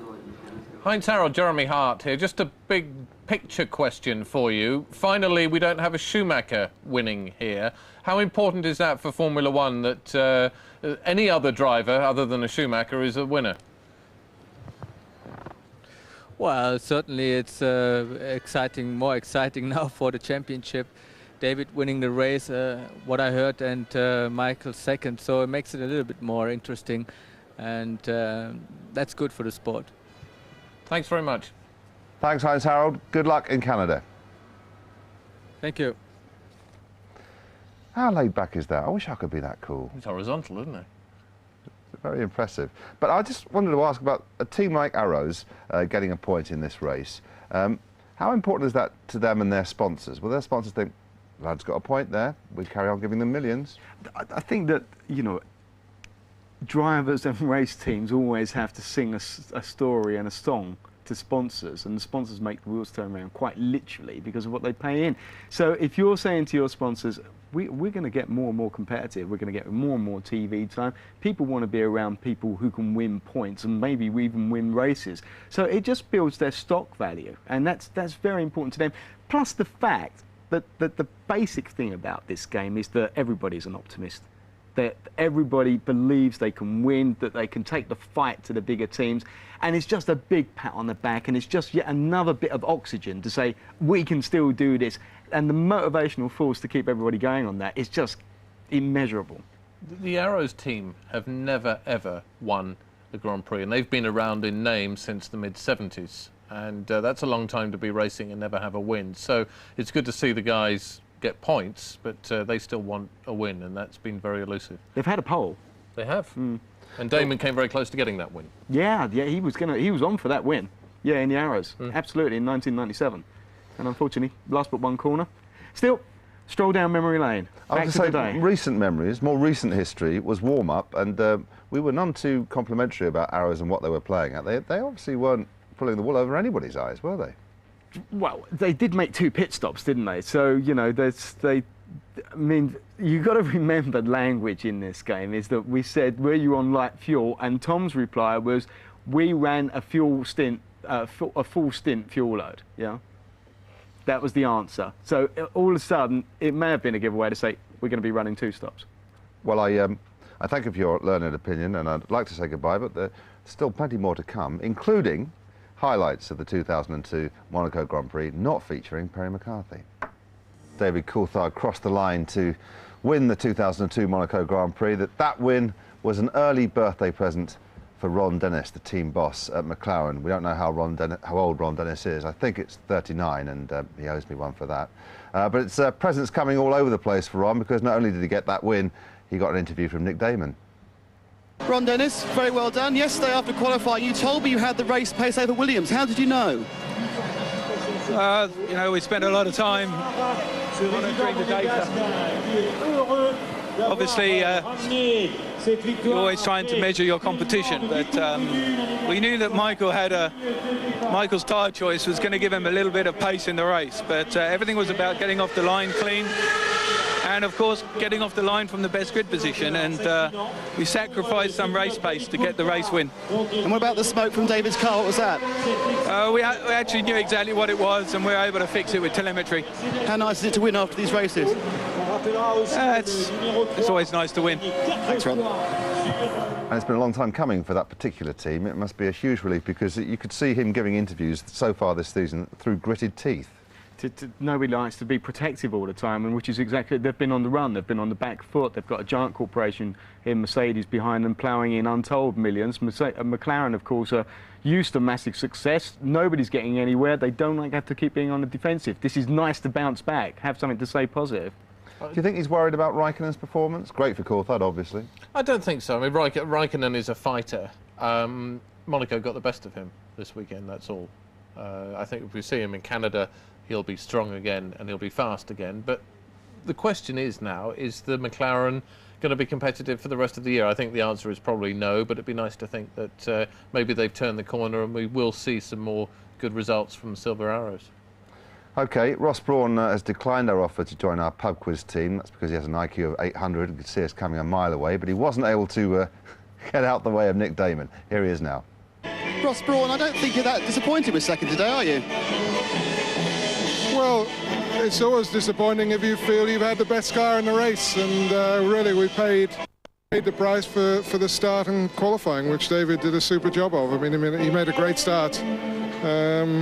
And really it was very difficult then. When Montoya ran into trouble and held us back, David built enough of a cushion that we couldn't do anything about it. They reacted quite sensibly to our pit stop, brought David in early, and that really finished the race for us. But obviously second is pretty good, another 6 points for Michael, and I think a few more points over Ralph, so we're a bit better off in the constructors. So Michael's now 33 points ahead. It's pretty all over, isn't it? It's never over, and you could see this weekend we were beaten. People thought we would walk each race, but we didn't get it right this weekend, and you've seen the result, so it's far from over. Ross, thank you very much. far from over. Anyway, just if I was his PR guru, if I was Ferrari's PR man, I'd be saying, good result. Perfect result in view of what happened 2 weeks ago. If I was Ferrari's PR man, I'd keep jolly quiet and let's go to Canada. There'll be a month then between what happened in Austria and the next proper race. They came away from here with Michael's second place. They should be quietly very, very happy with that. Give some more breathing space and let's get on with the championship from Canada onwards. But that breathing space of a month is crucial for the rest of the championship and how people view Ferrari. Do you think they actually care about how people view Ferrari? I think they should do, especially with Ferrari going public shortly. They're looking at putting it on the stock market, and you know, you've got to have a bit of enthusiasm there. There could be a backlash. I think they see it as overall they're undamaged. It's just short-term backlash on this. Michael Schumacher will be unhappy about the personal backlash he's getting from what I still believe was a team position and not down to Michael. But you know, I just think they should not do it again. OK, Jarno Trulli finished 4th today. He'll be happy with that, I'm sure. Jarno, do you think it could have been even better if you hadn't had those problems in qualifying? Yeah, probably yes. Unfortunately, I've had a Sauber which held me up during qualifying twice. Anyway, the race was good. I had a very good start thanks to the launch control. Then for the first 10 laps, I was keeping up with the best, but then eventually I had some problem with the tires. We did a very good pit stop strategy thanks to the team, and was lying in fourth for most of my race. Unfortunately, I had one small outside holding me up, which didn't get blue flag, so I spent 20 laps behind him, Heidfeld, and then eventually got blue flags. But in the end, obviously, I was on all tires and I was struggling a little bit. Yeah, actually, Giancarlo, it's Perry McCarthy. We saw Fisichella catch you up. Giancarlo Fisichella catch you up very rapidly in the end. Yeah, basically we did stop very early, so with the last set of tires I had a lot of laps on, and basically also he caught me up because Heidfeld was holding me up. That was my biggest problem. From 20 laps I had probably lost 1 second per lap, so it was very close in the end to me. Jarno, everyone, it's Jeremy Hart here. We're looking forward now to Canada, and a lot of teams are talking about Canada being a turning point for them. Is that PR wishful thinking, or do you really think that teams like BAR and whatever are really going to turn the corner and it'll be more competitive in the midfield than it's been already this year? We don't know. We have to wait and see. We are pretty confident that we can do well there. We got a good car, strong package aerodynamically, good tires, very light and low engine. So we got everything, you know we need to do well. So we are confident. Cheers, mate. Thank you. Jarno, thanks very much. Good luck in Canada. He's off, probably straight off to Canada, actually. Patrick Head, then. We saw him with his Schumacher cap on. It paid off in the end, didn't it? Here he is talking to Peter. Patrick, I've just been told by our director that you were seen having a very animated discussion on the pit wall just as Juan Pablo ground to a halt. How much warning did you have of what was going on there? He just said he was losing engine power, and the BMW people said there was a mixture control problem, and then the next thing we knew was that he was out of the race. What happened at the start? Did the telemetry show anything with the engine off the line there? I don't know. We haven't had time to look at it yet. But obviously, if you're on pole, your plan is to get into the first corner first, and we didn't manage it. So we've got to have a look. It's obviously a disappointing result for us from 1st and 4th on the grid to finish just 3rd. And when David Coulthard started to pull out a little bit and there was smoke coming out of the back of the McLaren, did Juan Pablo naturally drop back because of the smoke, or was he in some sort of trouble then? I don't know whether he thought there might be an engine blow up and drop back, or whether it was just that because David was still doing very good lap times, but the engine seemed to be misfiring, and when it misfired a little bit, there was some smoke coming from the engine. And finally, Ralph's last pit stop there? There seemed to be some sort of delamination from one tread block on the tyre, so when he told us about it, we called him in and put another set of tyres on because he had enough gap to Trulli to be safe. Not the first time that happened on a Michelin this weekend. Well, they're obviously quite soft tyres and they're very difficult to make, whether they're Bridgestones or Michelin's, these soft tyres, and sometimes those sort of problems arise. Well, he still kept third place and a podium finish for you. Well, yes, but we were hoping for more, but never mind. Thanks, Patrick. Thanks. So the official line is never mind, but do you think he will be upset with only getting third place? Yes. Thank you. Next question. Yeah, I mean, absolutely. I mean, they're fighters. They love their racing. After all these years, both Frank Williams and Patrick Head, you know, they're there to win. Same as Ron Dennis. It's same as all of them. You know, I mean, I don't think he could hide his disappointment there. But he didn't go too far into this fuel mixture problem, did he? He basically started saying something happened, and then basically, oh, then he was out the race. So there's maybe a sensitive issue there with BMW just at the moment, I guess. Well, Jordan picked up their first 2 points of the season at the last race in Austria. Got another 2 today, so Gary Anderson ought to be happy. He's again with Peter. Gary, great. 2 fifth places in a row. Yeah, no, it's quite pleasing, really, around here especially. I mean, he drove very, very well. Car, I think, run, you know, fairly balanced, fairly good, stable the whole race. I mean, he could have had a go at Truly at the end, but we needed the 2 points, and I would hate to have seen 3 go down the pan. And what happened now with Takuma? He was going very, very well too. Yeah, I mean, there was a bit of a mix-up there with Salo and things that happened, and Takuma got the jump on Giancarlo, and, you know, we asked Takuma to let Giancarlo through again when he caught him, because he was quicker, and Takuma just went wide in the tunnel to let him pass and got in the marbles, and that was it, you know. A bit of a silly mistake, to be honest. I mean, he should have waited to the chicane, but he was reacting to what we asked him to do, so we can't really argue with that. Well, congratulations on what is a reliable car now and in the points again. Yeah, thank you very much, and we're very pleased. Thank you. Thank you.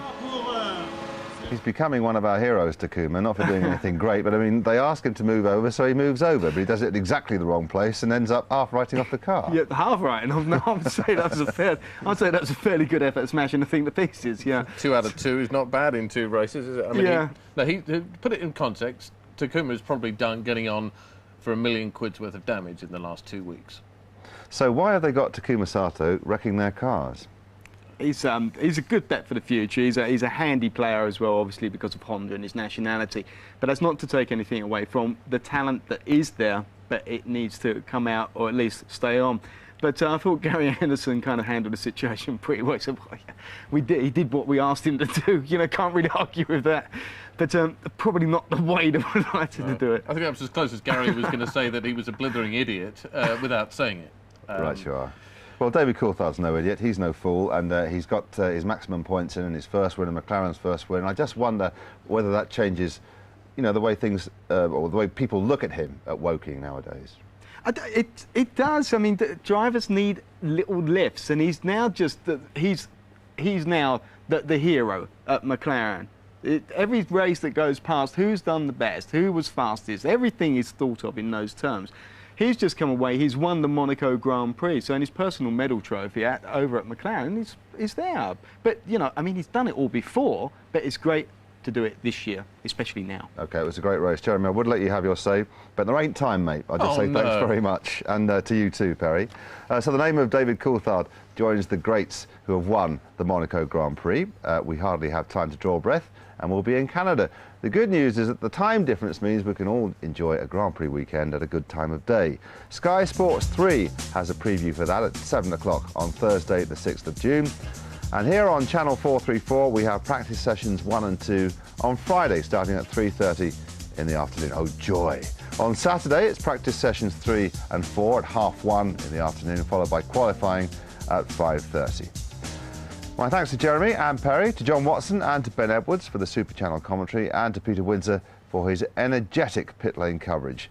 That's one way to lose a few kilos, Peter. For now, though, the rich and famous of Monaco will be clinking their champagne glasses to David Coulthard. And why shouldn't they? He owns the bar in which they're clinking them. Lucky man. And I saw his girlfriend too. Even luckier man. Cheers. I'll have one of those.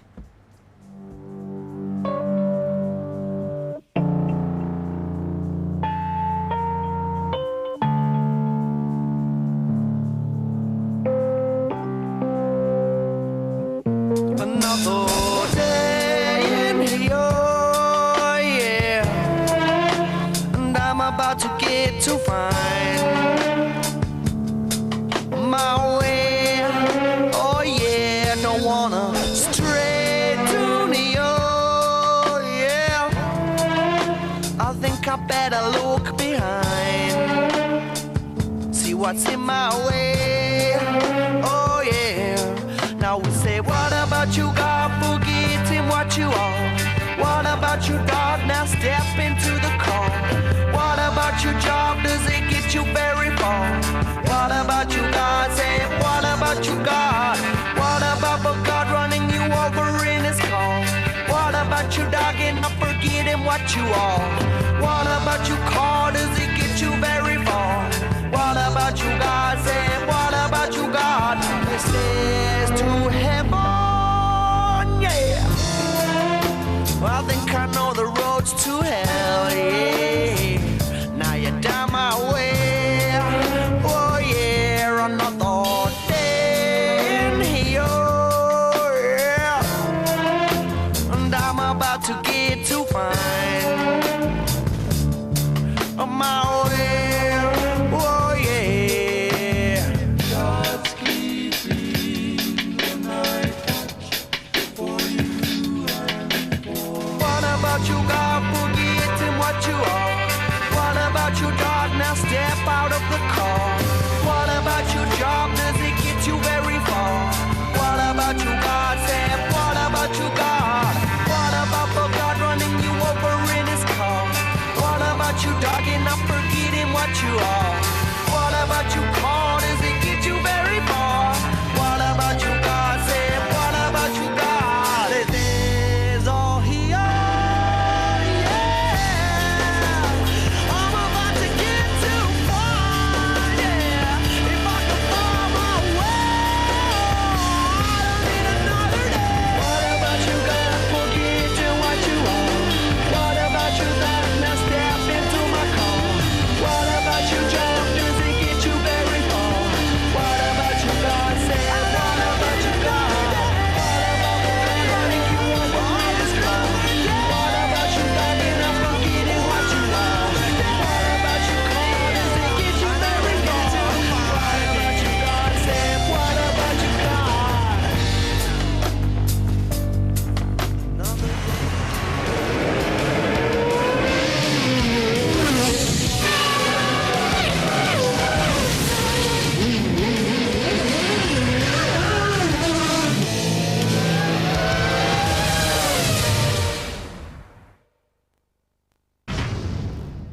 We've seen the first British victory for 18 races in Monaco. Well done, David Coulthard. It's been a long time coming, and Coulthard leading this race for all but the first few metres. A great start from David, 10 out of 10 for him. Michael Schumacher still one short of Senna's 6 Monaco wins. First Monaco finish for Ralph Trulli, doing really well in the Renault to get at 3 points. Fisichella, Monaco specialist, and Jordan always do pretty well here. And Heinz Harold Frentzen, who was 35 last week, making his point for Arrows. We needed that one to restore our faith in this game a bit. We did, but what a great race. And David Coulthard there put in an outstanding performance. It's one thing to win a race, but it's really something else for a driver when you start, lead the whole race, and see the checker flag first. That would be extra special to him. Let's just have a look at the start, Tony, shall we? And it was so crucial for him to get to Sandoval first, David Coulthard. Doesn't appear to be anything wrong with the traction electronics or that Mercedes engine. Incredible the way he powered past the BMW-powered Williams there. And it was such a clean start from everybody as well. They got through so safely. But Coulthard, as you'll see, there's poor Jacques Villeneuve at the back having to be pushed off. He got going again and retired later in the race. But when you look from the in-car here and you see David Coulthard, look at him just looking across there at Juan Pablo Montoya and getting closer. I think actually Juan Pablo Montoya got a little bit of wheel spin there as he selected second gear and pulled across there, but DC reacted very, very well. We see it again here. DC's already making his way to the middle of the track. Montoya tries to block him off, but he gets into that first corner, and that's the most important thing. Guess what goes wrong? Because Rubens dropped back there, and Sato did really well. And we don't know what happened to Button either from 8th place. He dropped away in the start somehow. Perhaps he was due that one after what happened to him before that formation lap last year. Oh, definitely, but I think this is now a turning point maybe for McLaren. If they can come off of this result, Michelin also will go into the next race with a lot more confidence. Absolutely. We were all a bit worried, Tony, when we saw that smoke coming out of the back of the McLaren. Thankfully, it was nothing too serious. Well, yeah, I don't know. It's quite amazing, this, but I mean, Coulthard soaked up the pressure and something soaked up all that oil. Mark and I were chatting about this. Obviously, the engineers with the two-way telemetry will have been monitoring the engine all through that. Mark has a bit of a theory on that. There is a case sometimes that they overfill the engine before a race, and sometimes it just burns off the excess oil, but obviously no problems. Do you think he'd have been aware of what was going on? Martin wasn't too sure. I don't think he would have been aware of it. As Martin said in the commentary, you don't really look in your mirrors on the exit of corners. The guys in the pit and from the TV screens would have seen it, but no problem at all. Sure. Your man Montoya took a pretty relaxed view of things, didn't he? He said, well, it's better than last year at least, when he went out very early. Well, that's what's great about the character. I mean, you see here, he's got engine problems. He doesn't finish the race. He put in a very strong performance. Undoubtedly would have ended up on the podium, I feel, but, you know, what a nice character he is. Brushes it off. Absolute breath of fresh air in this game, isn't he, Tim? I suppose Ralf Schumacher was a bit more pragmatic after that when he saw that his teammate's engine had gone. Yeah, I mean, it's like the smell of oil. It's kind of like the smell of blood in the hunt when someone's smelling a guy in front almost near retirement. But, you know, from inside there, must have been very worried indeed. And Ralf Schumacher has been nowhere. He's never been higher than 5th until this year when he got 4th place. To get a podium for him is tremendous. I think this is his 5th attempt, and he's actually up on the podium in his first finish. Was it just a dozen finished this time round? A bit better than last year. Rubens Barrichello and Kimi Räikkönen had a bit of a moment coming out of the tunnel, didn't they? Yeah, Rubens here really made an error of judgment. I think he was trying to get underneath Räikkönen. He was obviously frustrated, loses the patience, what you need for this race to get to the end, and paid the price. You know, fortunately for him, he did actually get back into the race. They replaced the nose. He finished off in a 7th position, but really down to him that I think it's unlucky for Räikkönen. OK, we can go straight to the press conference. David, your 12th Grand Prix. That's quick, so he let me by. At least he finished this time round before the start. You might have seen David Coulthard's girlfriend Simone giving him a quick cuddle. Let's see what she made of her man's win. Simone, fantastic. You must be so pleased for David. Very happy because we live here in Monaco and David enjoys the track. It was very special, this one. And he's going to be in a really good mood tonight, I suppose. Yes, the whole team is very good mood. Good mood and a big party tonight. Well, I was just going to say, he'd be very busy. His hotel's just round the corner. He's short of staff. He had to cook 300 breakfast extras this morning. He's got 400 dinners to cook tonight and the bar to run as well for the whole of the McLaren team. They'll be there. Yeah, I feel sure that there'll be one man at that party, the McLaren boss, Ron Dennis. This McLaren's 13th win round Monte Carlo. They are the most successful constructor. Ron Dennis, fantastic result. Well done. Great. Very pleased for the team. Still going to be tough for the rest of the year, but it's so nice to win here. It's a race we've won more than anybody, and it's great to increase that lead. We saw a bit of smoke coming out of David's car. What was the issue there? Just had a little bit of problem with the oil transfer tank. It was a little bit transferring too much oil, so it was puffing a bit, but we switched it off with telemetry, no problem.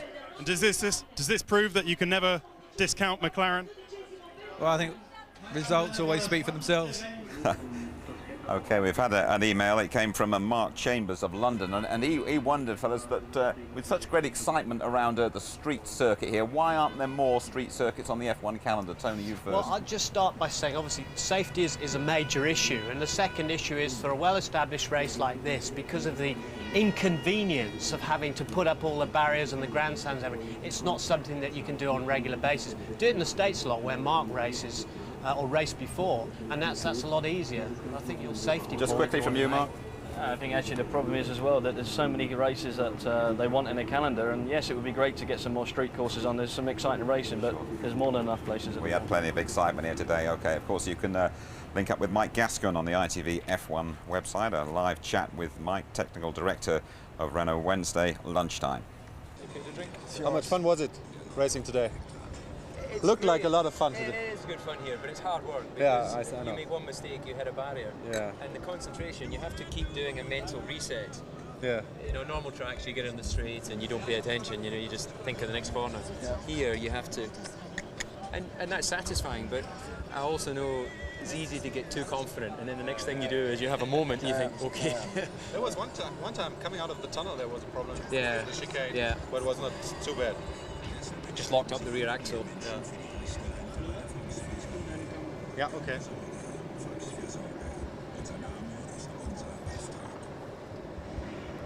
That's a good view from up here. It's perfect. Yeah, it's our best setting the whole year. Very good. Yeah. Performance due to the oil overfill. Yeah. I got on the radio and said I'm losing power. Yeah. It's interesting because at first Okay. I felt it through the tunnel, so I thought maybe it's the winds coming in the tunnel. And then I felt it going das kommen wir dann später. Portier. So I radioed the team, said, look guys, we're losing Wir power. reden erstmal, wie viel And they Spaß said, es gemacht hat we und so weiter. understand. And then it was Ja, genau. the oil transfer valve stuck open or something. Which is good that it goes into the airbox, because in the past they would have gone out the back onto the circuit. And if you know, I think that if the team doesn't get it right, the penalty should be to the car rather than to the other drivers. So, wie lange noch? I tell you who still puts out a lot of oil is the Renault cars. Really? Whenever you follow them, you're not following them in races. We have been sometimes, but there's a lot of oil comes out of their car, so it's almost like they haven't got a sealed unit the same way that other people have. Didn't know that.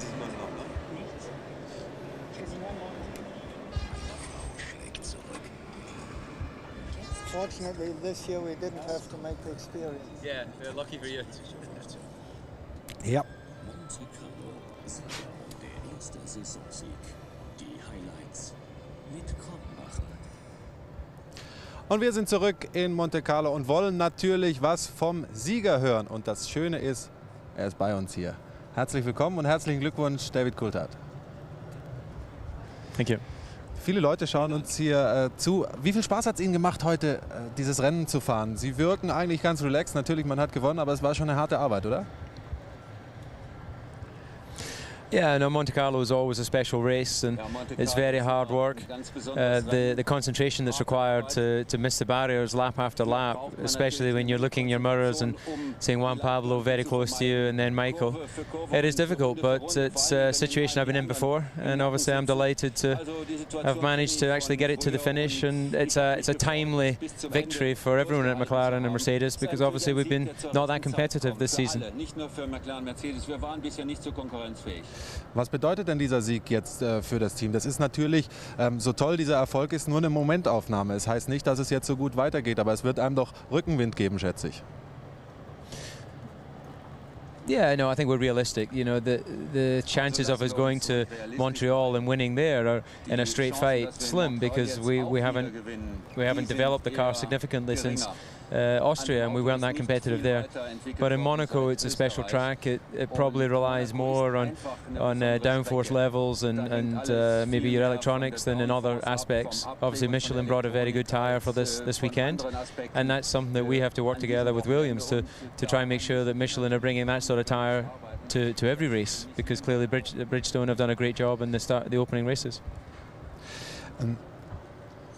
Sie haben den Michelin-Reifen ja schon angesprochen, aber es gab sicherlich noch einen anderen Schlüssel zu dem Sieg. Ihr Start war phänomenal gut. Was hat da alles funktioniert? Die Startautomatik einfach ideal funktioniert? Yeah, the engineers told me before the race that I was going to lead into the first corner, because they'd looked at analysis from Austria and they'd seen the amount of gain that we had made relative to the Williams cars there. And they were confident that if it was the same situation here, then I would overtake Juan. And I didn't fully believe it, to be honest, because of the nature of the track here with the Armco barriers. But yeah. I think he had a small problem with the engine bogged down after he got off the line. But that's racing, and you need those sort of opportunities. And if you remember last year, I didn't get off the start from pole position because of electronics. So I think this is a nice payback. Und Dr. Tyson, Sie haben ja vorhin schon gesagt, das Dinner, auf das Champions Dinner, wenn Sie wieder Ihren Kilt tragen, haben Sie den dabei? Ist der frisch gereinigt, frisch gebügelt? Yeah, I had my kilt laid out on Thursday already. Seriously, I have my kilt in my bed because I was confident I was going to be on the podium for this race. And I dreamt that, of course, I could win this race, and now it's become a reality. So, you know, we're realistic about the opportunities for the rest of the season, but that isn't going to stop us really enjoying this individual victory. Interessant, was Ihre Siege für einen Einfluss auf das Leben anderer Menschen haben. I'm sorry, I didn't understand the okay. question. You have to repeat.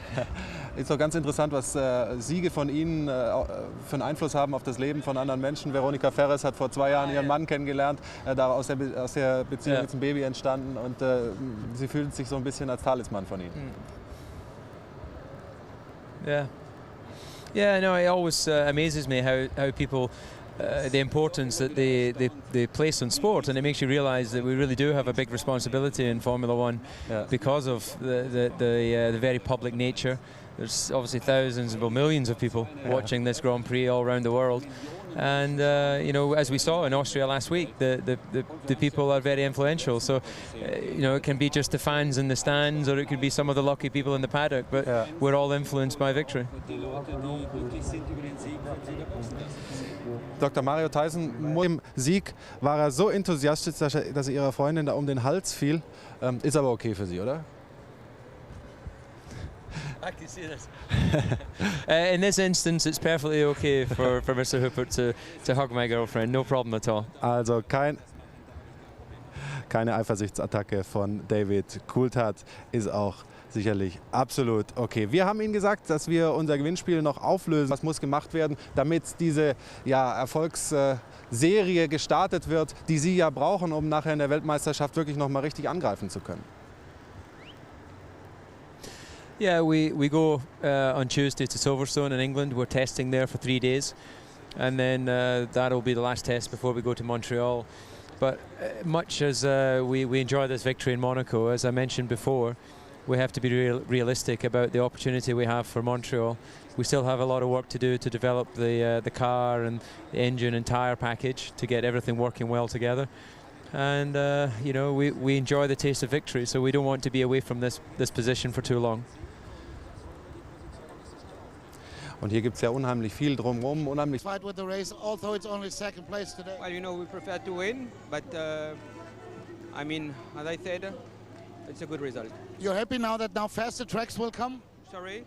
You are happy now that faster tracks will now come in the future? Well, I think we have shown that we are competitive on all the circuits, so we are looking for the next one. Okay, thank you. Juan. Yeah, I gotta say I'm very disappointed with that, but you know, the engine and the chassis has been very good, very reliable all year long, and it's a bit of a shame that this race we had an engine problem. You know, we were ahead of Michael. We could have took some points away from him, but you know, that's the races. What happened at the start, David? Picked you there. In the start, it's just, you know, the engine, you know, the same in the last race. You know, I think they changed a bit the system, and then it doesn't seem to be working. So I think we need to improve that, because the race, you know, apart from the problem, the race was lost there. During qualifying, the Michelins had the better car. I think you can say that during the race. But they held you up. At the end, they were going off quite a lot, and I don't know if you noticed, everybody was pitting quite a lot. I think a lot earlier than what they could. So it's quite an interesting race. I think the Bridgestone had a bit of an upper hand in the race, but I think we had a lot quicker tire.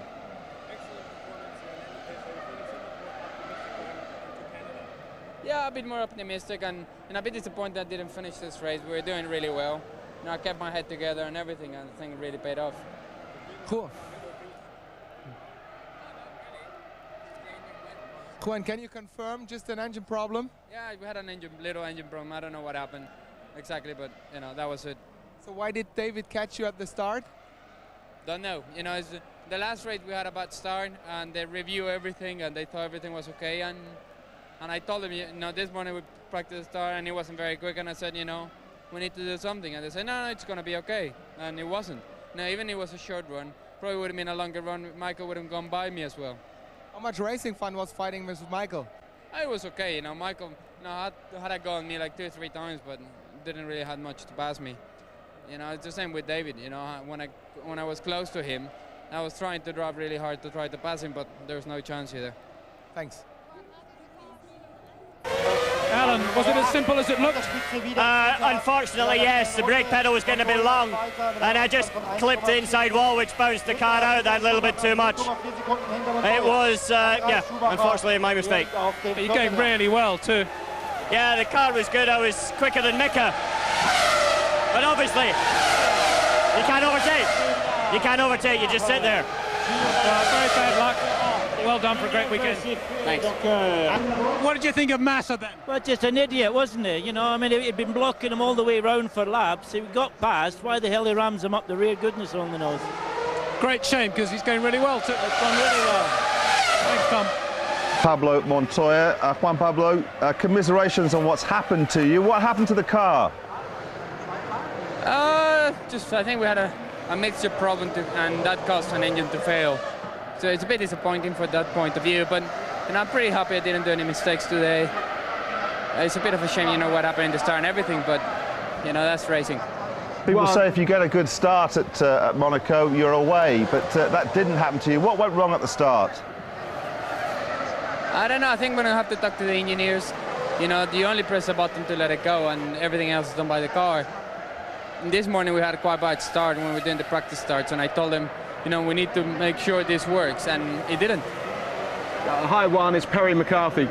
Great race, mate. I'm really sorry to see you out, but your start did look a bit slow, which is what we're just talking about. Do you think that was the software, or did you feel something with the engine even then? I think it was more, you know, the engine pulled okay. It's just, I think the way the configuration are started in the last few races hasn't been brilliant. You know, in the last race, I lost 2 places. This one I lost 1 place, and I've been telling them, you know, that we need to get our act together, but, you know, it didn't happen. I think this is a good, you know, wake-up call to everybody to keep pushing. Who's going to win, Juan Pablo? But I think DC, you know, DC was smoking a bit early and really surprised me. I thought he was going to be out of the race. But, you know, we have to wait and see what happens. We will. Good luck in Canada. Thanks for your time. All right, thanks.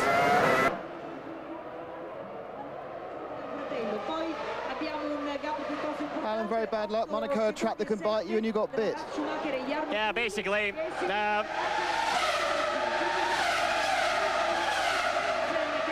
Got to put my hand out. It's my fault. I clipped the inside wall and they just bounced the car out. Very annoying. Is it frustrating just sitting behind them, unable to do anything about it? Yeah, it's quite a bit quicker than Mika, but I couldn't do anything about it. Just sitting there, and I just had to sit and wait. But unfortunately, no, obviously I haven't. Bad luck. At least it's a short walk home. Thanks a lot, mate. Thanks. Takuma Sato, that looked like a nasty accident. What happened there? I was ahead of my teammate. The team asked me let him go because he was slightly quicker than me, and I was trying to let him go, but that was in a tunnel, and I just crossed over, and I picked the marbles up, and I just, you know, lost control and I touched the barrier, and that was the end of the story.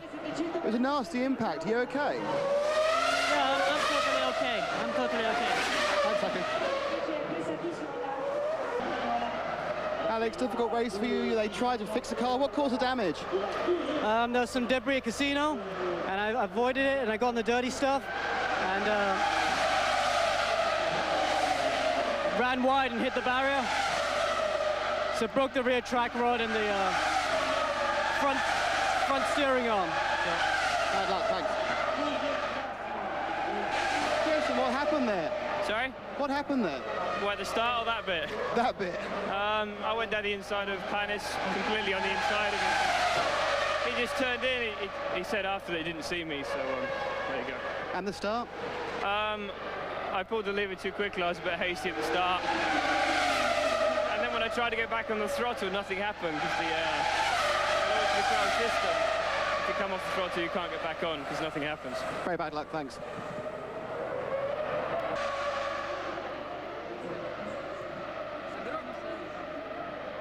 Felipe Massa, that was a very big impact. Are you okay? I don't know, it's broken something in the car, and I lost my brakes, and then it's nothing to do, I crashed. Are you hurt at all? Yeah, it's okay. Thank you. Yeah, no, truly. Yeah, no, truly. Congratulations. Well, finally, I finished the race. I was very cautious from the beginning. Apparently, our tires were very strong at the beginning of the race on fresh tires, but then we had some trouble. Anyway, I lost most of my time behind the Heideville, which didn't get the blue flags. I don't know why. But anyway, it's good to finish the race. It must be great to get points finally. Yes, it's great because at least I'm giving some help to the team, which is working so hard. So it's basically a big thanks to the team. Yeah, no, well done, thank you. Patrick Hill, I suppose ultimately that's a very disappointing outcome to the race in every respect. Well, I mean, from our recent Monacos, to get a P3 is good, but from first and fourth on the grid was obviously a disappointing result. But anyway, we live to fight another day.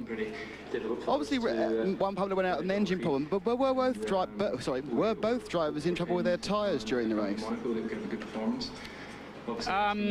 I think we were using up the rear tyres a little bit too fast, and apart from that, everything was fine, but that caused a bit of a problem during the race. Thanks, Patrick. I was trying to get my opportunity. Gary Anderson, 2 races in a row, 2 5th places and 2 damaged chassis. Is it some sort of trade-off you have? Yeah, we'll have to look at this chassis and see if the trade-off's good or not. But yeah, I mean, we're pretty happy with the 5th place, but not so happy with the chassis. We asked Takuma to move over to let Giancarlo through. Giancarlo was quicker and he got held up with a Salo incident. They obviously moved over and got caught in the marbles, and that was that. You've obviously got a very good race car. Are you now going to work on qualifying pace?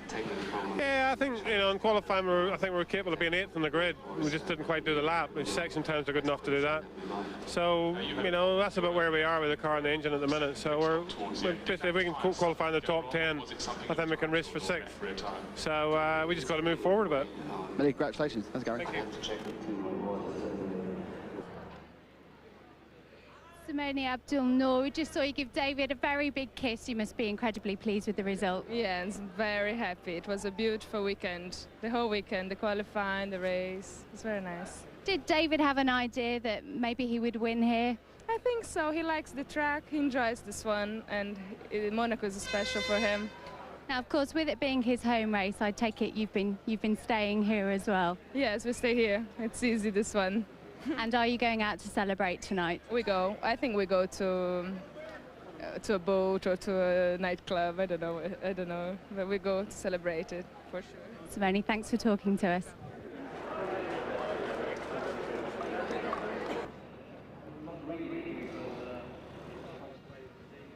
Paul Stoddart, was that a nice birthday present? Mark Webber finishing in 11th? Could have been better. He was running in 8th. He would have solidly ended up 8th. But that's racing. It happens. But yeah, I mean, just to finish at Monaco is a major achievement, and he drove a really, really solid race. Can't ask for any more than that. Now, unfortunately, Alex didn't have such a good race. How is he? Yeah, he's fine. I mean, he had a little brush with the wall, and we tried to change the rear track rod, which we did change, and then at the last minute we were doing a check and found that the front one had a bit of damage, and that wasn't such an easy job, so we had to call it a day. But no, he did all right, and he'll obviously remember his first Monaco. Paul, thanks for talking to us. David, a brilliant job, brilliant win, well done. Yeah, thanks very much. No, obviously delighted. Big thanks to all the team, and obviously the software guys have more than repaid what happened last year, and they came up with a great start system, and they said before the race you're going to lead into the first corner, and I thought, okay, you know, nice confidence boost, but obviously rang true and we let the finger off the button. It was a great fight with Michael. How hard was it keeping him off your back? Yeah, you know, I had to push pretty much the whole race, and you know, even when I got a few seconds gap after Juan Pablo had his problem, you still have to push because of your pit stops. And it's never comfortable here because as the fuel load comes off, the lap time has to come down, and you're having to find out just how much grip there is. And you have some moments, but you know, I've been around here a few times before, and I'm really pleased with the way I drove because I you know, kept it together. Very pleased for the team. Still going to be tough for the rest of the year, but it's so nice to win here. It's a race we've won more than anybody, and it's great to increase that lead. It was quite entertaining to watch Juan, not so much David because he drove much more clean, but and you know, it's good to fight. It's not so nice if you just drive lonely up front. It's good if you fight. It would be great if there's some real overtaking opportunities here, but there isn't, so that makes it sometimes a bit frustrating. How far does this result justify what you did in Austria? always, because people thought we would walk the championship, and you saw today that we were beaten, and that can happen many times. So you know, we want to win every race, but you can't, and that's what we try to help people understand about Austria.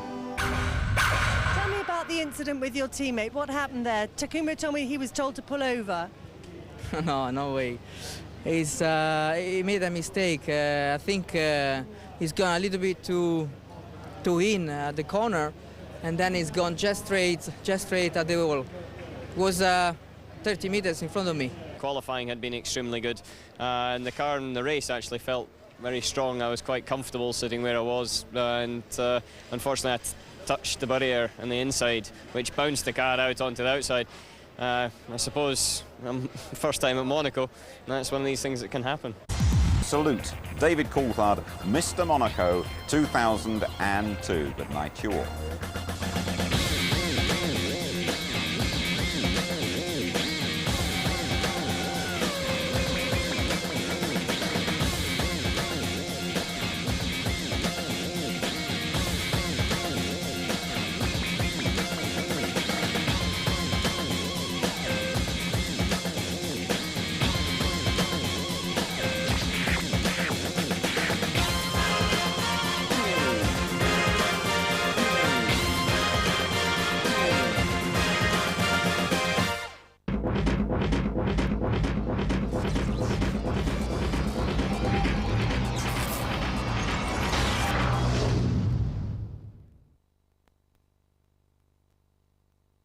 If you'd like to know more about Formula One, the website address sponsored by Toyota is itv.com/F1.